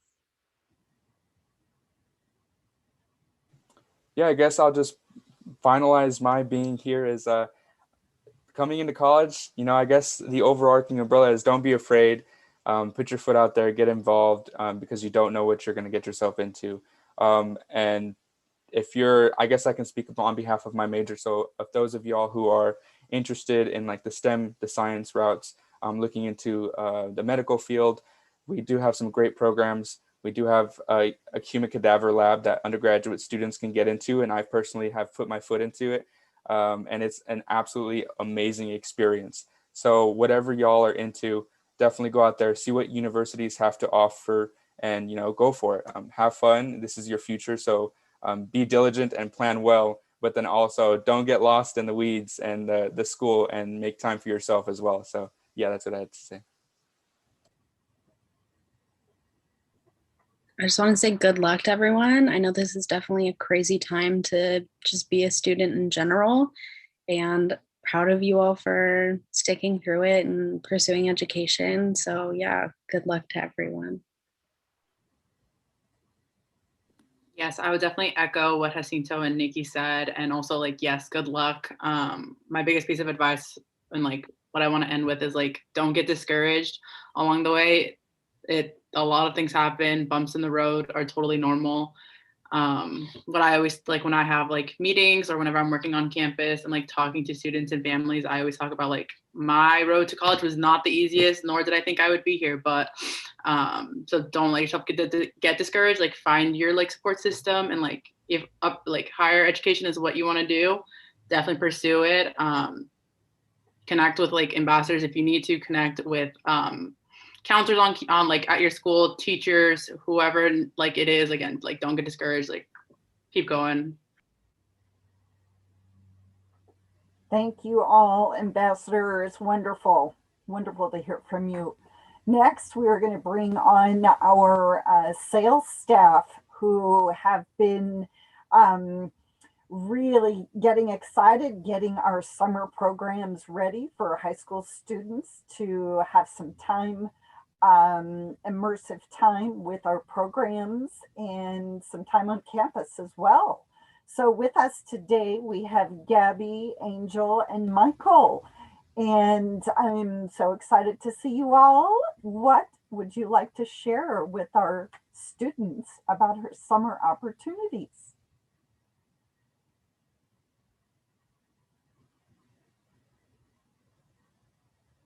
Sorry, having some technical difficulty, but hi, my name is Gabby Cisneros.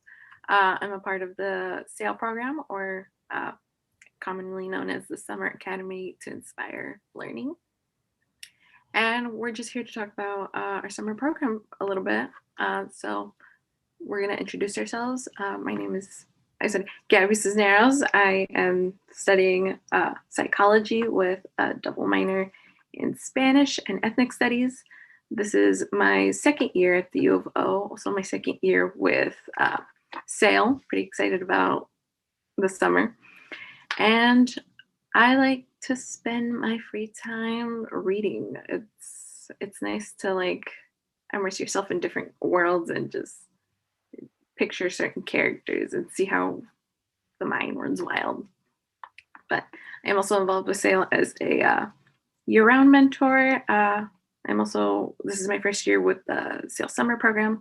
So with that, throughout the year, I kind of just help mentor students on college and the transition to college, work a lot with middle school and high school students, and just give them the necessary info to make that transition as easy as possible and make sure that they don't make the same mistakes that I made. I will pass it over to my fellow presentators. Hey everyone, my name is Angel Escorce Nunez. I'm a second year student here at the University of Oregon, majoring in journalism communications with a minor in Latinx studies. And how I spend my free time is, now that the sun is out, I like to, take advantage and try to go outdoors as much as possible, like walk my dog, hang out with my friends, go hiking. I also enjoy reading and playing video games. And how I'm involved with sales, like Gabby, I'm also a year-round mentor, and I recently been helping out with the social media team. And yeah, I will pass it over to our next presenter. And hello, everybody. My name is Michael Carlson, pronouns he, him, his. I'm a third-year physics student here at the University of Oregon, and I have been a part of SAIL for at least those 3 years, maybe going on 4 now. I've been a counselor in the summer and done some mentoring during the school year as well, and getting really excited to start preparing for this summer as well. Okay, so a little bit more about our SAIL program. Our whole goal is to inspire people to pursue higher education. And although many of us are U of O students or work with the U of O, we're not pushing for the U of O. We just push to seek out higher education. So whether that be at U of O, at Lane, or somewhere out of state, wherever your heart desires, we're rooting for you. And we want you to pursue your passion wherever that is. And so we help a lot of middle schoolers and high schoolers with that. And we focus a lot with underrepresented backgrounds. So we help a lot of BIPOC students, LGBTQIA students, and we help connect them to resources that would have been beneficial for us had we had the SAIL program if we didn't have it, or resources that we learned through the SAIL program in our time through that. We also have a free 1-week summer program that's coming up. So registration is open. So encourage you to take full advantage of that because it is, again, free. And it's a good way to get your foot into the door when it comes to college. I definitely wish I would have had this program because there's so many fields to study and you may be thinking like, oh, I want to do this, maybe that. And this is a good way to kind of familiarize yourself with a field to study more. All right, and here's a little bit more details about our summer program. So the exact dates is going to be from July 26th through the 30th. And we're going to have virtual programs from Monday through Thursday. And I'm very excited for the Friday, which is an on-campus option. I didn't get to have the in-person sales since last year. We went fully virtual, but I am very, very excited to finally see the students come in person. I know a lot of my SAIL coworkers and staff are going to be very excited to see you all. And so our programs offer different topics and subjects each week for students to choose from. And next summer, our immersive on-campus experience will be back. So students will be able to stay at the dorms, and that I think is going to be a great opportunity for you all. And hopefully you can take advantage of that.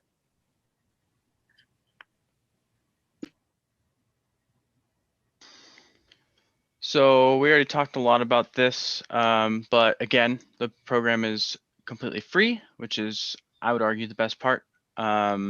And part of the way that we're able to do that is we have so many generous faculty and university staff that are volunteering with us that are able to put on these presentations. And it's a really great opportunity to connect with, like we said, connect with us, the undergraduate students, or connect with faculty and be able to have those connections when you come onto campus, any of those sorts of things.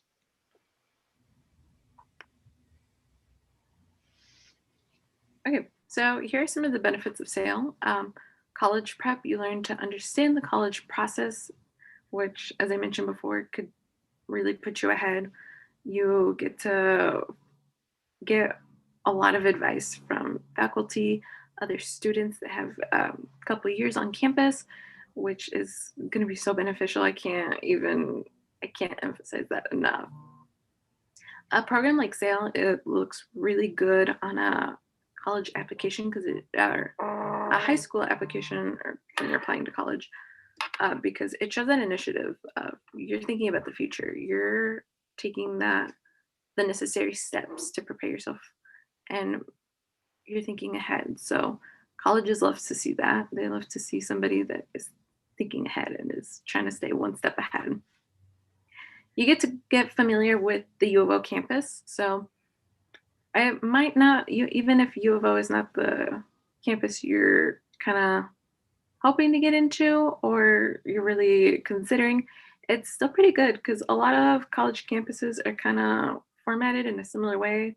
So you can kind of get over that initial shock of like, oh my gosh, I'm on a college campus. You're kind of familiar and you know like, okay, this is typically where a map of the college is at, and you're gonna know your stuff. With the SAIL program, you also get to make new friends and explore new passions. The SAIL program, especially with us being virtual, we're inviting everybody. So if you're a little afraid to meet new friends, go ahead and bring along your own. And, that way you all make friends. We're not a program that's gonna be like, oh no, one person per household. We want everybody to join, even if it's parents, friends, cousins, bring everybody. We want as many people as Zoom allows us. And I will hopefully play this video.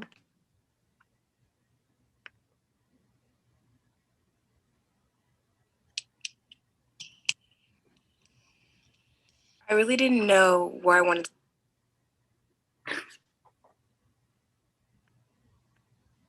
go or what I wanted to do with my life after high school.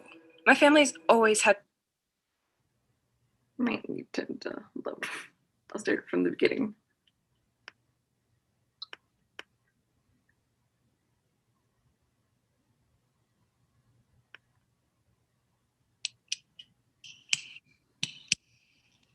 I really didn't know where I wanted to go. Sorry, everybody. My Wi-Fi is not the best. Or what I wanted to do with my life after high school. My family's always had trouble with money. College just never seemed to be an option for me. I honestly just felt like I wouldn't belong at a university. But then I found SAIL, and it turned everything around. I felt welcome.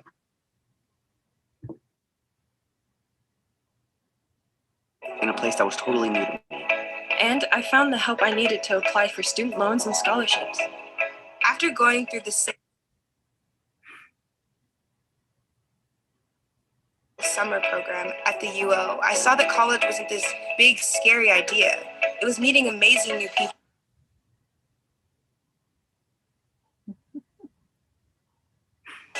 Taking fun and interesting classes that helped me find new passions. Making friends and pushing your limits.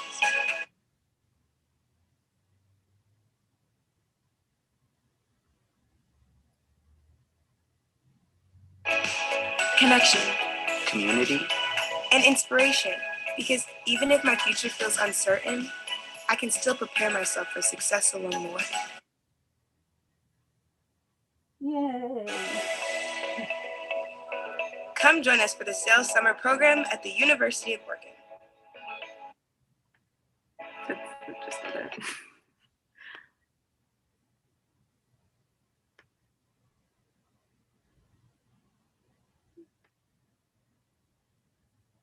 It made it. Well, thank you, SAIL staff, so much for sharing these opportunities. What an incredible day with a tremendous amount of new information, all kinds of faculty, students, staff doing presentations from every kind of academic field you can imagine today. So I hope you've left today with lots of questions and lots of information.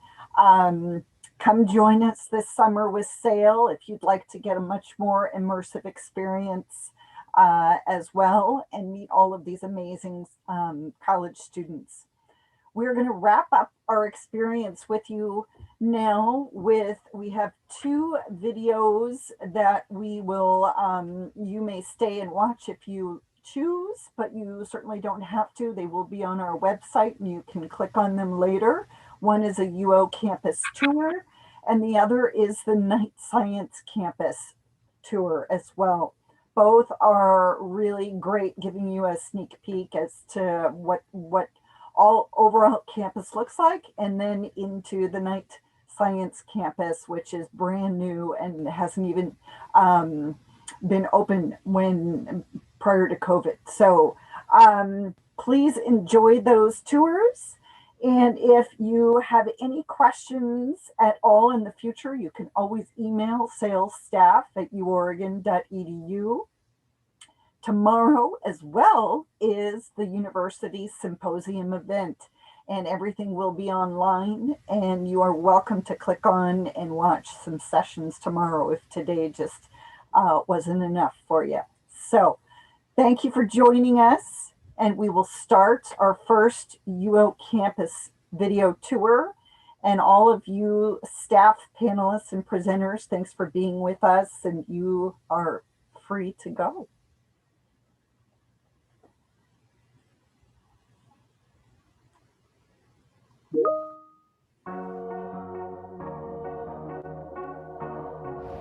Hi everyone, my name's Annie. I'm going to be your ambassador today. I'm from San Luis Obispo, California. I'm a junior majoring in international studies with 2 minors, one in food studies and another in leadership administration skills. A little bit about me, I'm involved on the Alpine ski team here on campus as well as the outdoor program. I know it's a stressful time right now and some of you might be concerned, but I'm excited to show you the campus today. Right over here we have Matthew Knight Arena, home to our men's and women's basketball team, as well as our women's acrobatic and tumbling and volleyball team. We do have more than just sports in here. We have performers such as Elton John, the Dalai Lama, right here in Matthew Knight. Right behind me here, we have the John E. Jaqua Academic Center for Student Athletes. It is required that all NCAA Division I schools have a building for their student athletes' academic success. And here, student athletes can get help with tutoring, academic advising. Do note that all the resources they get in here, other students like myself get on other parts of campus. Right over here, we have the University Health Counseling and Testing Center. And here we have a full-service health clinic here for all enrolled students with services such as physical therapy, dentists. We also want to make sure our students are not only healthy physically, but also mentally. Upstairs, we have a counseling center with group therapy, one-on-one sessions, therapists and counselors on call at all times, as well as an academic testing center where students can take placement tests and mock exams. Right over here, we have the Robert and Beverly Lewis Integrative Science Building. Here, you can conduct your own research for undergrads as well as graduate students. If you don't want to conduct your own research, you can always be a part of someone else's research study. Located 17 feet below us are the Lori I. Lokey laboratories. These are located underneath bedrock to minimize all the vibrations from above ground. There's microscopes in there that can see something as tiny as a single gold atom. We are in Willamette Hall, home to our physics department, our general science program, our material science institute, and our Institute for Theoretical Sciences. Tucked right there in the corner is Willamette Hall, home to our biology, chemistry, biochemistry departments. Something cool to note is there's a lot more of campus you won't be able to see today. We have a campus on the Oregon coast for marine biology students, as well as a submarine that we share with the Coast Guard. Tucked underneath Willamette Hall are human cadaver labs. This is great for our human physiology students or science students to do hands-on research. Personally, you couldn't catch me dead down there. Here we are in the Price Science Library. This is one of 5 libraries located on campus. Yes, it's the science library, but this facility is open to all students here on campus, including the makerspace in here, where we have a laser cutter, 3D printer, and industrial sewing machine. Right behind me here is Allen Hall, home to our School of Journalism and Communication. They have incredible clubs and organizations in here, such as Duck TV, Flux Magazine, Allen Advertisement Team that works with businesses such as Adobe. Right over here we have Lawrence, which is home to the College of Design. We offer programs such as architecture, product design, planning, public policy and management, and art. Within our architecture program, we really like to focus on sustainability. Here on campus, numerous buildings are LEED, Gold, if not Platinum certified. Right over here is Friendly Hall, home to some of our foreign language departments. We offer 22 different foreign languages here on campus. As you can see, there's lots of beautiful trees around me. Fun fact, our campus is an arboretum. We have over 5,000 trees with over 400 different species. Right over here is Tyson Hall, home to the College of Arts and Sciences. We offer academic and career advising in this building to help students find classes to make sure they're graduating on time and on track to find that job post-grad. They will help you out with looking over resumes, helping with mock interviews, career fairs, and career advising. Right over here, we have the Lillis Business Complex, home to the Charles H. Lindquist College of Business. Within this department, we offer 2 majors, including accounting and business administration. Within the business department, we have incredible clubs such as Women in Business, Oregon Consulting Group, Warsaw Sports Marketing, Sustainable Business Club. We also have incredible academic advisors within the business department and a tutoring center right on the first floor. This is also the most photogenic building on campus. As you can see, that O was put up there in 2012 when we hosted ESPN College Game Day. They liked it so much they kept it up there. Some people say it's the largest bumper sticker in the world. I think it makes a great photo opportunity.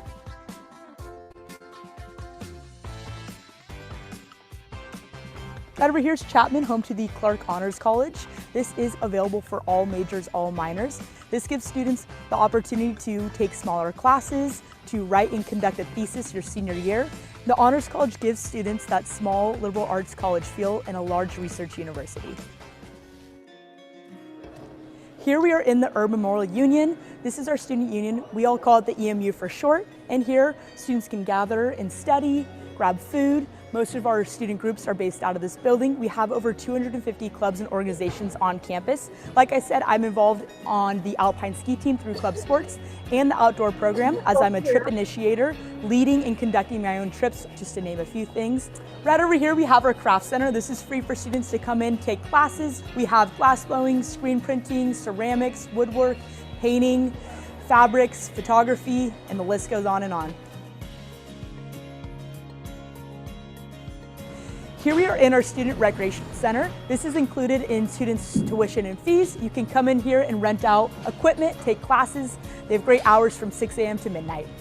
A few of the classes that they offer here at the Recreation Center are CrossFit, kickboxing, cycling, yoga, stand-up paddleboard yoga. You can even get scuba certified in our pool. Hello everyone, I know things are changing quickly. I'm currently back home in San Luis Obispo, California, and wanted to finish up the video. I first want to wish you all good luck with your college admission process. I want to thank you for coming on a campus tour with me. Take care and go Ducks.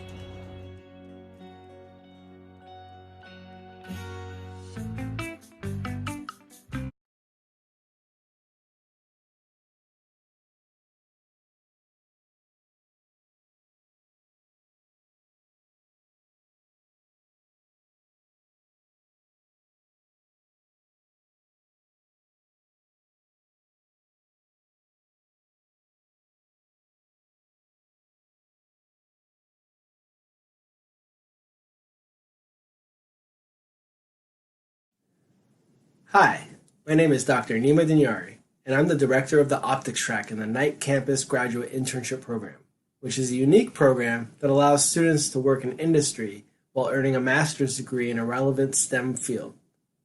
I'm looking forward to giving you a tour of the Knight Campus building. I haven't had a chance to explore it much myself because it's so new.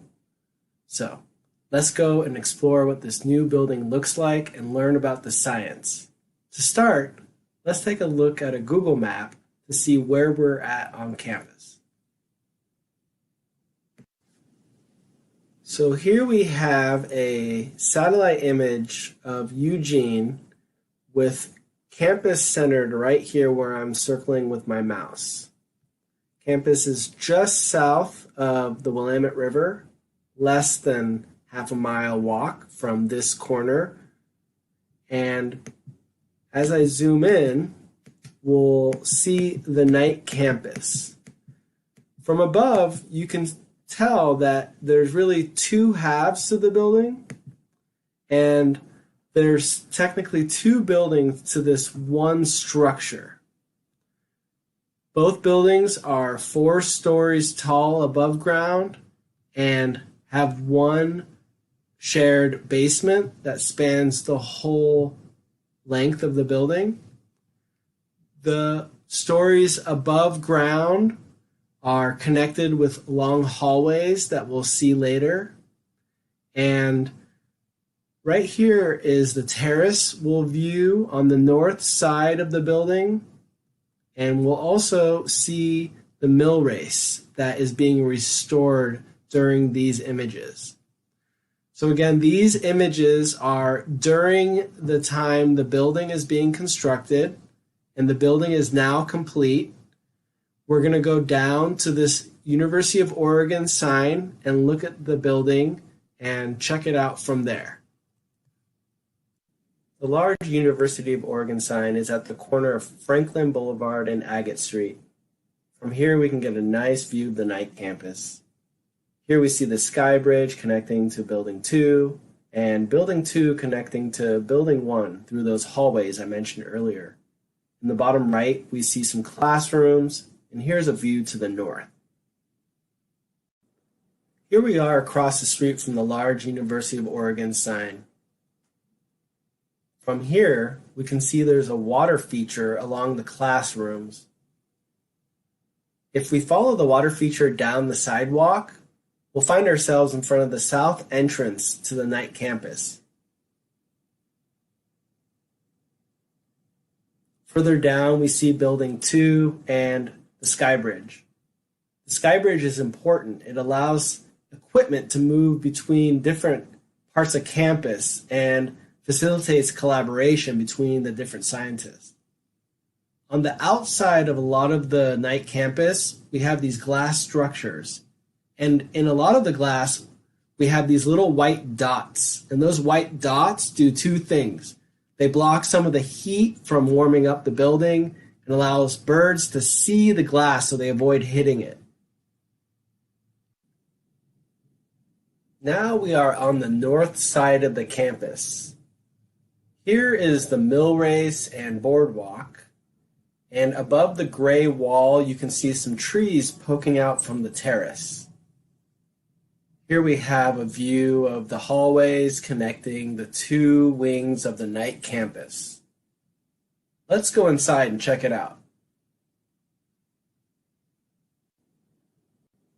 We are now inside the Knight campus, having entered from the south entrance.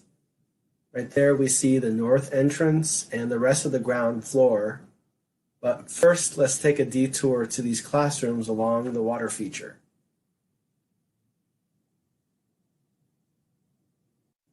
The three classrooms have been combined into one large collaboration space for this video. I mentioned the dots on the windows on a lot of the glass on this building. Most of those dots are uniformly spaced in lines. However, the glass around these classrooms, the dots have been arranged in a way that represents the genetic information found in the DNA of a duck. So if you look closely, you can see the spacing is not regular.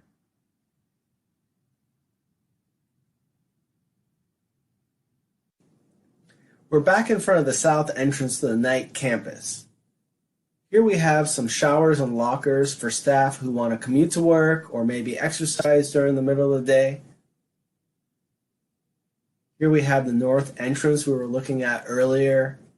And what you'll notice is the ground floor is just a large area where maybe people can sit alone or gather in small groups and talk about their science. We're going to check out a seminar room behind that gray and white wall. And after that, we're going to go into the basement of the Knight campus. There, we'll explore the tools and technology that scientists will have access to in the clean room, the 3D printing lab, and the fabrication space. Also in the basement is an imaging lab, and as you can see there on the left, some conference rooms where scientists can get together and continue collaborating. Let's go to the seminar room now. Here we have the large seminar room. Those windows bring in light from the north. As you can see, the ceiling has a curve to it. The curve is able to reflect the acoustic waves down towards the audience and is made up from wood that is sourced from local lumber mills. This conference room has 150 seats. Now let's go check out the basement. The building is still pretty new, so a lot of the facilities are just ramping up. You can see the clean room is basically empty. We're going to transition the tour to a presentation where I'm going to talk about the types of equipment that we're going to find in these different rooms and what that will enable the scientists in the building to do. So let's transition to a slightly different format and check out some of the cool equipment that we have access to in the night campus. Thanks for following me over to this part of the night campus tour. For us to get an appreciation of the tools that we have in these different core facilities, we have to get an idea of the scale of things. This website called The Scale of the Universe allows us to get an idea of how big things are relative to one another. So to give you an idea, the pixels in your screen or your camera and your flash are roughly on the order of the size of a grain of salt. And if we zoom in past there, we see a hair flying by right there, which is about 10 microns, and that's a number I'm going to talk about in a second. And if we keep zooming in, we can see the smallest thing that a microscope can see with light. And if we zoom in even further than that, we see a thing called a transistor, which is what's in our phone. So a lot of the night campus scientists need to make devices somewhere between that 10 micron size, possibly all the way down to this nanometer size device. That's really small, and we're going to now go check out the clean room. In our clean room in the night campus, scientists will start from wafers, which are crystalline materials that arrive in these circular shapes. Our wafers will roughly be 3 inches in diameter when we first start working with them.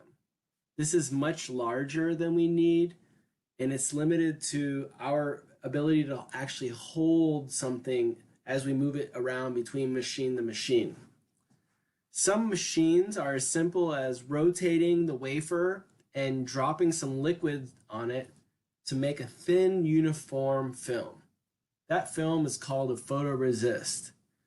When we take that photoresist and shine light through a pattern called a mask, we can transfer the image of the mask to the photoresist. This technology is called photolithography and takes a lot of steps to complete. So even though it sounds very simple, spinning a liquid on a rotating disc, curing that or baking it for a certain amount of time at a certain temperature, exposing it to light under different conditions, maybe using multiple patterns to get an overall more complicated pattern transferred to the resin, takes many steps. We have fancy machines in the night campus that allow us to automate these and be more consistent with our process. So once we use the photolithography machine to expose the photoresist, we then develop it. And once we develop it, we can then do other things like remove some of the material that's exposed or maybe deposit some other materials on top. It all depends on what the final shape you want to make. Now in this video here, this is a generic video from Intel that shows how different layers are brought together, and each color represents a different type of material and actually requires many steps to complete. But what this animation is trying to show is that using many of the tools we're going to look at in a little bit, we can build a more complicated device. Here's an image of people working in a class 1000 clean room. The night campus clean room is a 1000 class clean room. What that means is there are no more than 10 particles, let's imagine little spheres, in a 3 foot by 3 foot by 3 foot box of air. In a normal box that big of air in this room, for example, there'd be 300,000 particles that size just floating around. So that means that it's less likely a piece of dust can fall and damage your device. So these devices are smaller than a virus sometimes. So a piece of dust is way bigger than that, and it could destroy the thing they're trying to make in all this fancy equipment.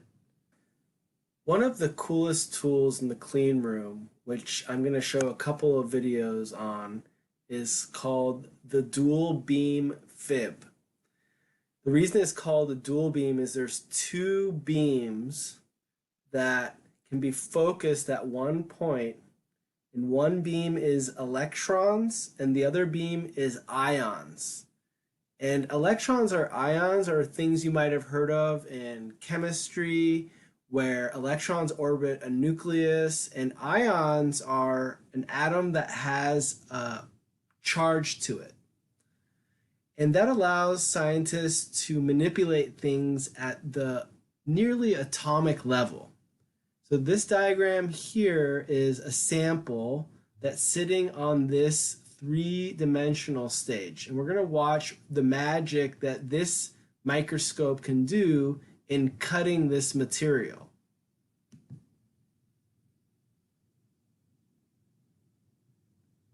So here are the two beams. One's imaging, one's doing some action. Here's some cutting that's happening by one beam, and that whole time, the other microscope can image the system. That's why they call it a dual beam.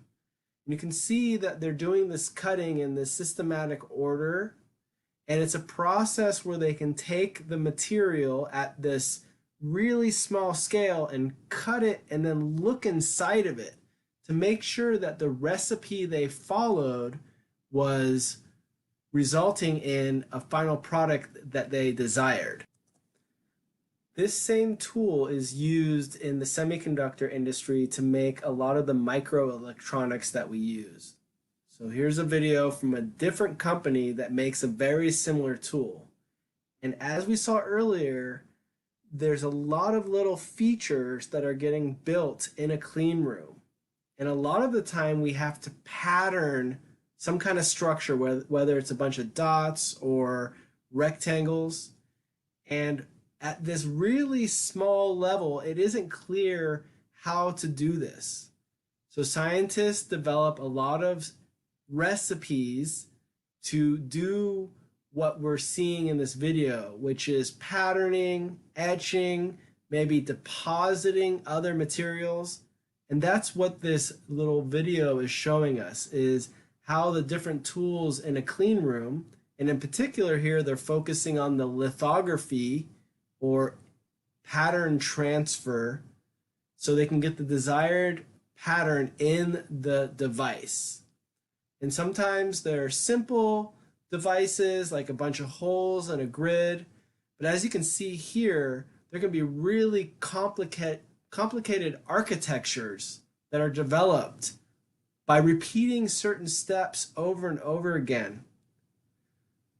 This just gives you a little taste of what is done in a clean room. 3D printing lab and fabrication space work in a similar way, where materials are either cut or materials are grown. In the fabrication space, we have a lot of cutting that goes on. And now we have robots that can do a lot of the work for us and make very unique objects that we wouldn't be able to make if it was a human controlling the motors and position of the sample.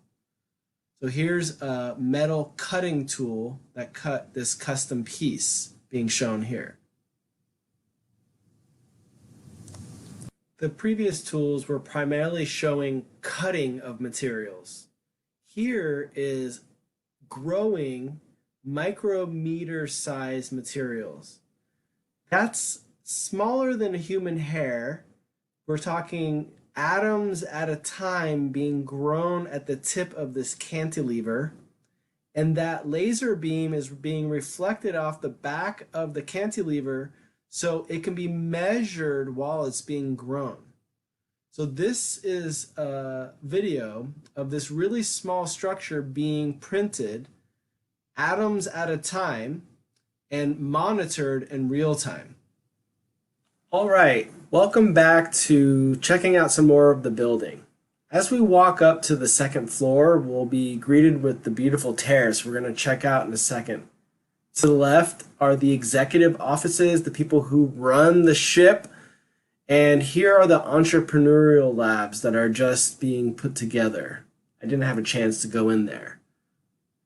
Here's the sky bridge showing us the arch that connects us from the Knight campus to the Lewis Integrative Science Building. And here we have the hallway on the second floor that connects us to Building 2. Down the hallway and to the left, we'll find a door that leads out to the terrace.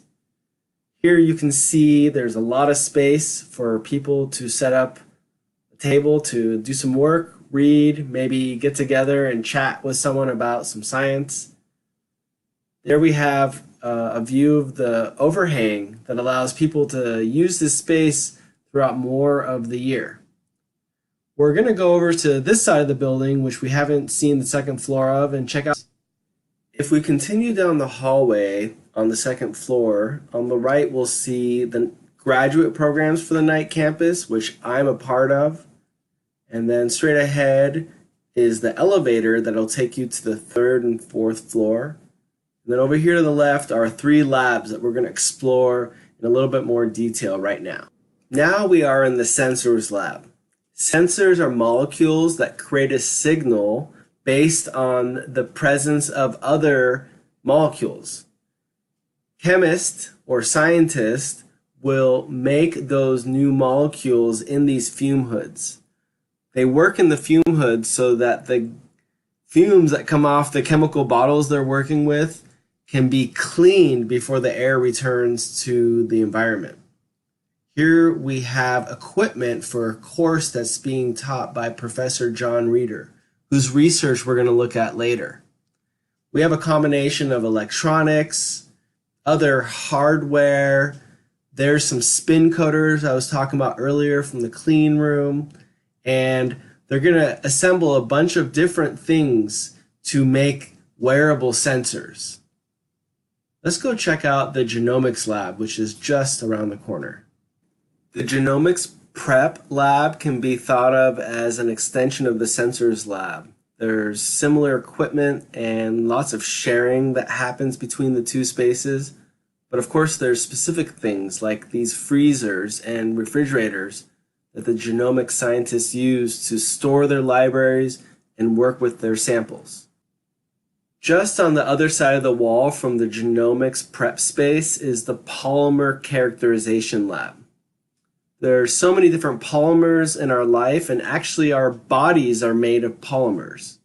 We think of polymers as plastics, and sometimes we want them to be flexible and malleable. Sometimes we want them to be stiff and hard, strong.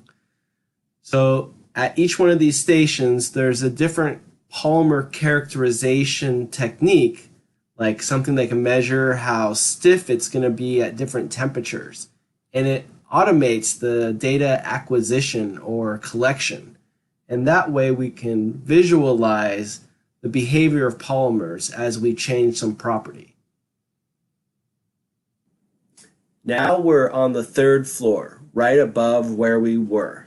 I know it's a little bit of a transition, but this area is one of the many lab quarters where they have multiple lab groups together. So there's offices above where faculty and other staff who are hired by the university can work. And here's the entrance to this part of the third floor. There's another area just on the other side of the floor from here. And as you can see, there's a bunch of cubicles for people to work at desks and maybe collaborate with one another, talk about their work away from the bench. And then there's a large lab space. And again, there's going to be multiple labs in this space. And it's the same thing throughout the rest of the third and fourth floor of the other buildings. So this is just one area we can check out to get an idea of what the third and fourth floors look like. And as you can see here, there's a lot of lab bench space. And in these groups, they use lots of microscopes to look at different types of objects. Remember, we want to zoom in on the really small devices that we're looking at. And what you find here is a bunch of different tools that have been bought separately and then been put together. And then faculty can also have their staff scientists go downstairs and make those special devices that we were talking about, which can be microscopic, smaller than the diameter of a human hair. So they usually mount them into these other devices to do the experiment, kind of like the polymer lab we were just in. We're now going to explore the research faculty conduct in the night campus. To do this, we're going to check out the websites of some of the faculty associated with the night campus. And you can think of a faculty member as a small business owner. They have all kinds of staff, undergraduates, graduates, postdocs. These are people maybe working on their bachelor's degree for undergraduates, master's or PhD for their graduate degree. Postdoc means after PhD, or maybe they're a full-time hire. Anyways, there's a group of people that conduct the research for these faculty. And as I showed you in that faculty wing, there might be multiple faculty with many researchers working in one large space, and that allows them to collaborate. Before we go into the detail of some of these faculty, I just wanted to show you a picture of their faces so you can see maybe how many there are and what they look like. Okay, so let's go check out some of their research. The first person I've chosen to go to is Professor Parissa Hussainzadeh. We can see on her website the type of research she does, and what I've understood is that her group does research on developing or understanding how molecules, so arrangements of atoms, can be made or interact with one another. And if we understand how they interact with one another, we might be able to understand how to harness them to work for us. For example, we might want to detect things in the environment, let's say lead in the water. Perhaps there's a molecule that will allow us to detect the presence of lead at very low quantities so that before it becomes a problem, we know it's there. We don't want there to be a lot of lead before we know there's lead. So it could be that some biosensor or some other kind of sensor can be made that will allow us to detect the environment more precisely and at smaller signals. We are now on the research website of Karen Gilliman. Her research is focused on the development and possible diseases that can form in the gut. Inside of our guts, we have bacteria that help us process the food that we eat and eliminate toxins from our bodies. Now, zebrafish are really microscopic creatures that are transparent, and they allow us to use sensors to image inside of the gut. And we can use different kinds of sensors to image different parts of the gut and different bacteria. So these images are inside of the gut of the zebrafish. And in a second, I'm going to show you a video of a zebrafish developing in fast-forwarded time. And it's going to be really cool. And it's possible because of sensors and the techniques that these faculty utilize those sensors in that allow us to understand how our bodies work by studying how bacteria work in other organisms like fruit flies or zebrafish in this example.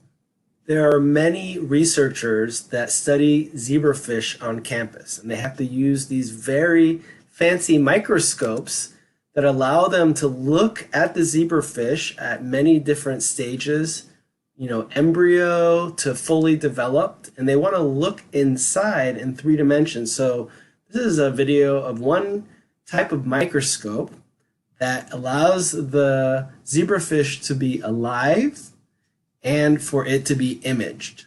And they load the sample inside of that black box, and in there they can keep it alive and look at it and take many images and make videos of the development of those zebrafish.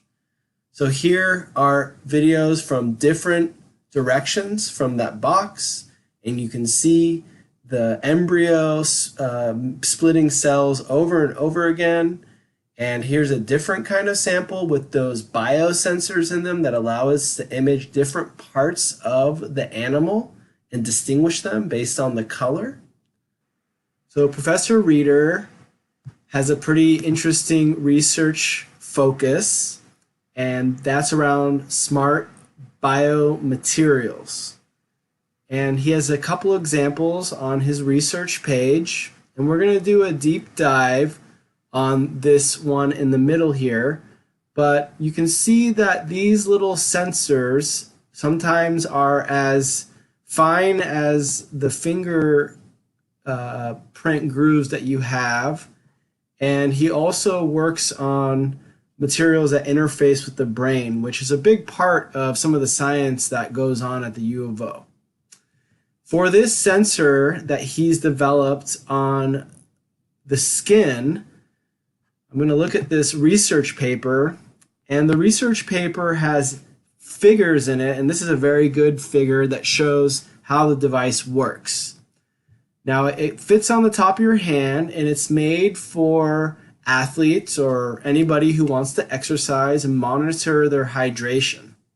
So when you start off, you have it in this state, and this red stuff could be like something like mint that might, you'll feel a sensation on your skin if it's released from this device, and that kind of warns you that you're getting into an unhealthy state of hydration.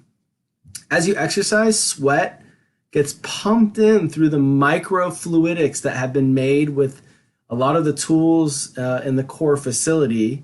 And after a while, if you don't hydrate, you'll get an unsafe situation that will then cause this sensor to indicate that you're in a bad place. Ideally, you would continue hydrating as you exercised. And obviously, after some time, you might need to empty out the sweat in these channels. So that's even built in as well. So this is a very interesting device that has a lots of different parts to it, and you can't really see more than some of the channels this zoomed out. So in the figure, there's some zoomed in images that actually show these microstructures that are built into this sticker that goes on your skin. And a lot of these things can be made with tools in the clean room.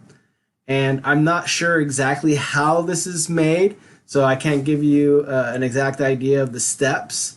But I'm sure you could read this paper to learn more if you're very interested. And it can be found through Professor Reeder's site.